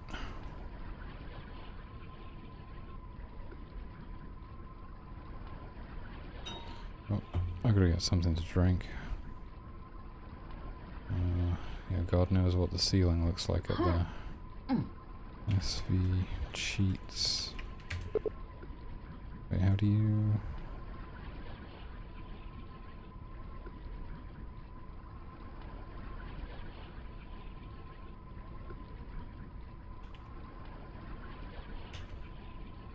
Okay. Wait. No clip is on? Why am I not flying? What's happening? Do I have to like swim up or something? I don't know how to do that. Whoa.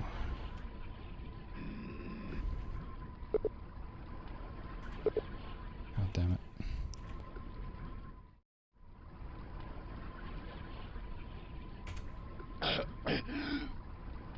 Alright, I'll be right back.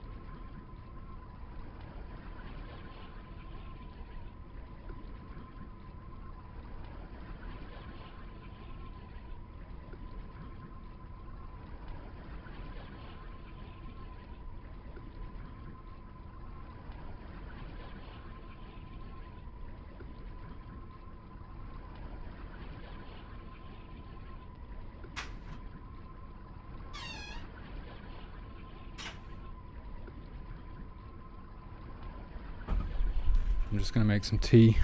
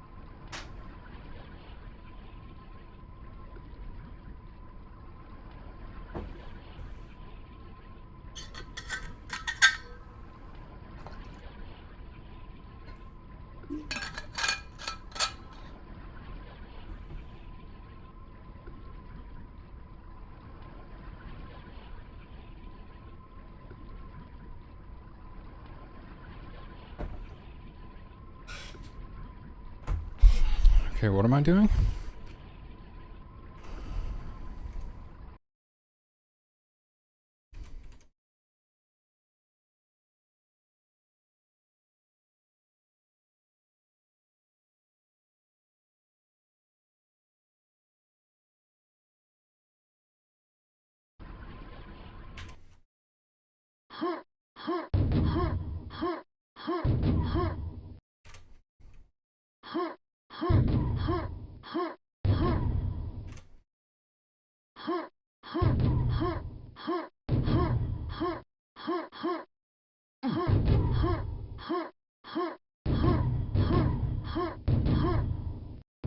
I think I was trying to add ceilings.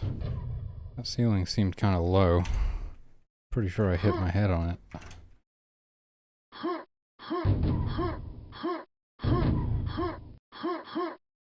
It's damn close.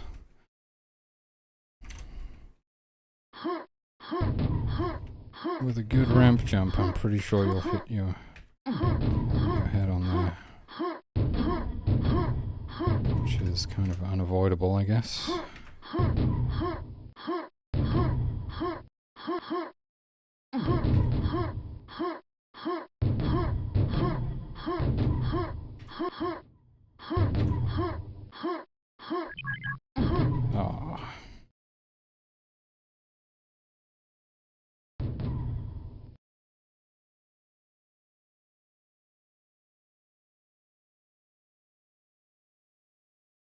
I sort of feel like taking this platform back a little bit, maybe.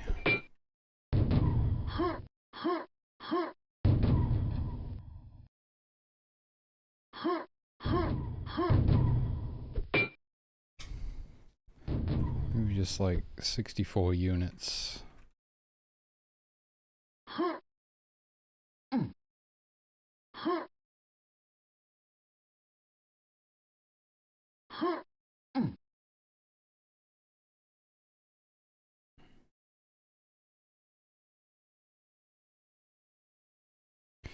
Wait, I was trying to figure out how I'm going to do ceilings or roofs.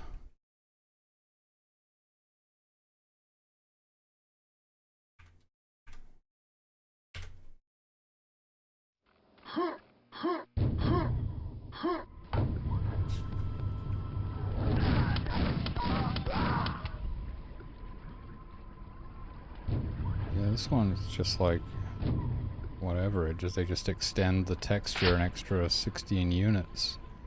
Looks like this is the texture for the outside. And then inside you get like these. I've never noticed those on either side of the door. Shooting me.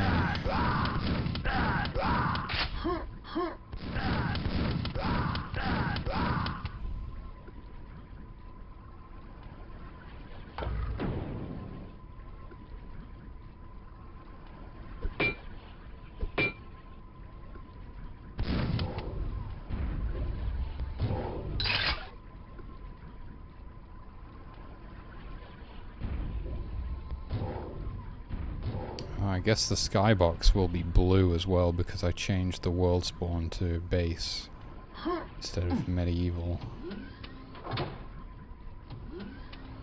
These ceilings are cool. This seems to be like the default sort of ceiling texture.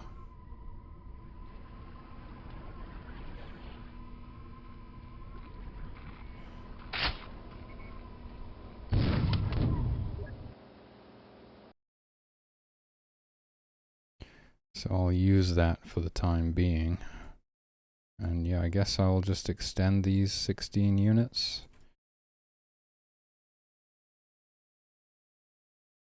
We could do a different texture out here so that it looks okay.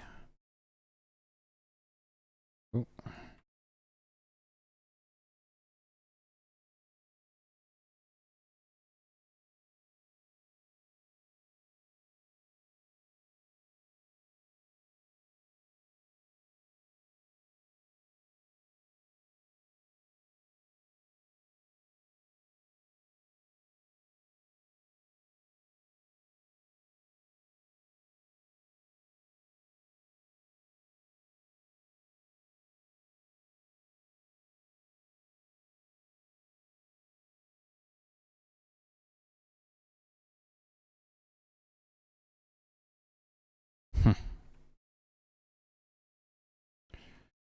Doesn't look like a space station.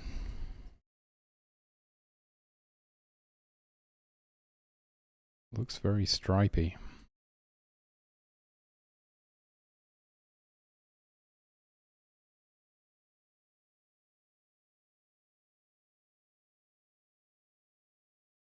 There's a wider one.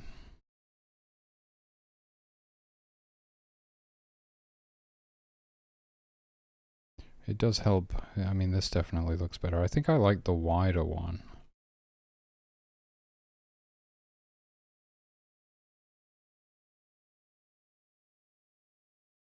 I suppose it's because it's concrete. It would need to be like metal to look like a space station.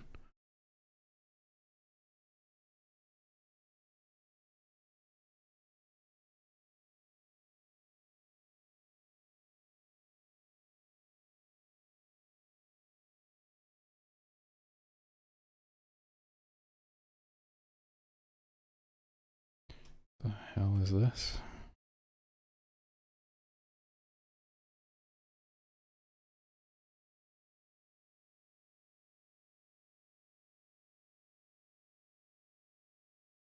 Alright, well, it's better than it was, though. And then the ceiling is like this one.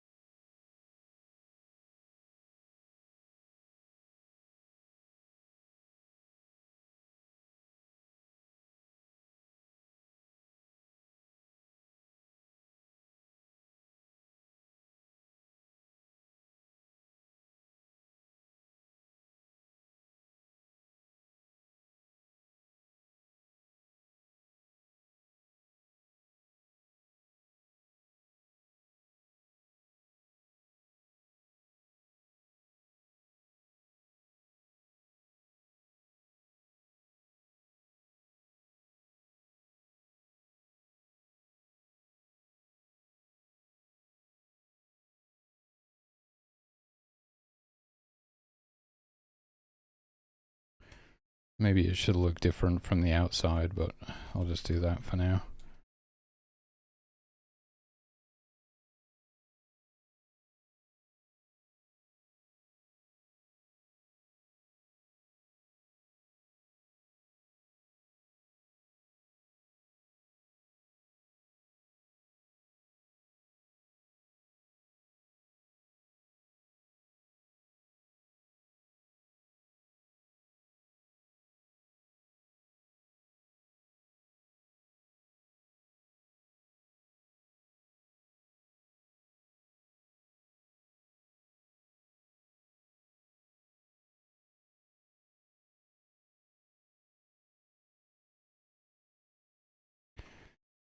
Oh yeah, moving this back a bit.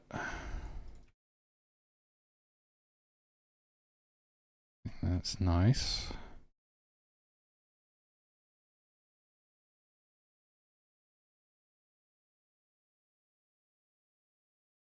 Could maybe center the door up. It wouldn't really line up with the textures anymore. I can shorten this corridor down so that this room isn't so small.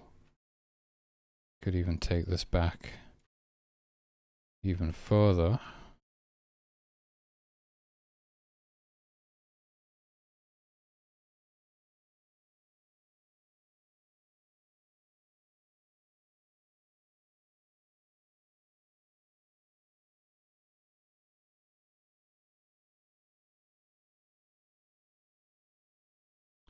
Yeah, I'm not sure this really helped, moving this door.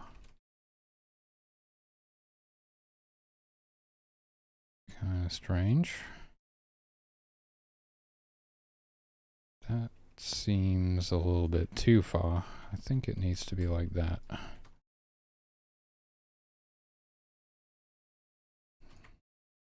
And then push this back a bit.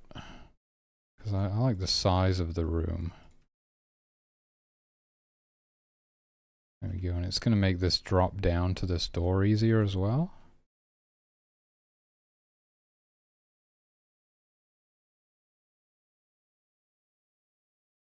That's okay.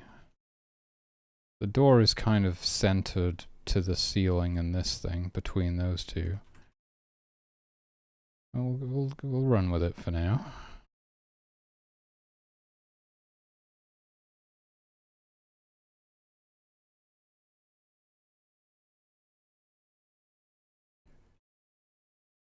Oh god. Yeah, this probably needs a bit of extra height or something.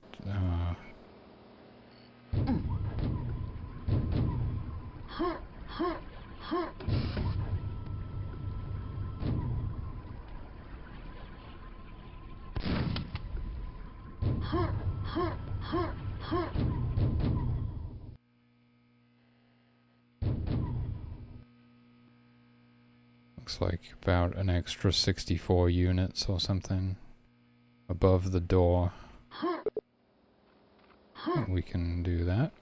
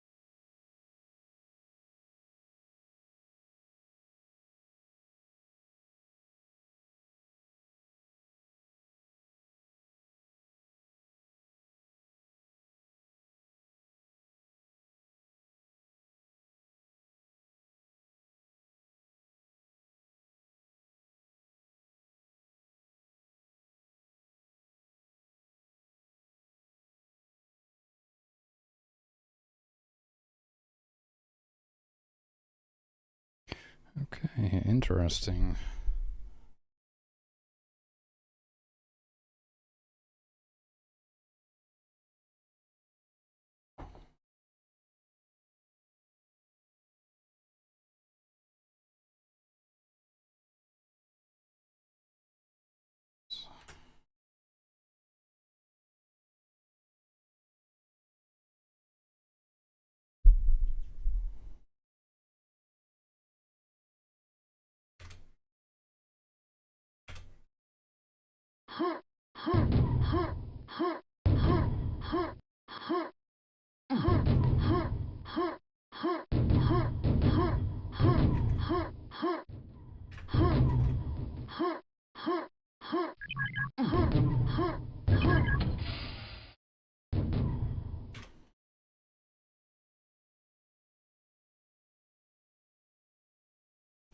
It does look pretty cool, I guess.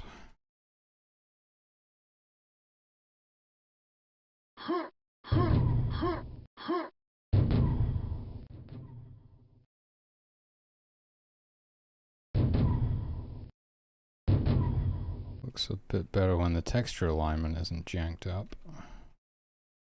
I think I could maybe bring some of these ceilings down a bit and fix that.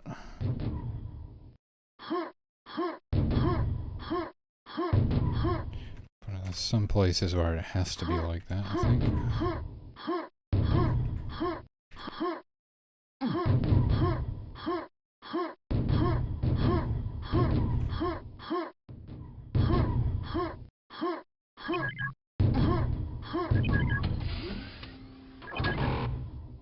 Oh, it uses up my keycard.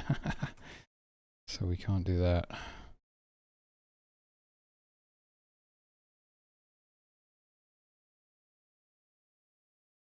Maybe we just have no doors at the top?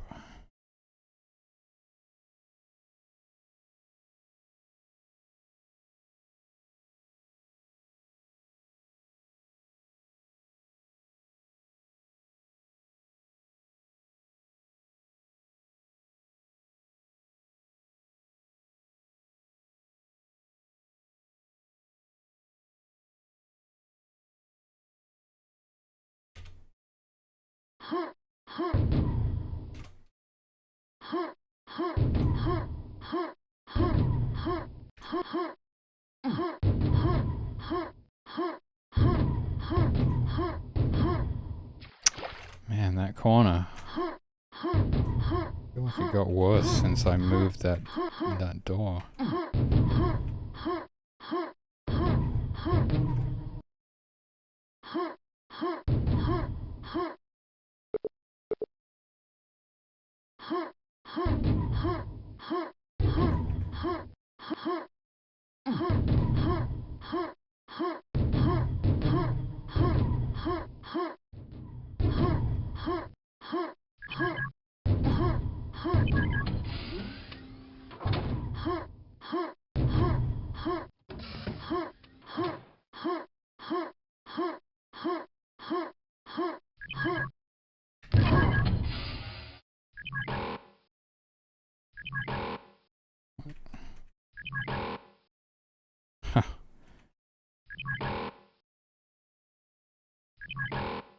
That's kind of crazy.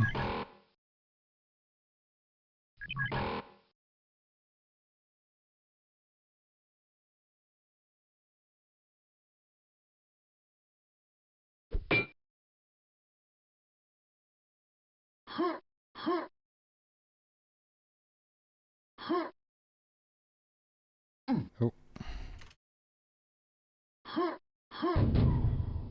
Yeah, so you can go, you can see, oh, silver door. You can even see gold door through this window. And immediately you see a gold key. Start putting the pieces of the puzzle together.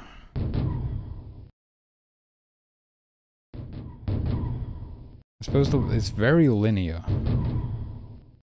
There is not really...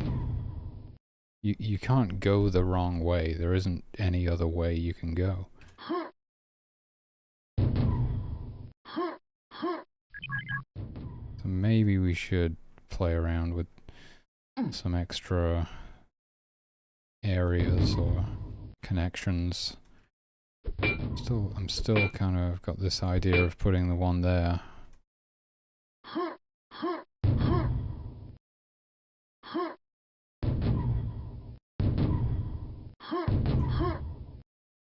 With like a bridge that goes underneath there.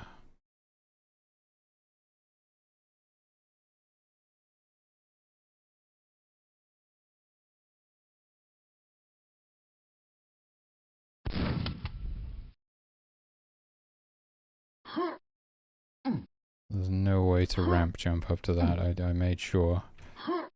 That would be a pretty huge sequence break if you could.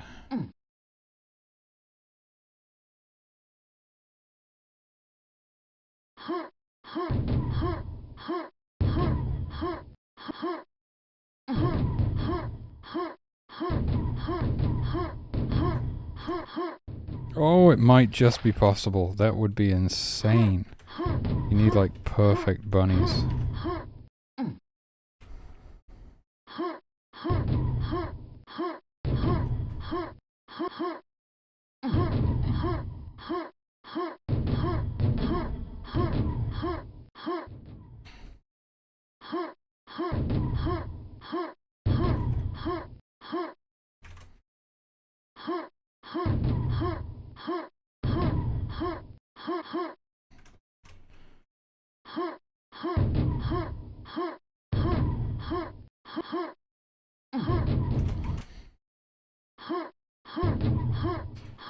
I might even keep it because it's like such a... If you can do that, I might even keep it. Oh, come on.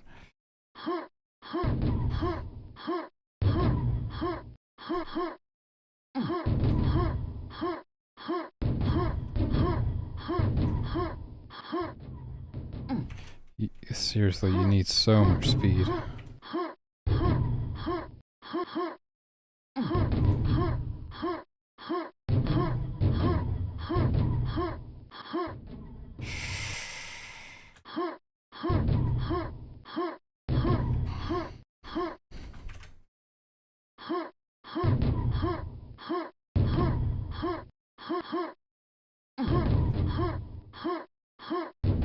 Maybe if there was a barrel somewhere that you could boost off of, you like get... That would make it too easy, probably.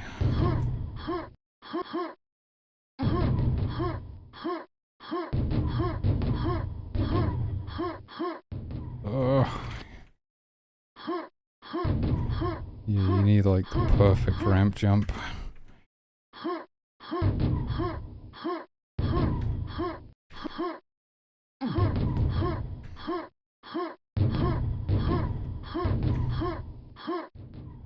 Frick.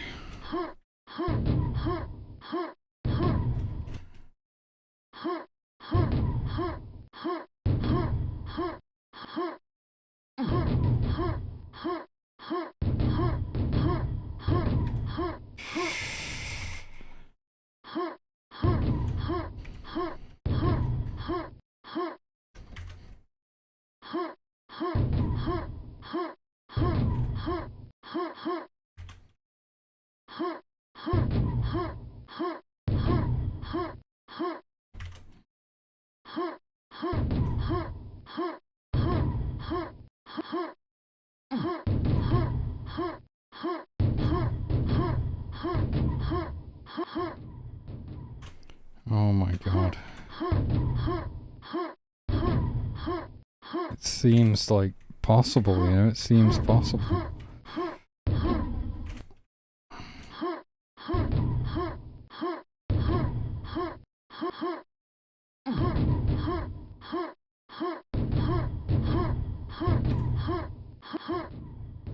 Okay, maybe not. I don't know. Maybe with like perfect bunnies and the perfect ramp jump.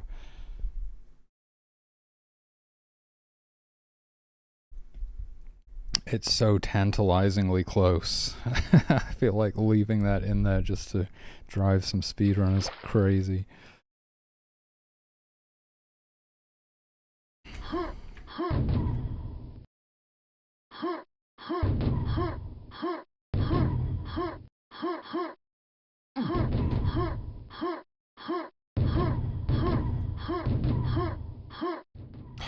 What happened?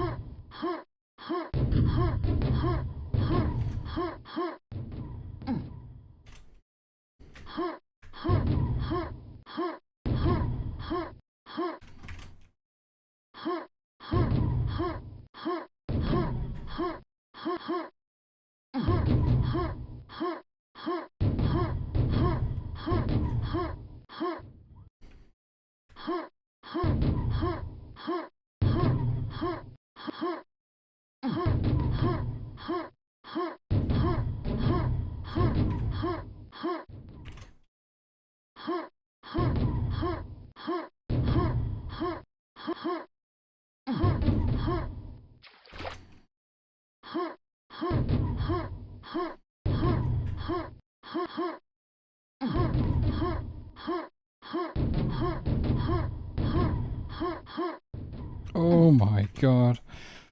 It's right there, dude.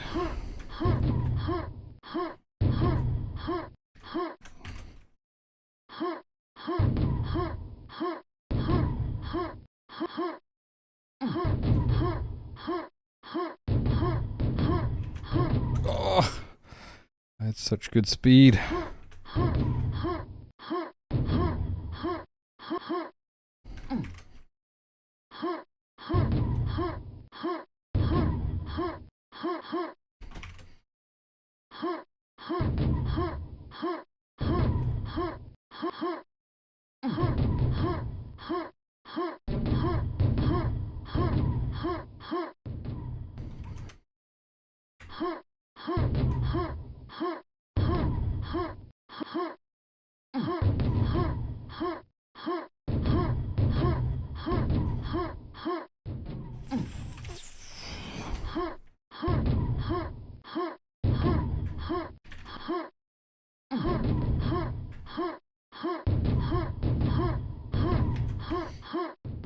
God damn, I have to like land right at the bottom of the ramp, otherwise it's not going to happen.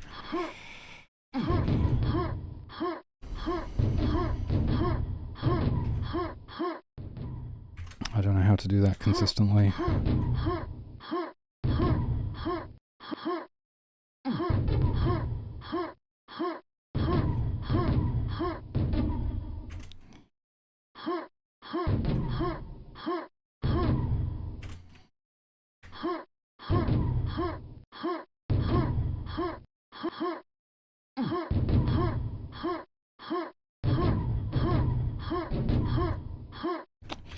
Yeah, if I like take the corner wide and take an extra jump or something, maybe that's what I gotta do.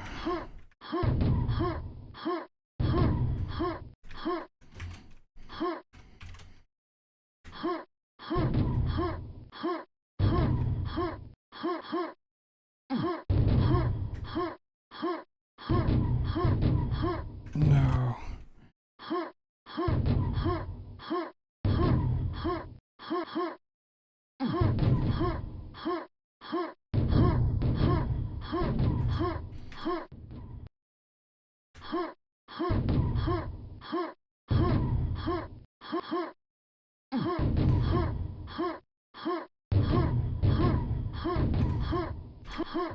Oh, that's the closest yet.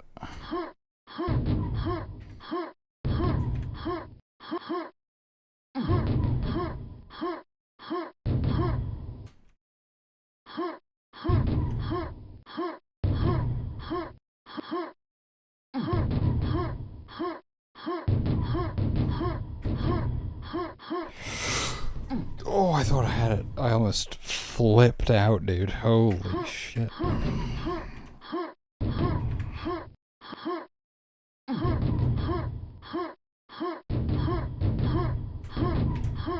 Oh.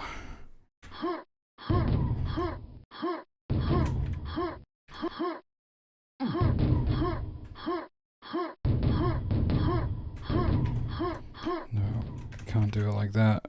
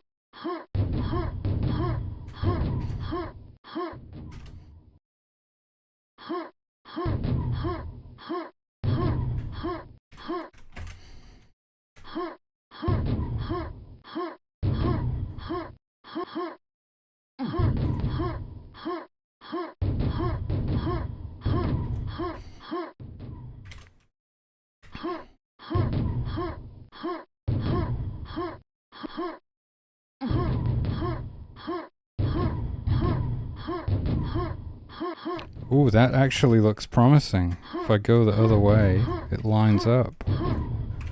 Ingenious. If I could get through the door.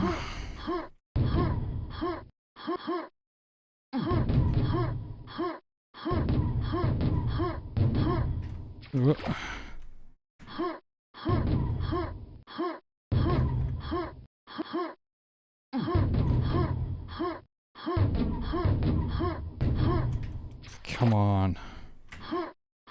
Just gotta get the speed.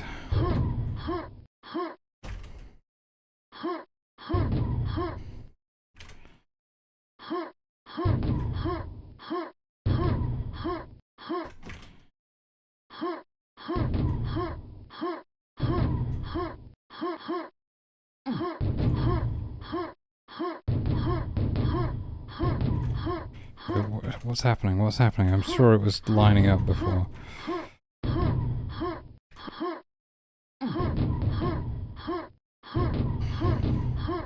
Oh, what?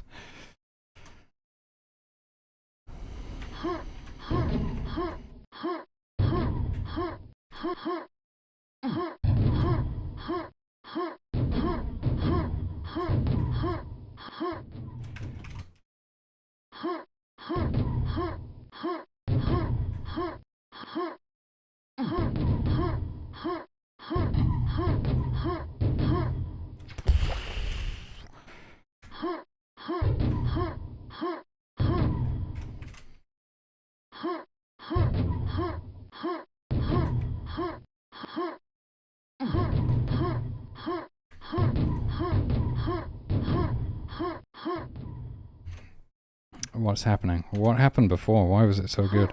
I'm going to go the other way again.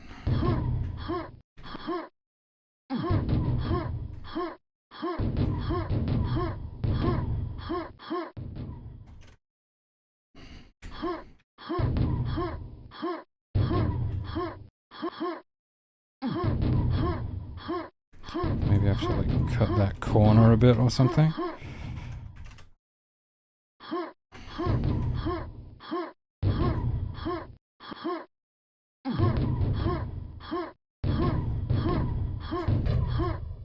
That's it. No, I just didn't have the speed. That was like perfect though.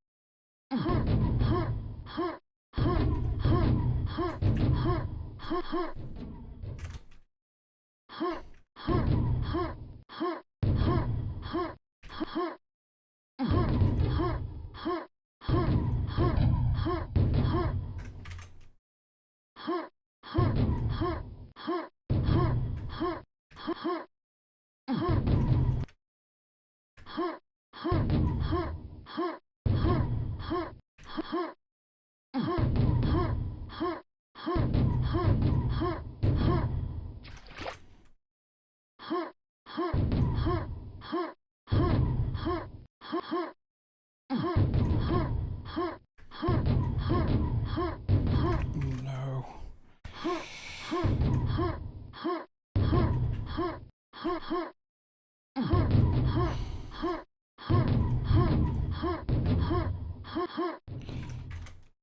that had potential.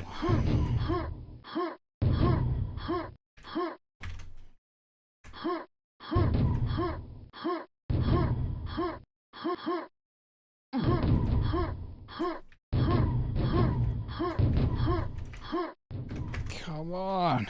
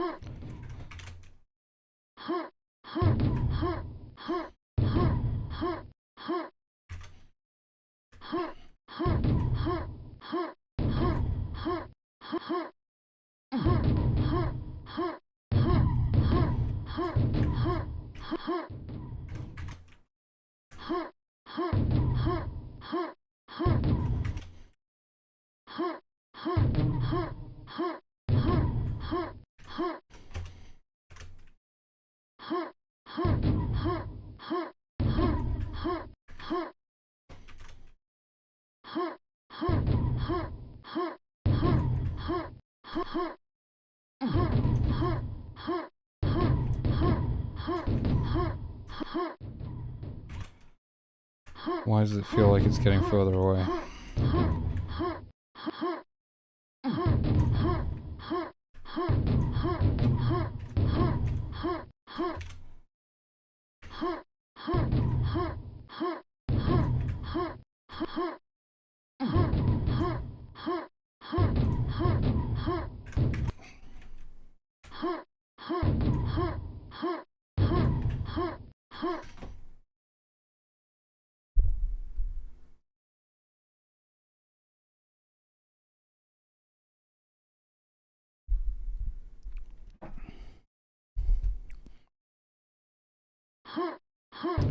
Yeah, this is absolutely ludicrous. I mean,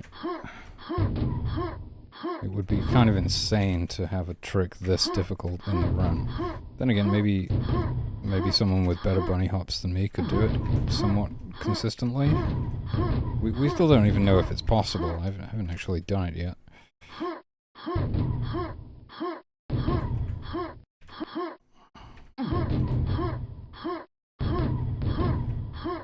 Oh my god.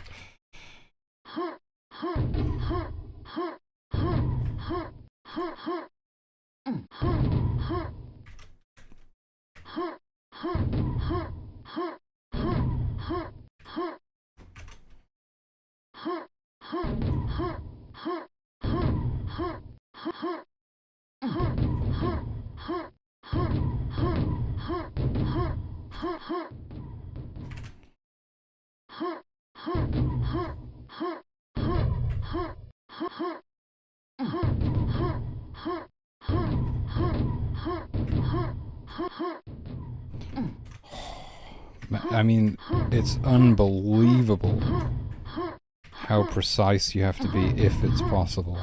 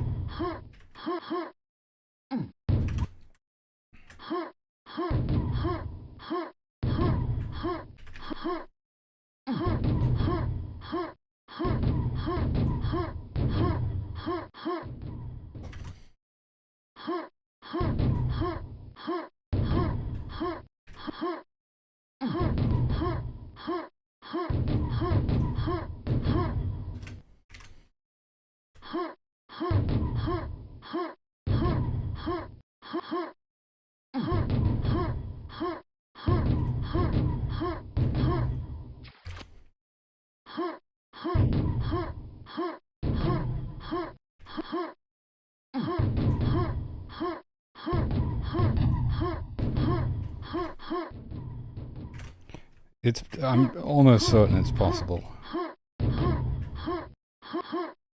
It just requires like perfect power bunnies.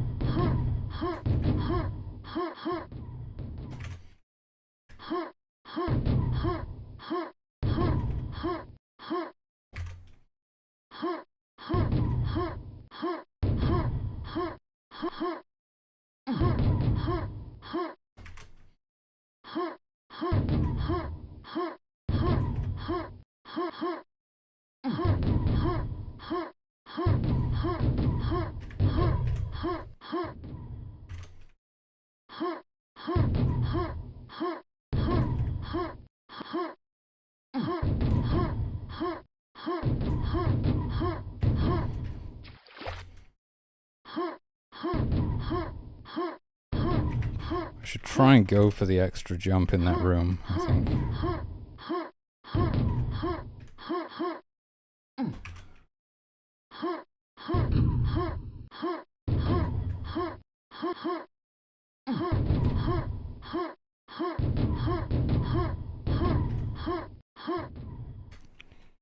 I don't know if I can.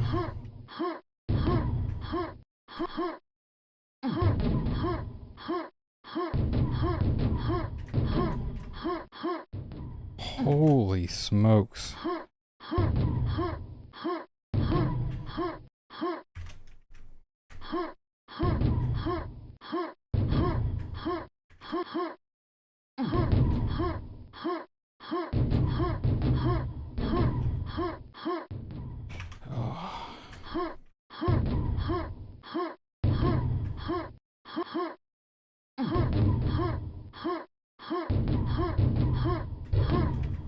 Oh, the freaking water. Who designed this? It's like it's trolling me. I'm trolling myself.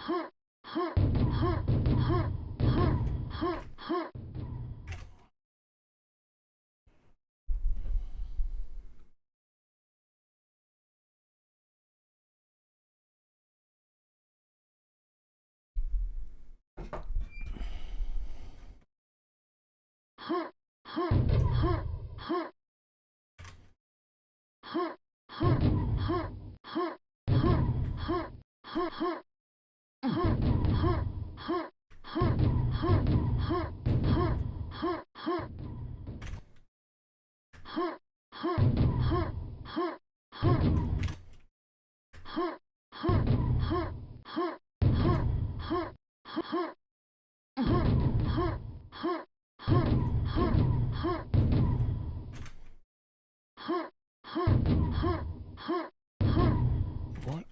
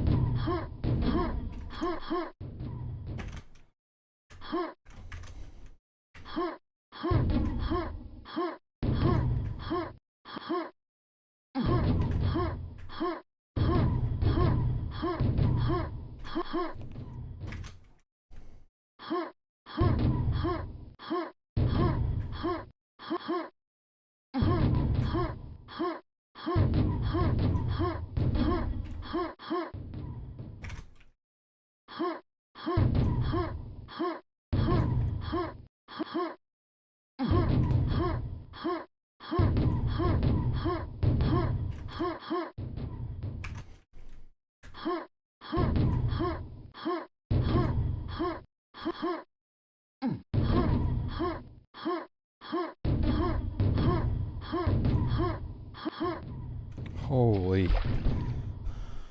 I don't know, I'm having my doubts now. Maybe it's just out of reach.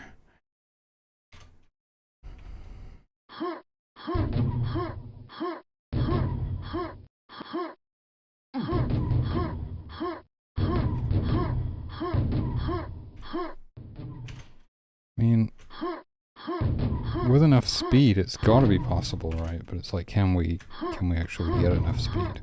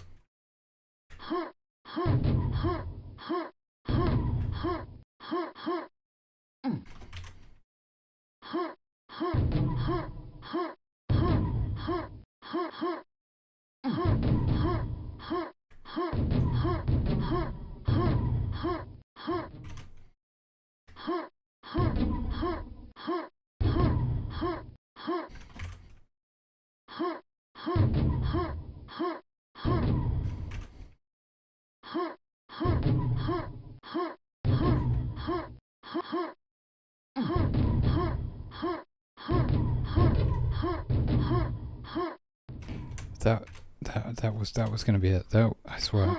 I like missed an input somehow.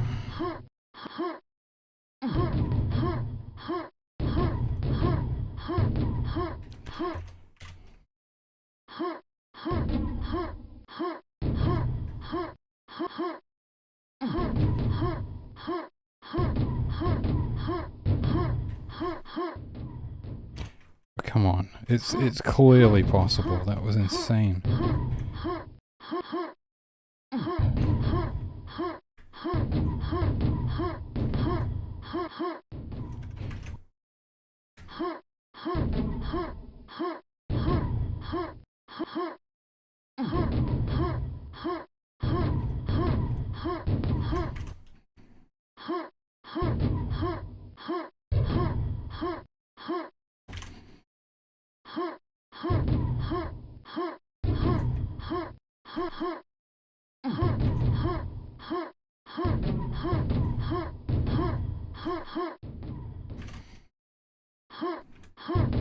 I don't know, it's like, to keep enough speed you have to hit the ramp quite low down, but then do you get the height? You know? It's like maybe there isn't... Maybe that sweet spot on the ramp doesn't really exist. The perfect combination of height and speed.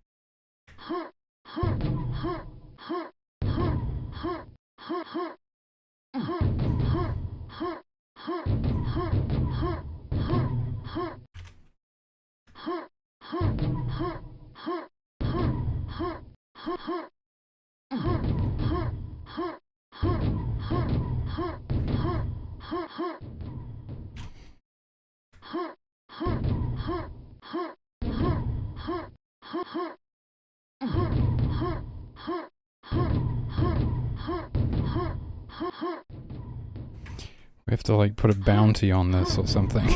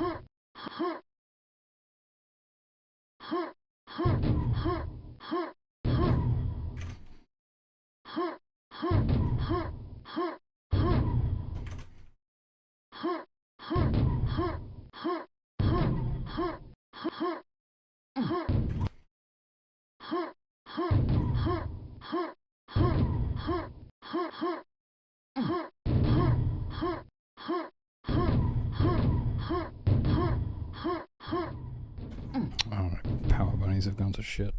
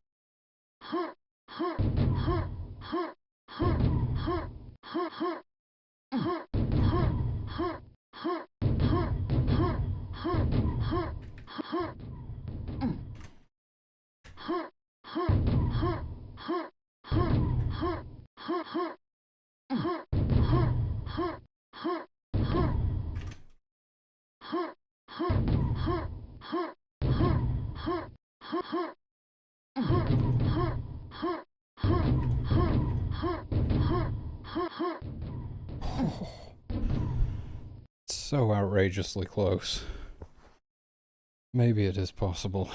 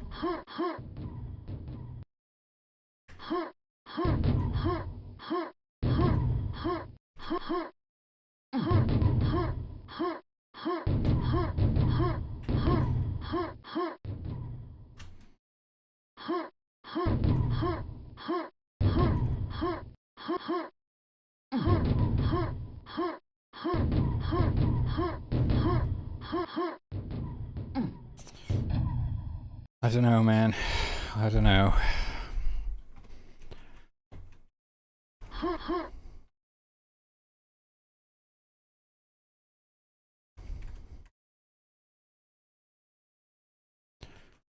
Okay, what am I doing? I should probably go to bed.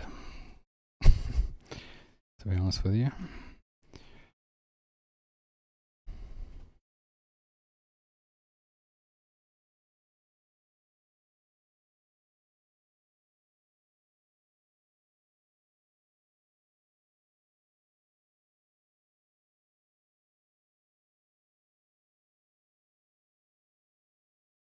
You know what? You know what? I planned on adding a trim to this anyway. What if there was a trim on there?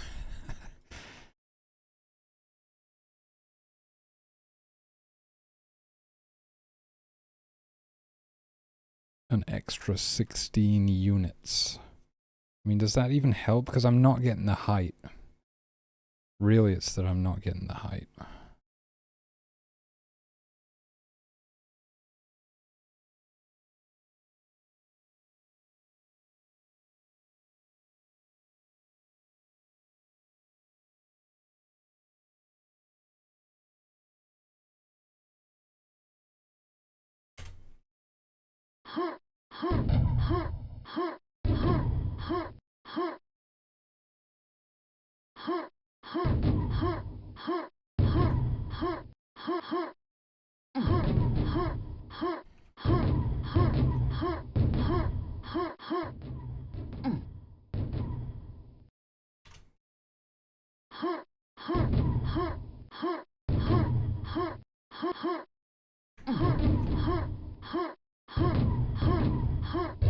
Oh, come on. It's like...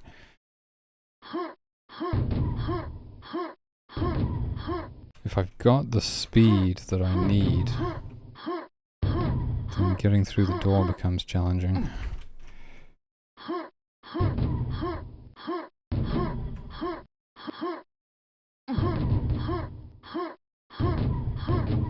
Ugh.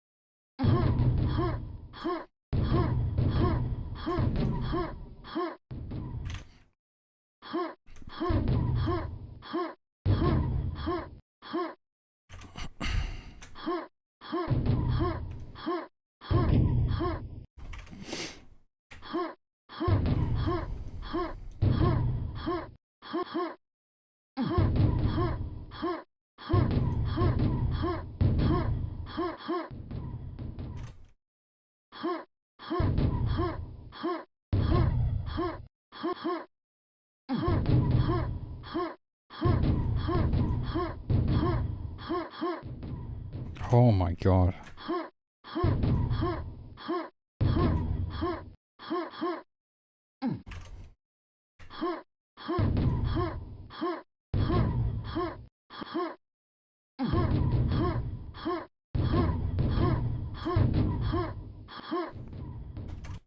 Yeah, I don't get the height if I hit it at the bottom of the ramp. That's the thing.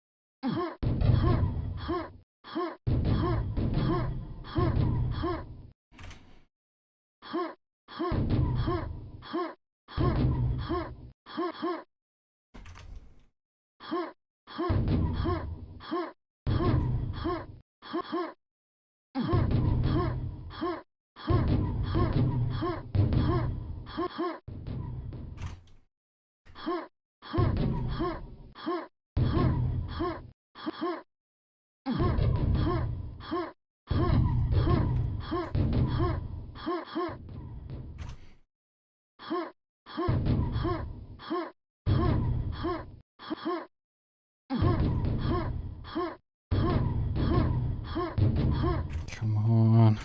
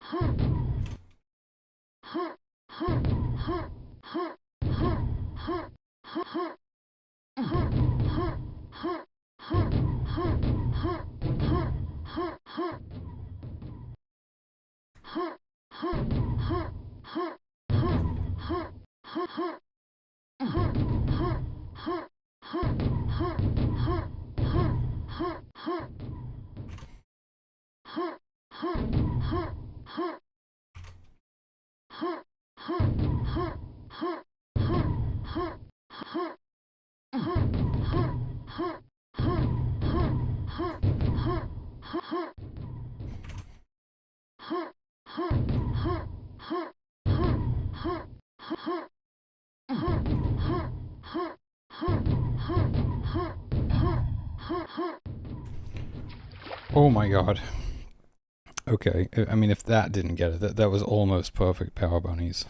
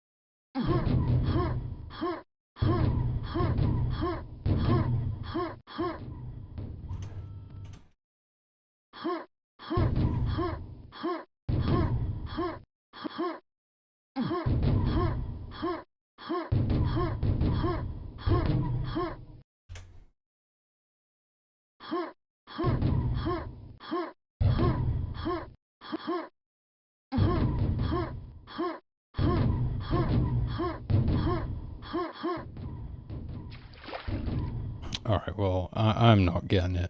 There's no way. I mean, there may be a way, but I'm not getting it right now, that's for sure. Okay. Gonna have to put in a way for you to get out of this water somewhere.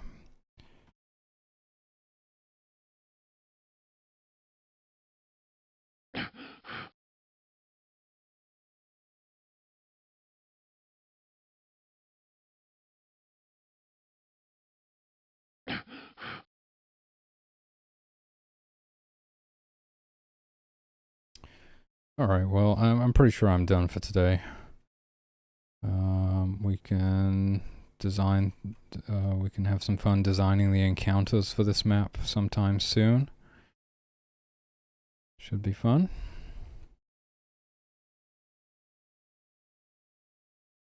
And maybe I will extend it if I can think of a way to do it.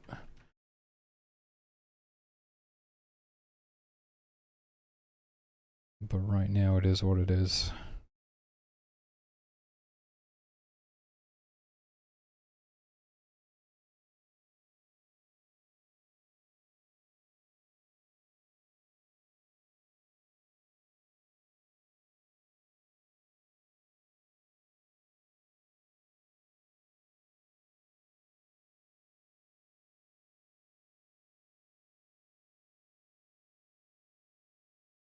And you know, it doesn't have to be one of these super long, crazy maps with 1,000 enemies or anything.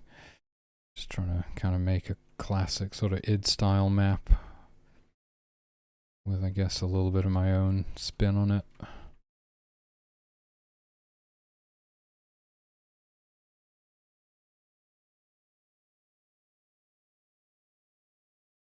Not sure if we'll be able to keep this window, unfortunately, because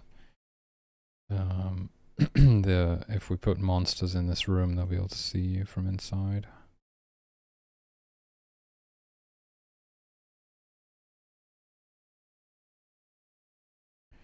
Jesus Christ, dude, I'm boiling. What is going on?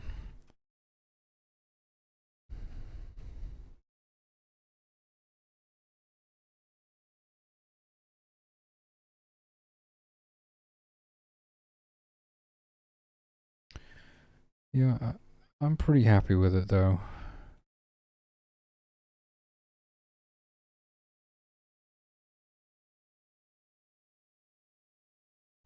I kind of feel like we don't need doors here.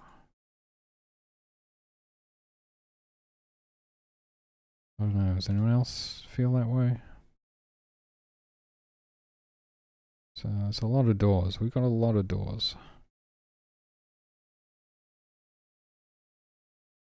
Some places just kind of feel like they don't really need doors.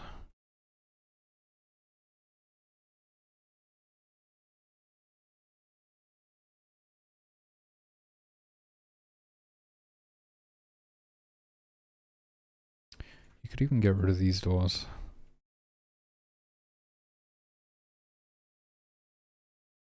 I think it's mainly when there's like, you know, you can see into a really big room, because then you get this really long angle, and doors can be useful for breaking up those angles.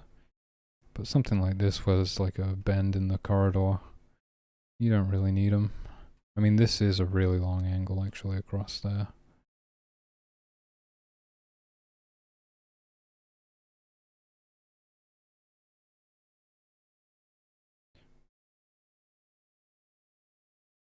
It just doesn't look like a place where there should be a door, honestly.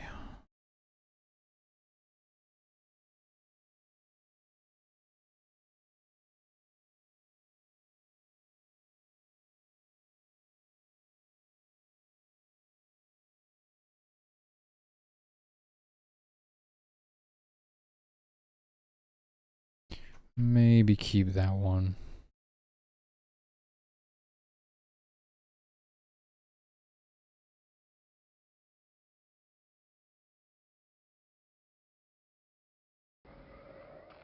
E3M1 might be a good map to look at.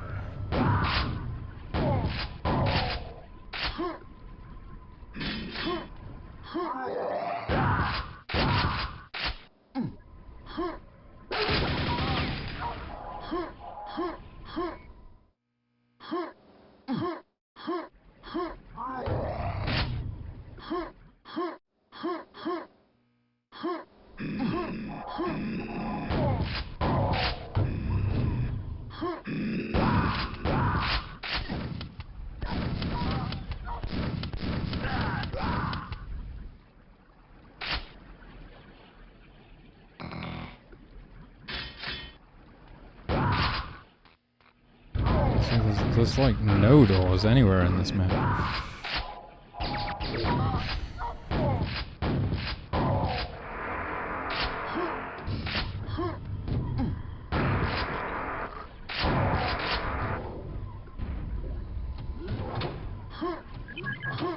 The first door that we're going to come to is gold door.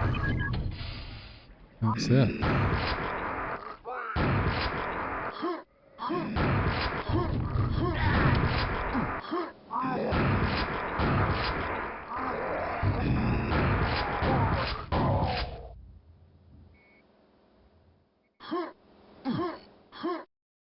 So maybe I'm overdoing it with the doors a bit.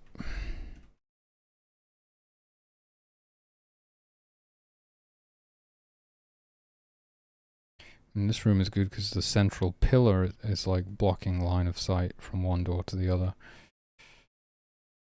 It even does that on the top level, it seems. So yeah, the doors are a lot less necessary than I thought. I think I like the idea of this door. And this one. Because they lead outside, I suppose. But inside, we don't need as many interior doors, I don't think.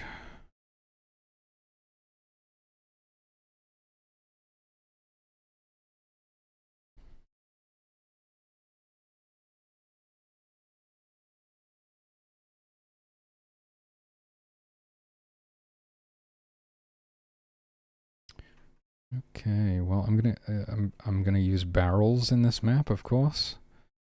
I've never used barrels in a map before, so kind of looking forward to putting some barrels in. I think I can fit a little platform over here to get it down, or to get back out of this pit if you fall in.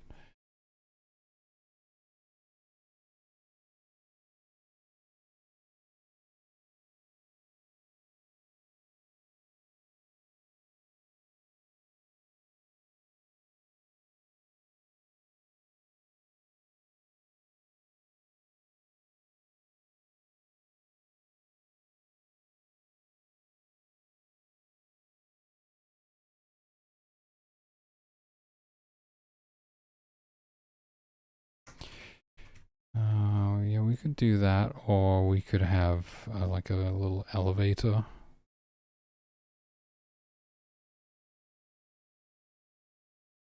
Little elevator here next to spawn.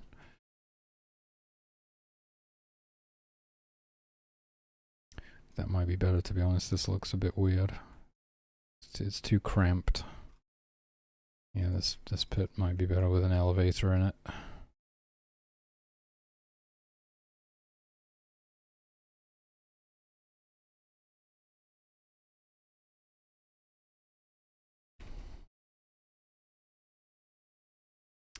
But anyway, yeah, I don't want to stay up too late, so I'm gonna head off. And a pretty successful multi-stream today.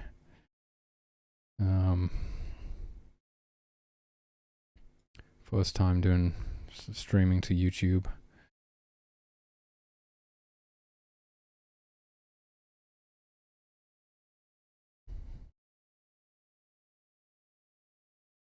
And yeah, some pretty good progress on the map.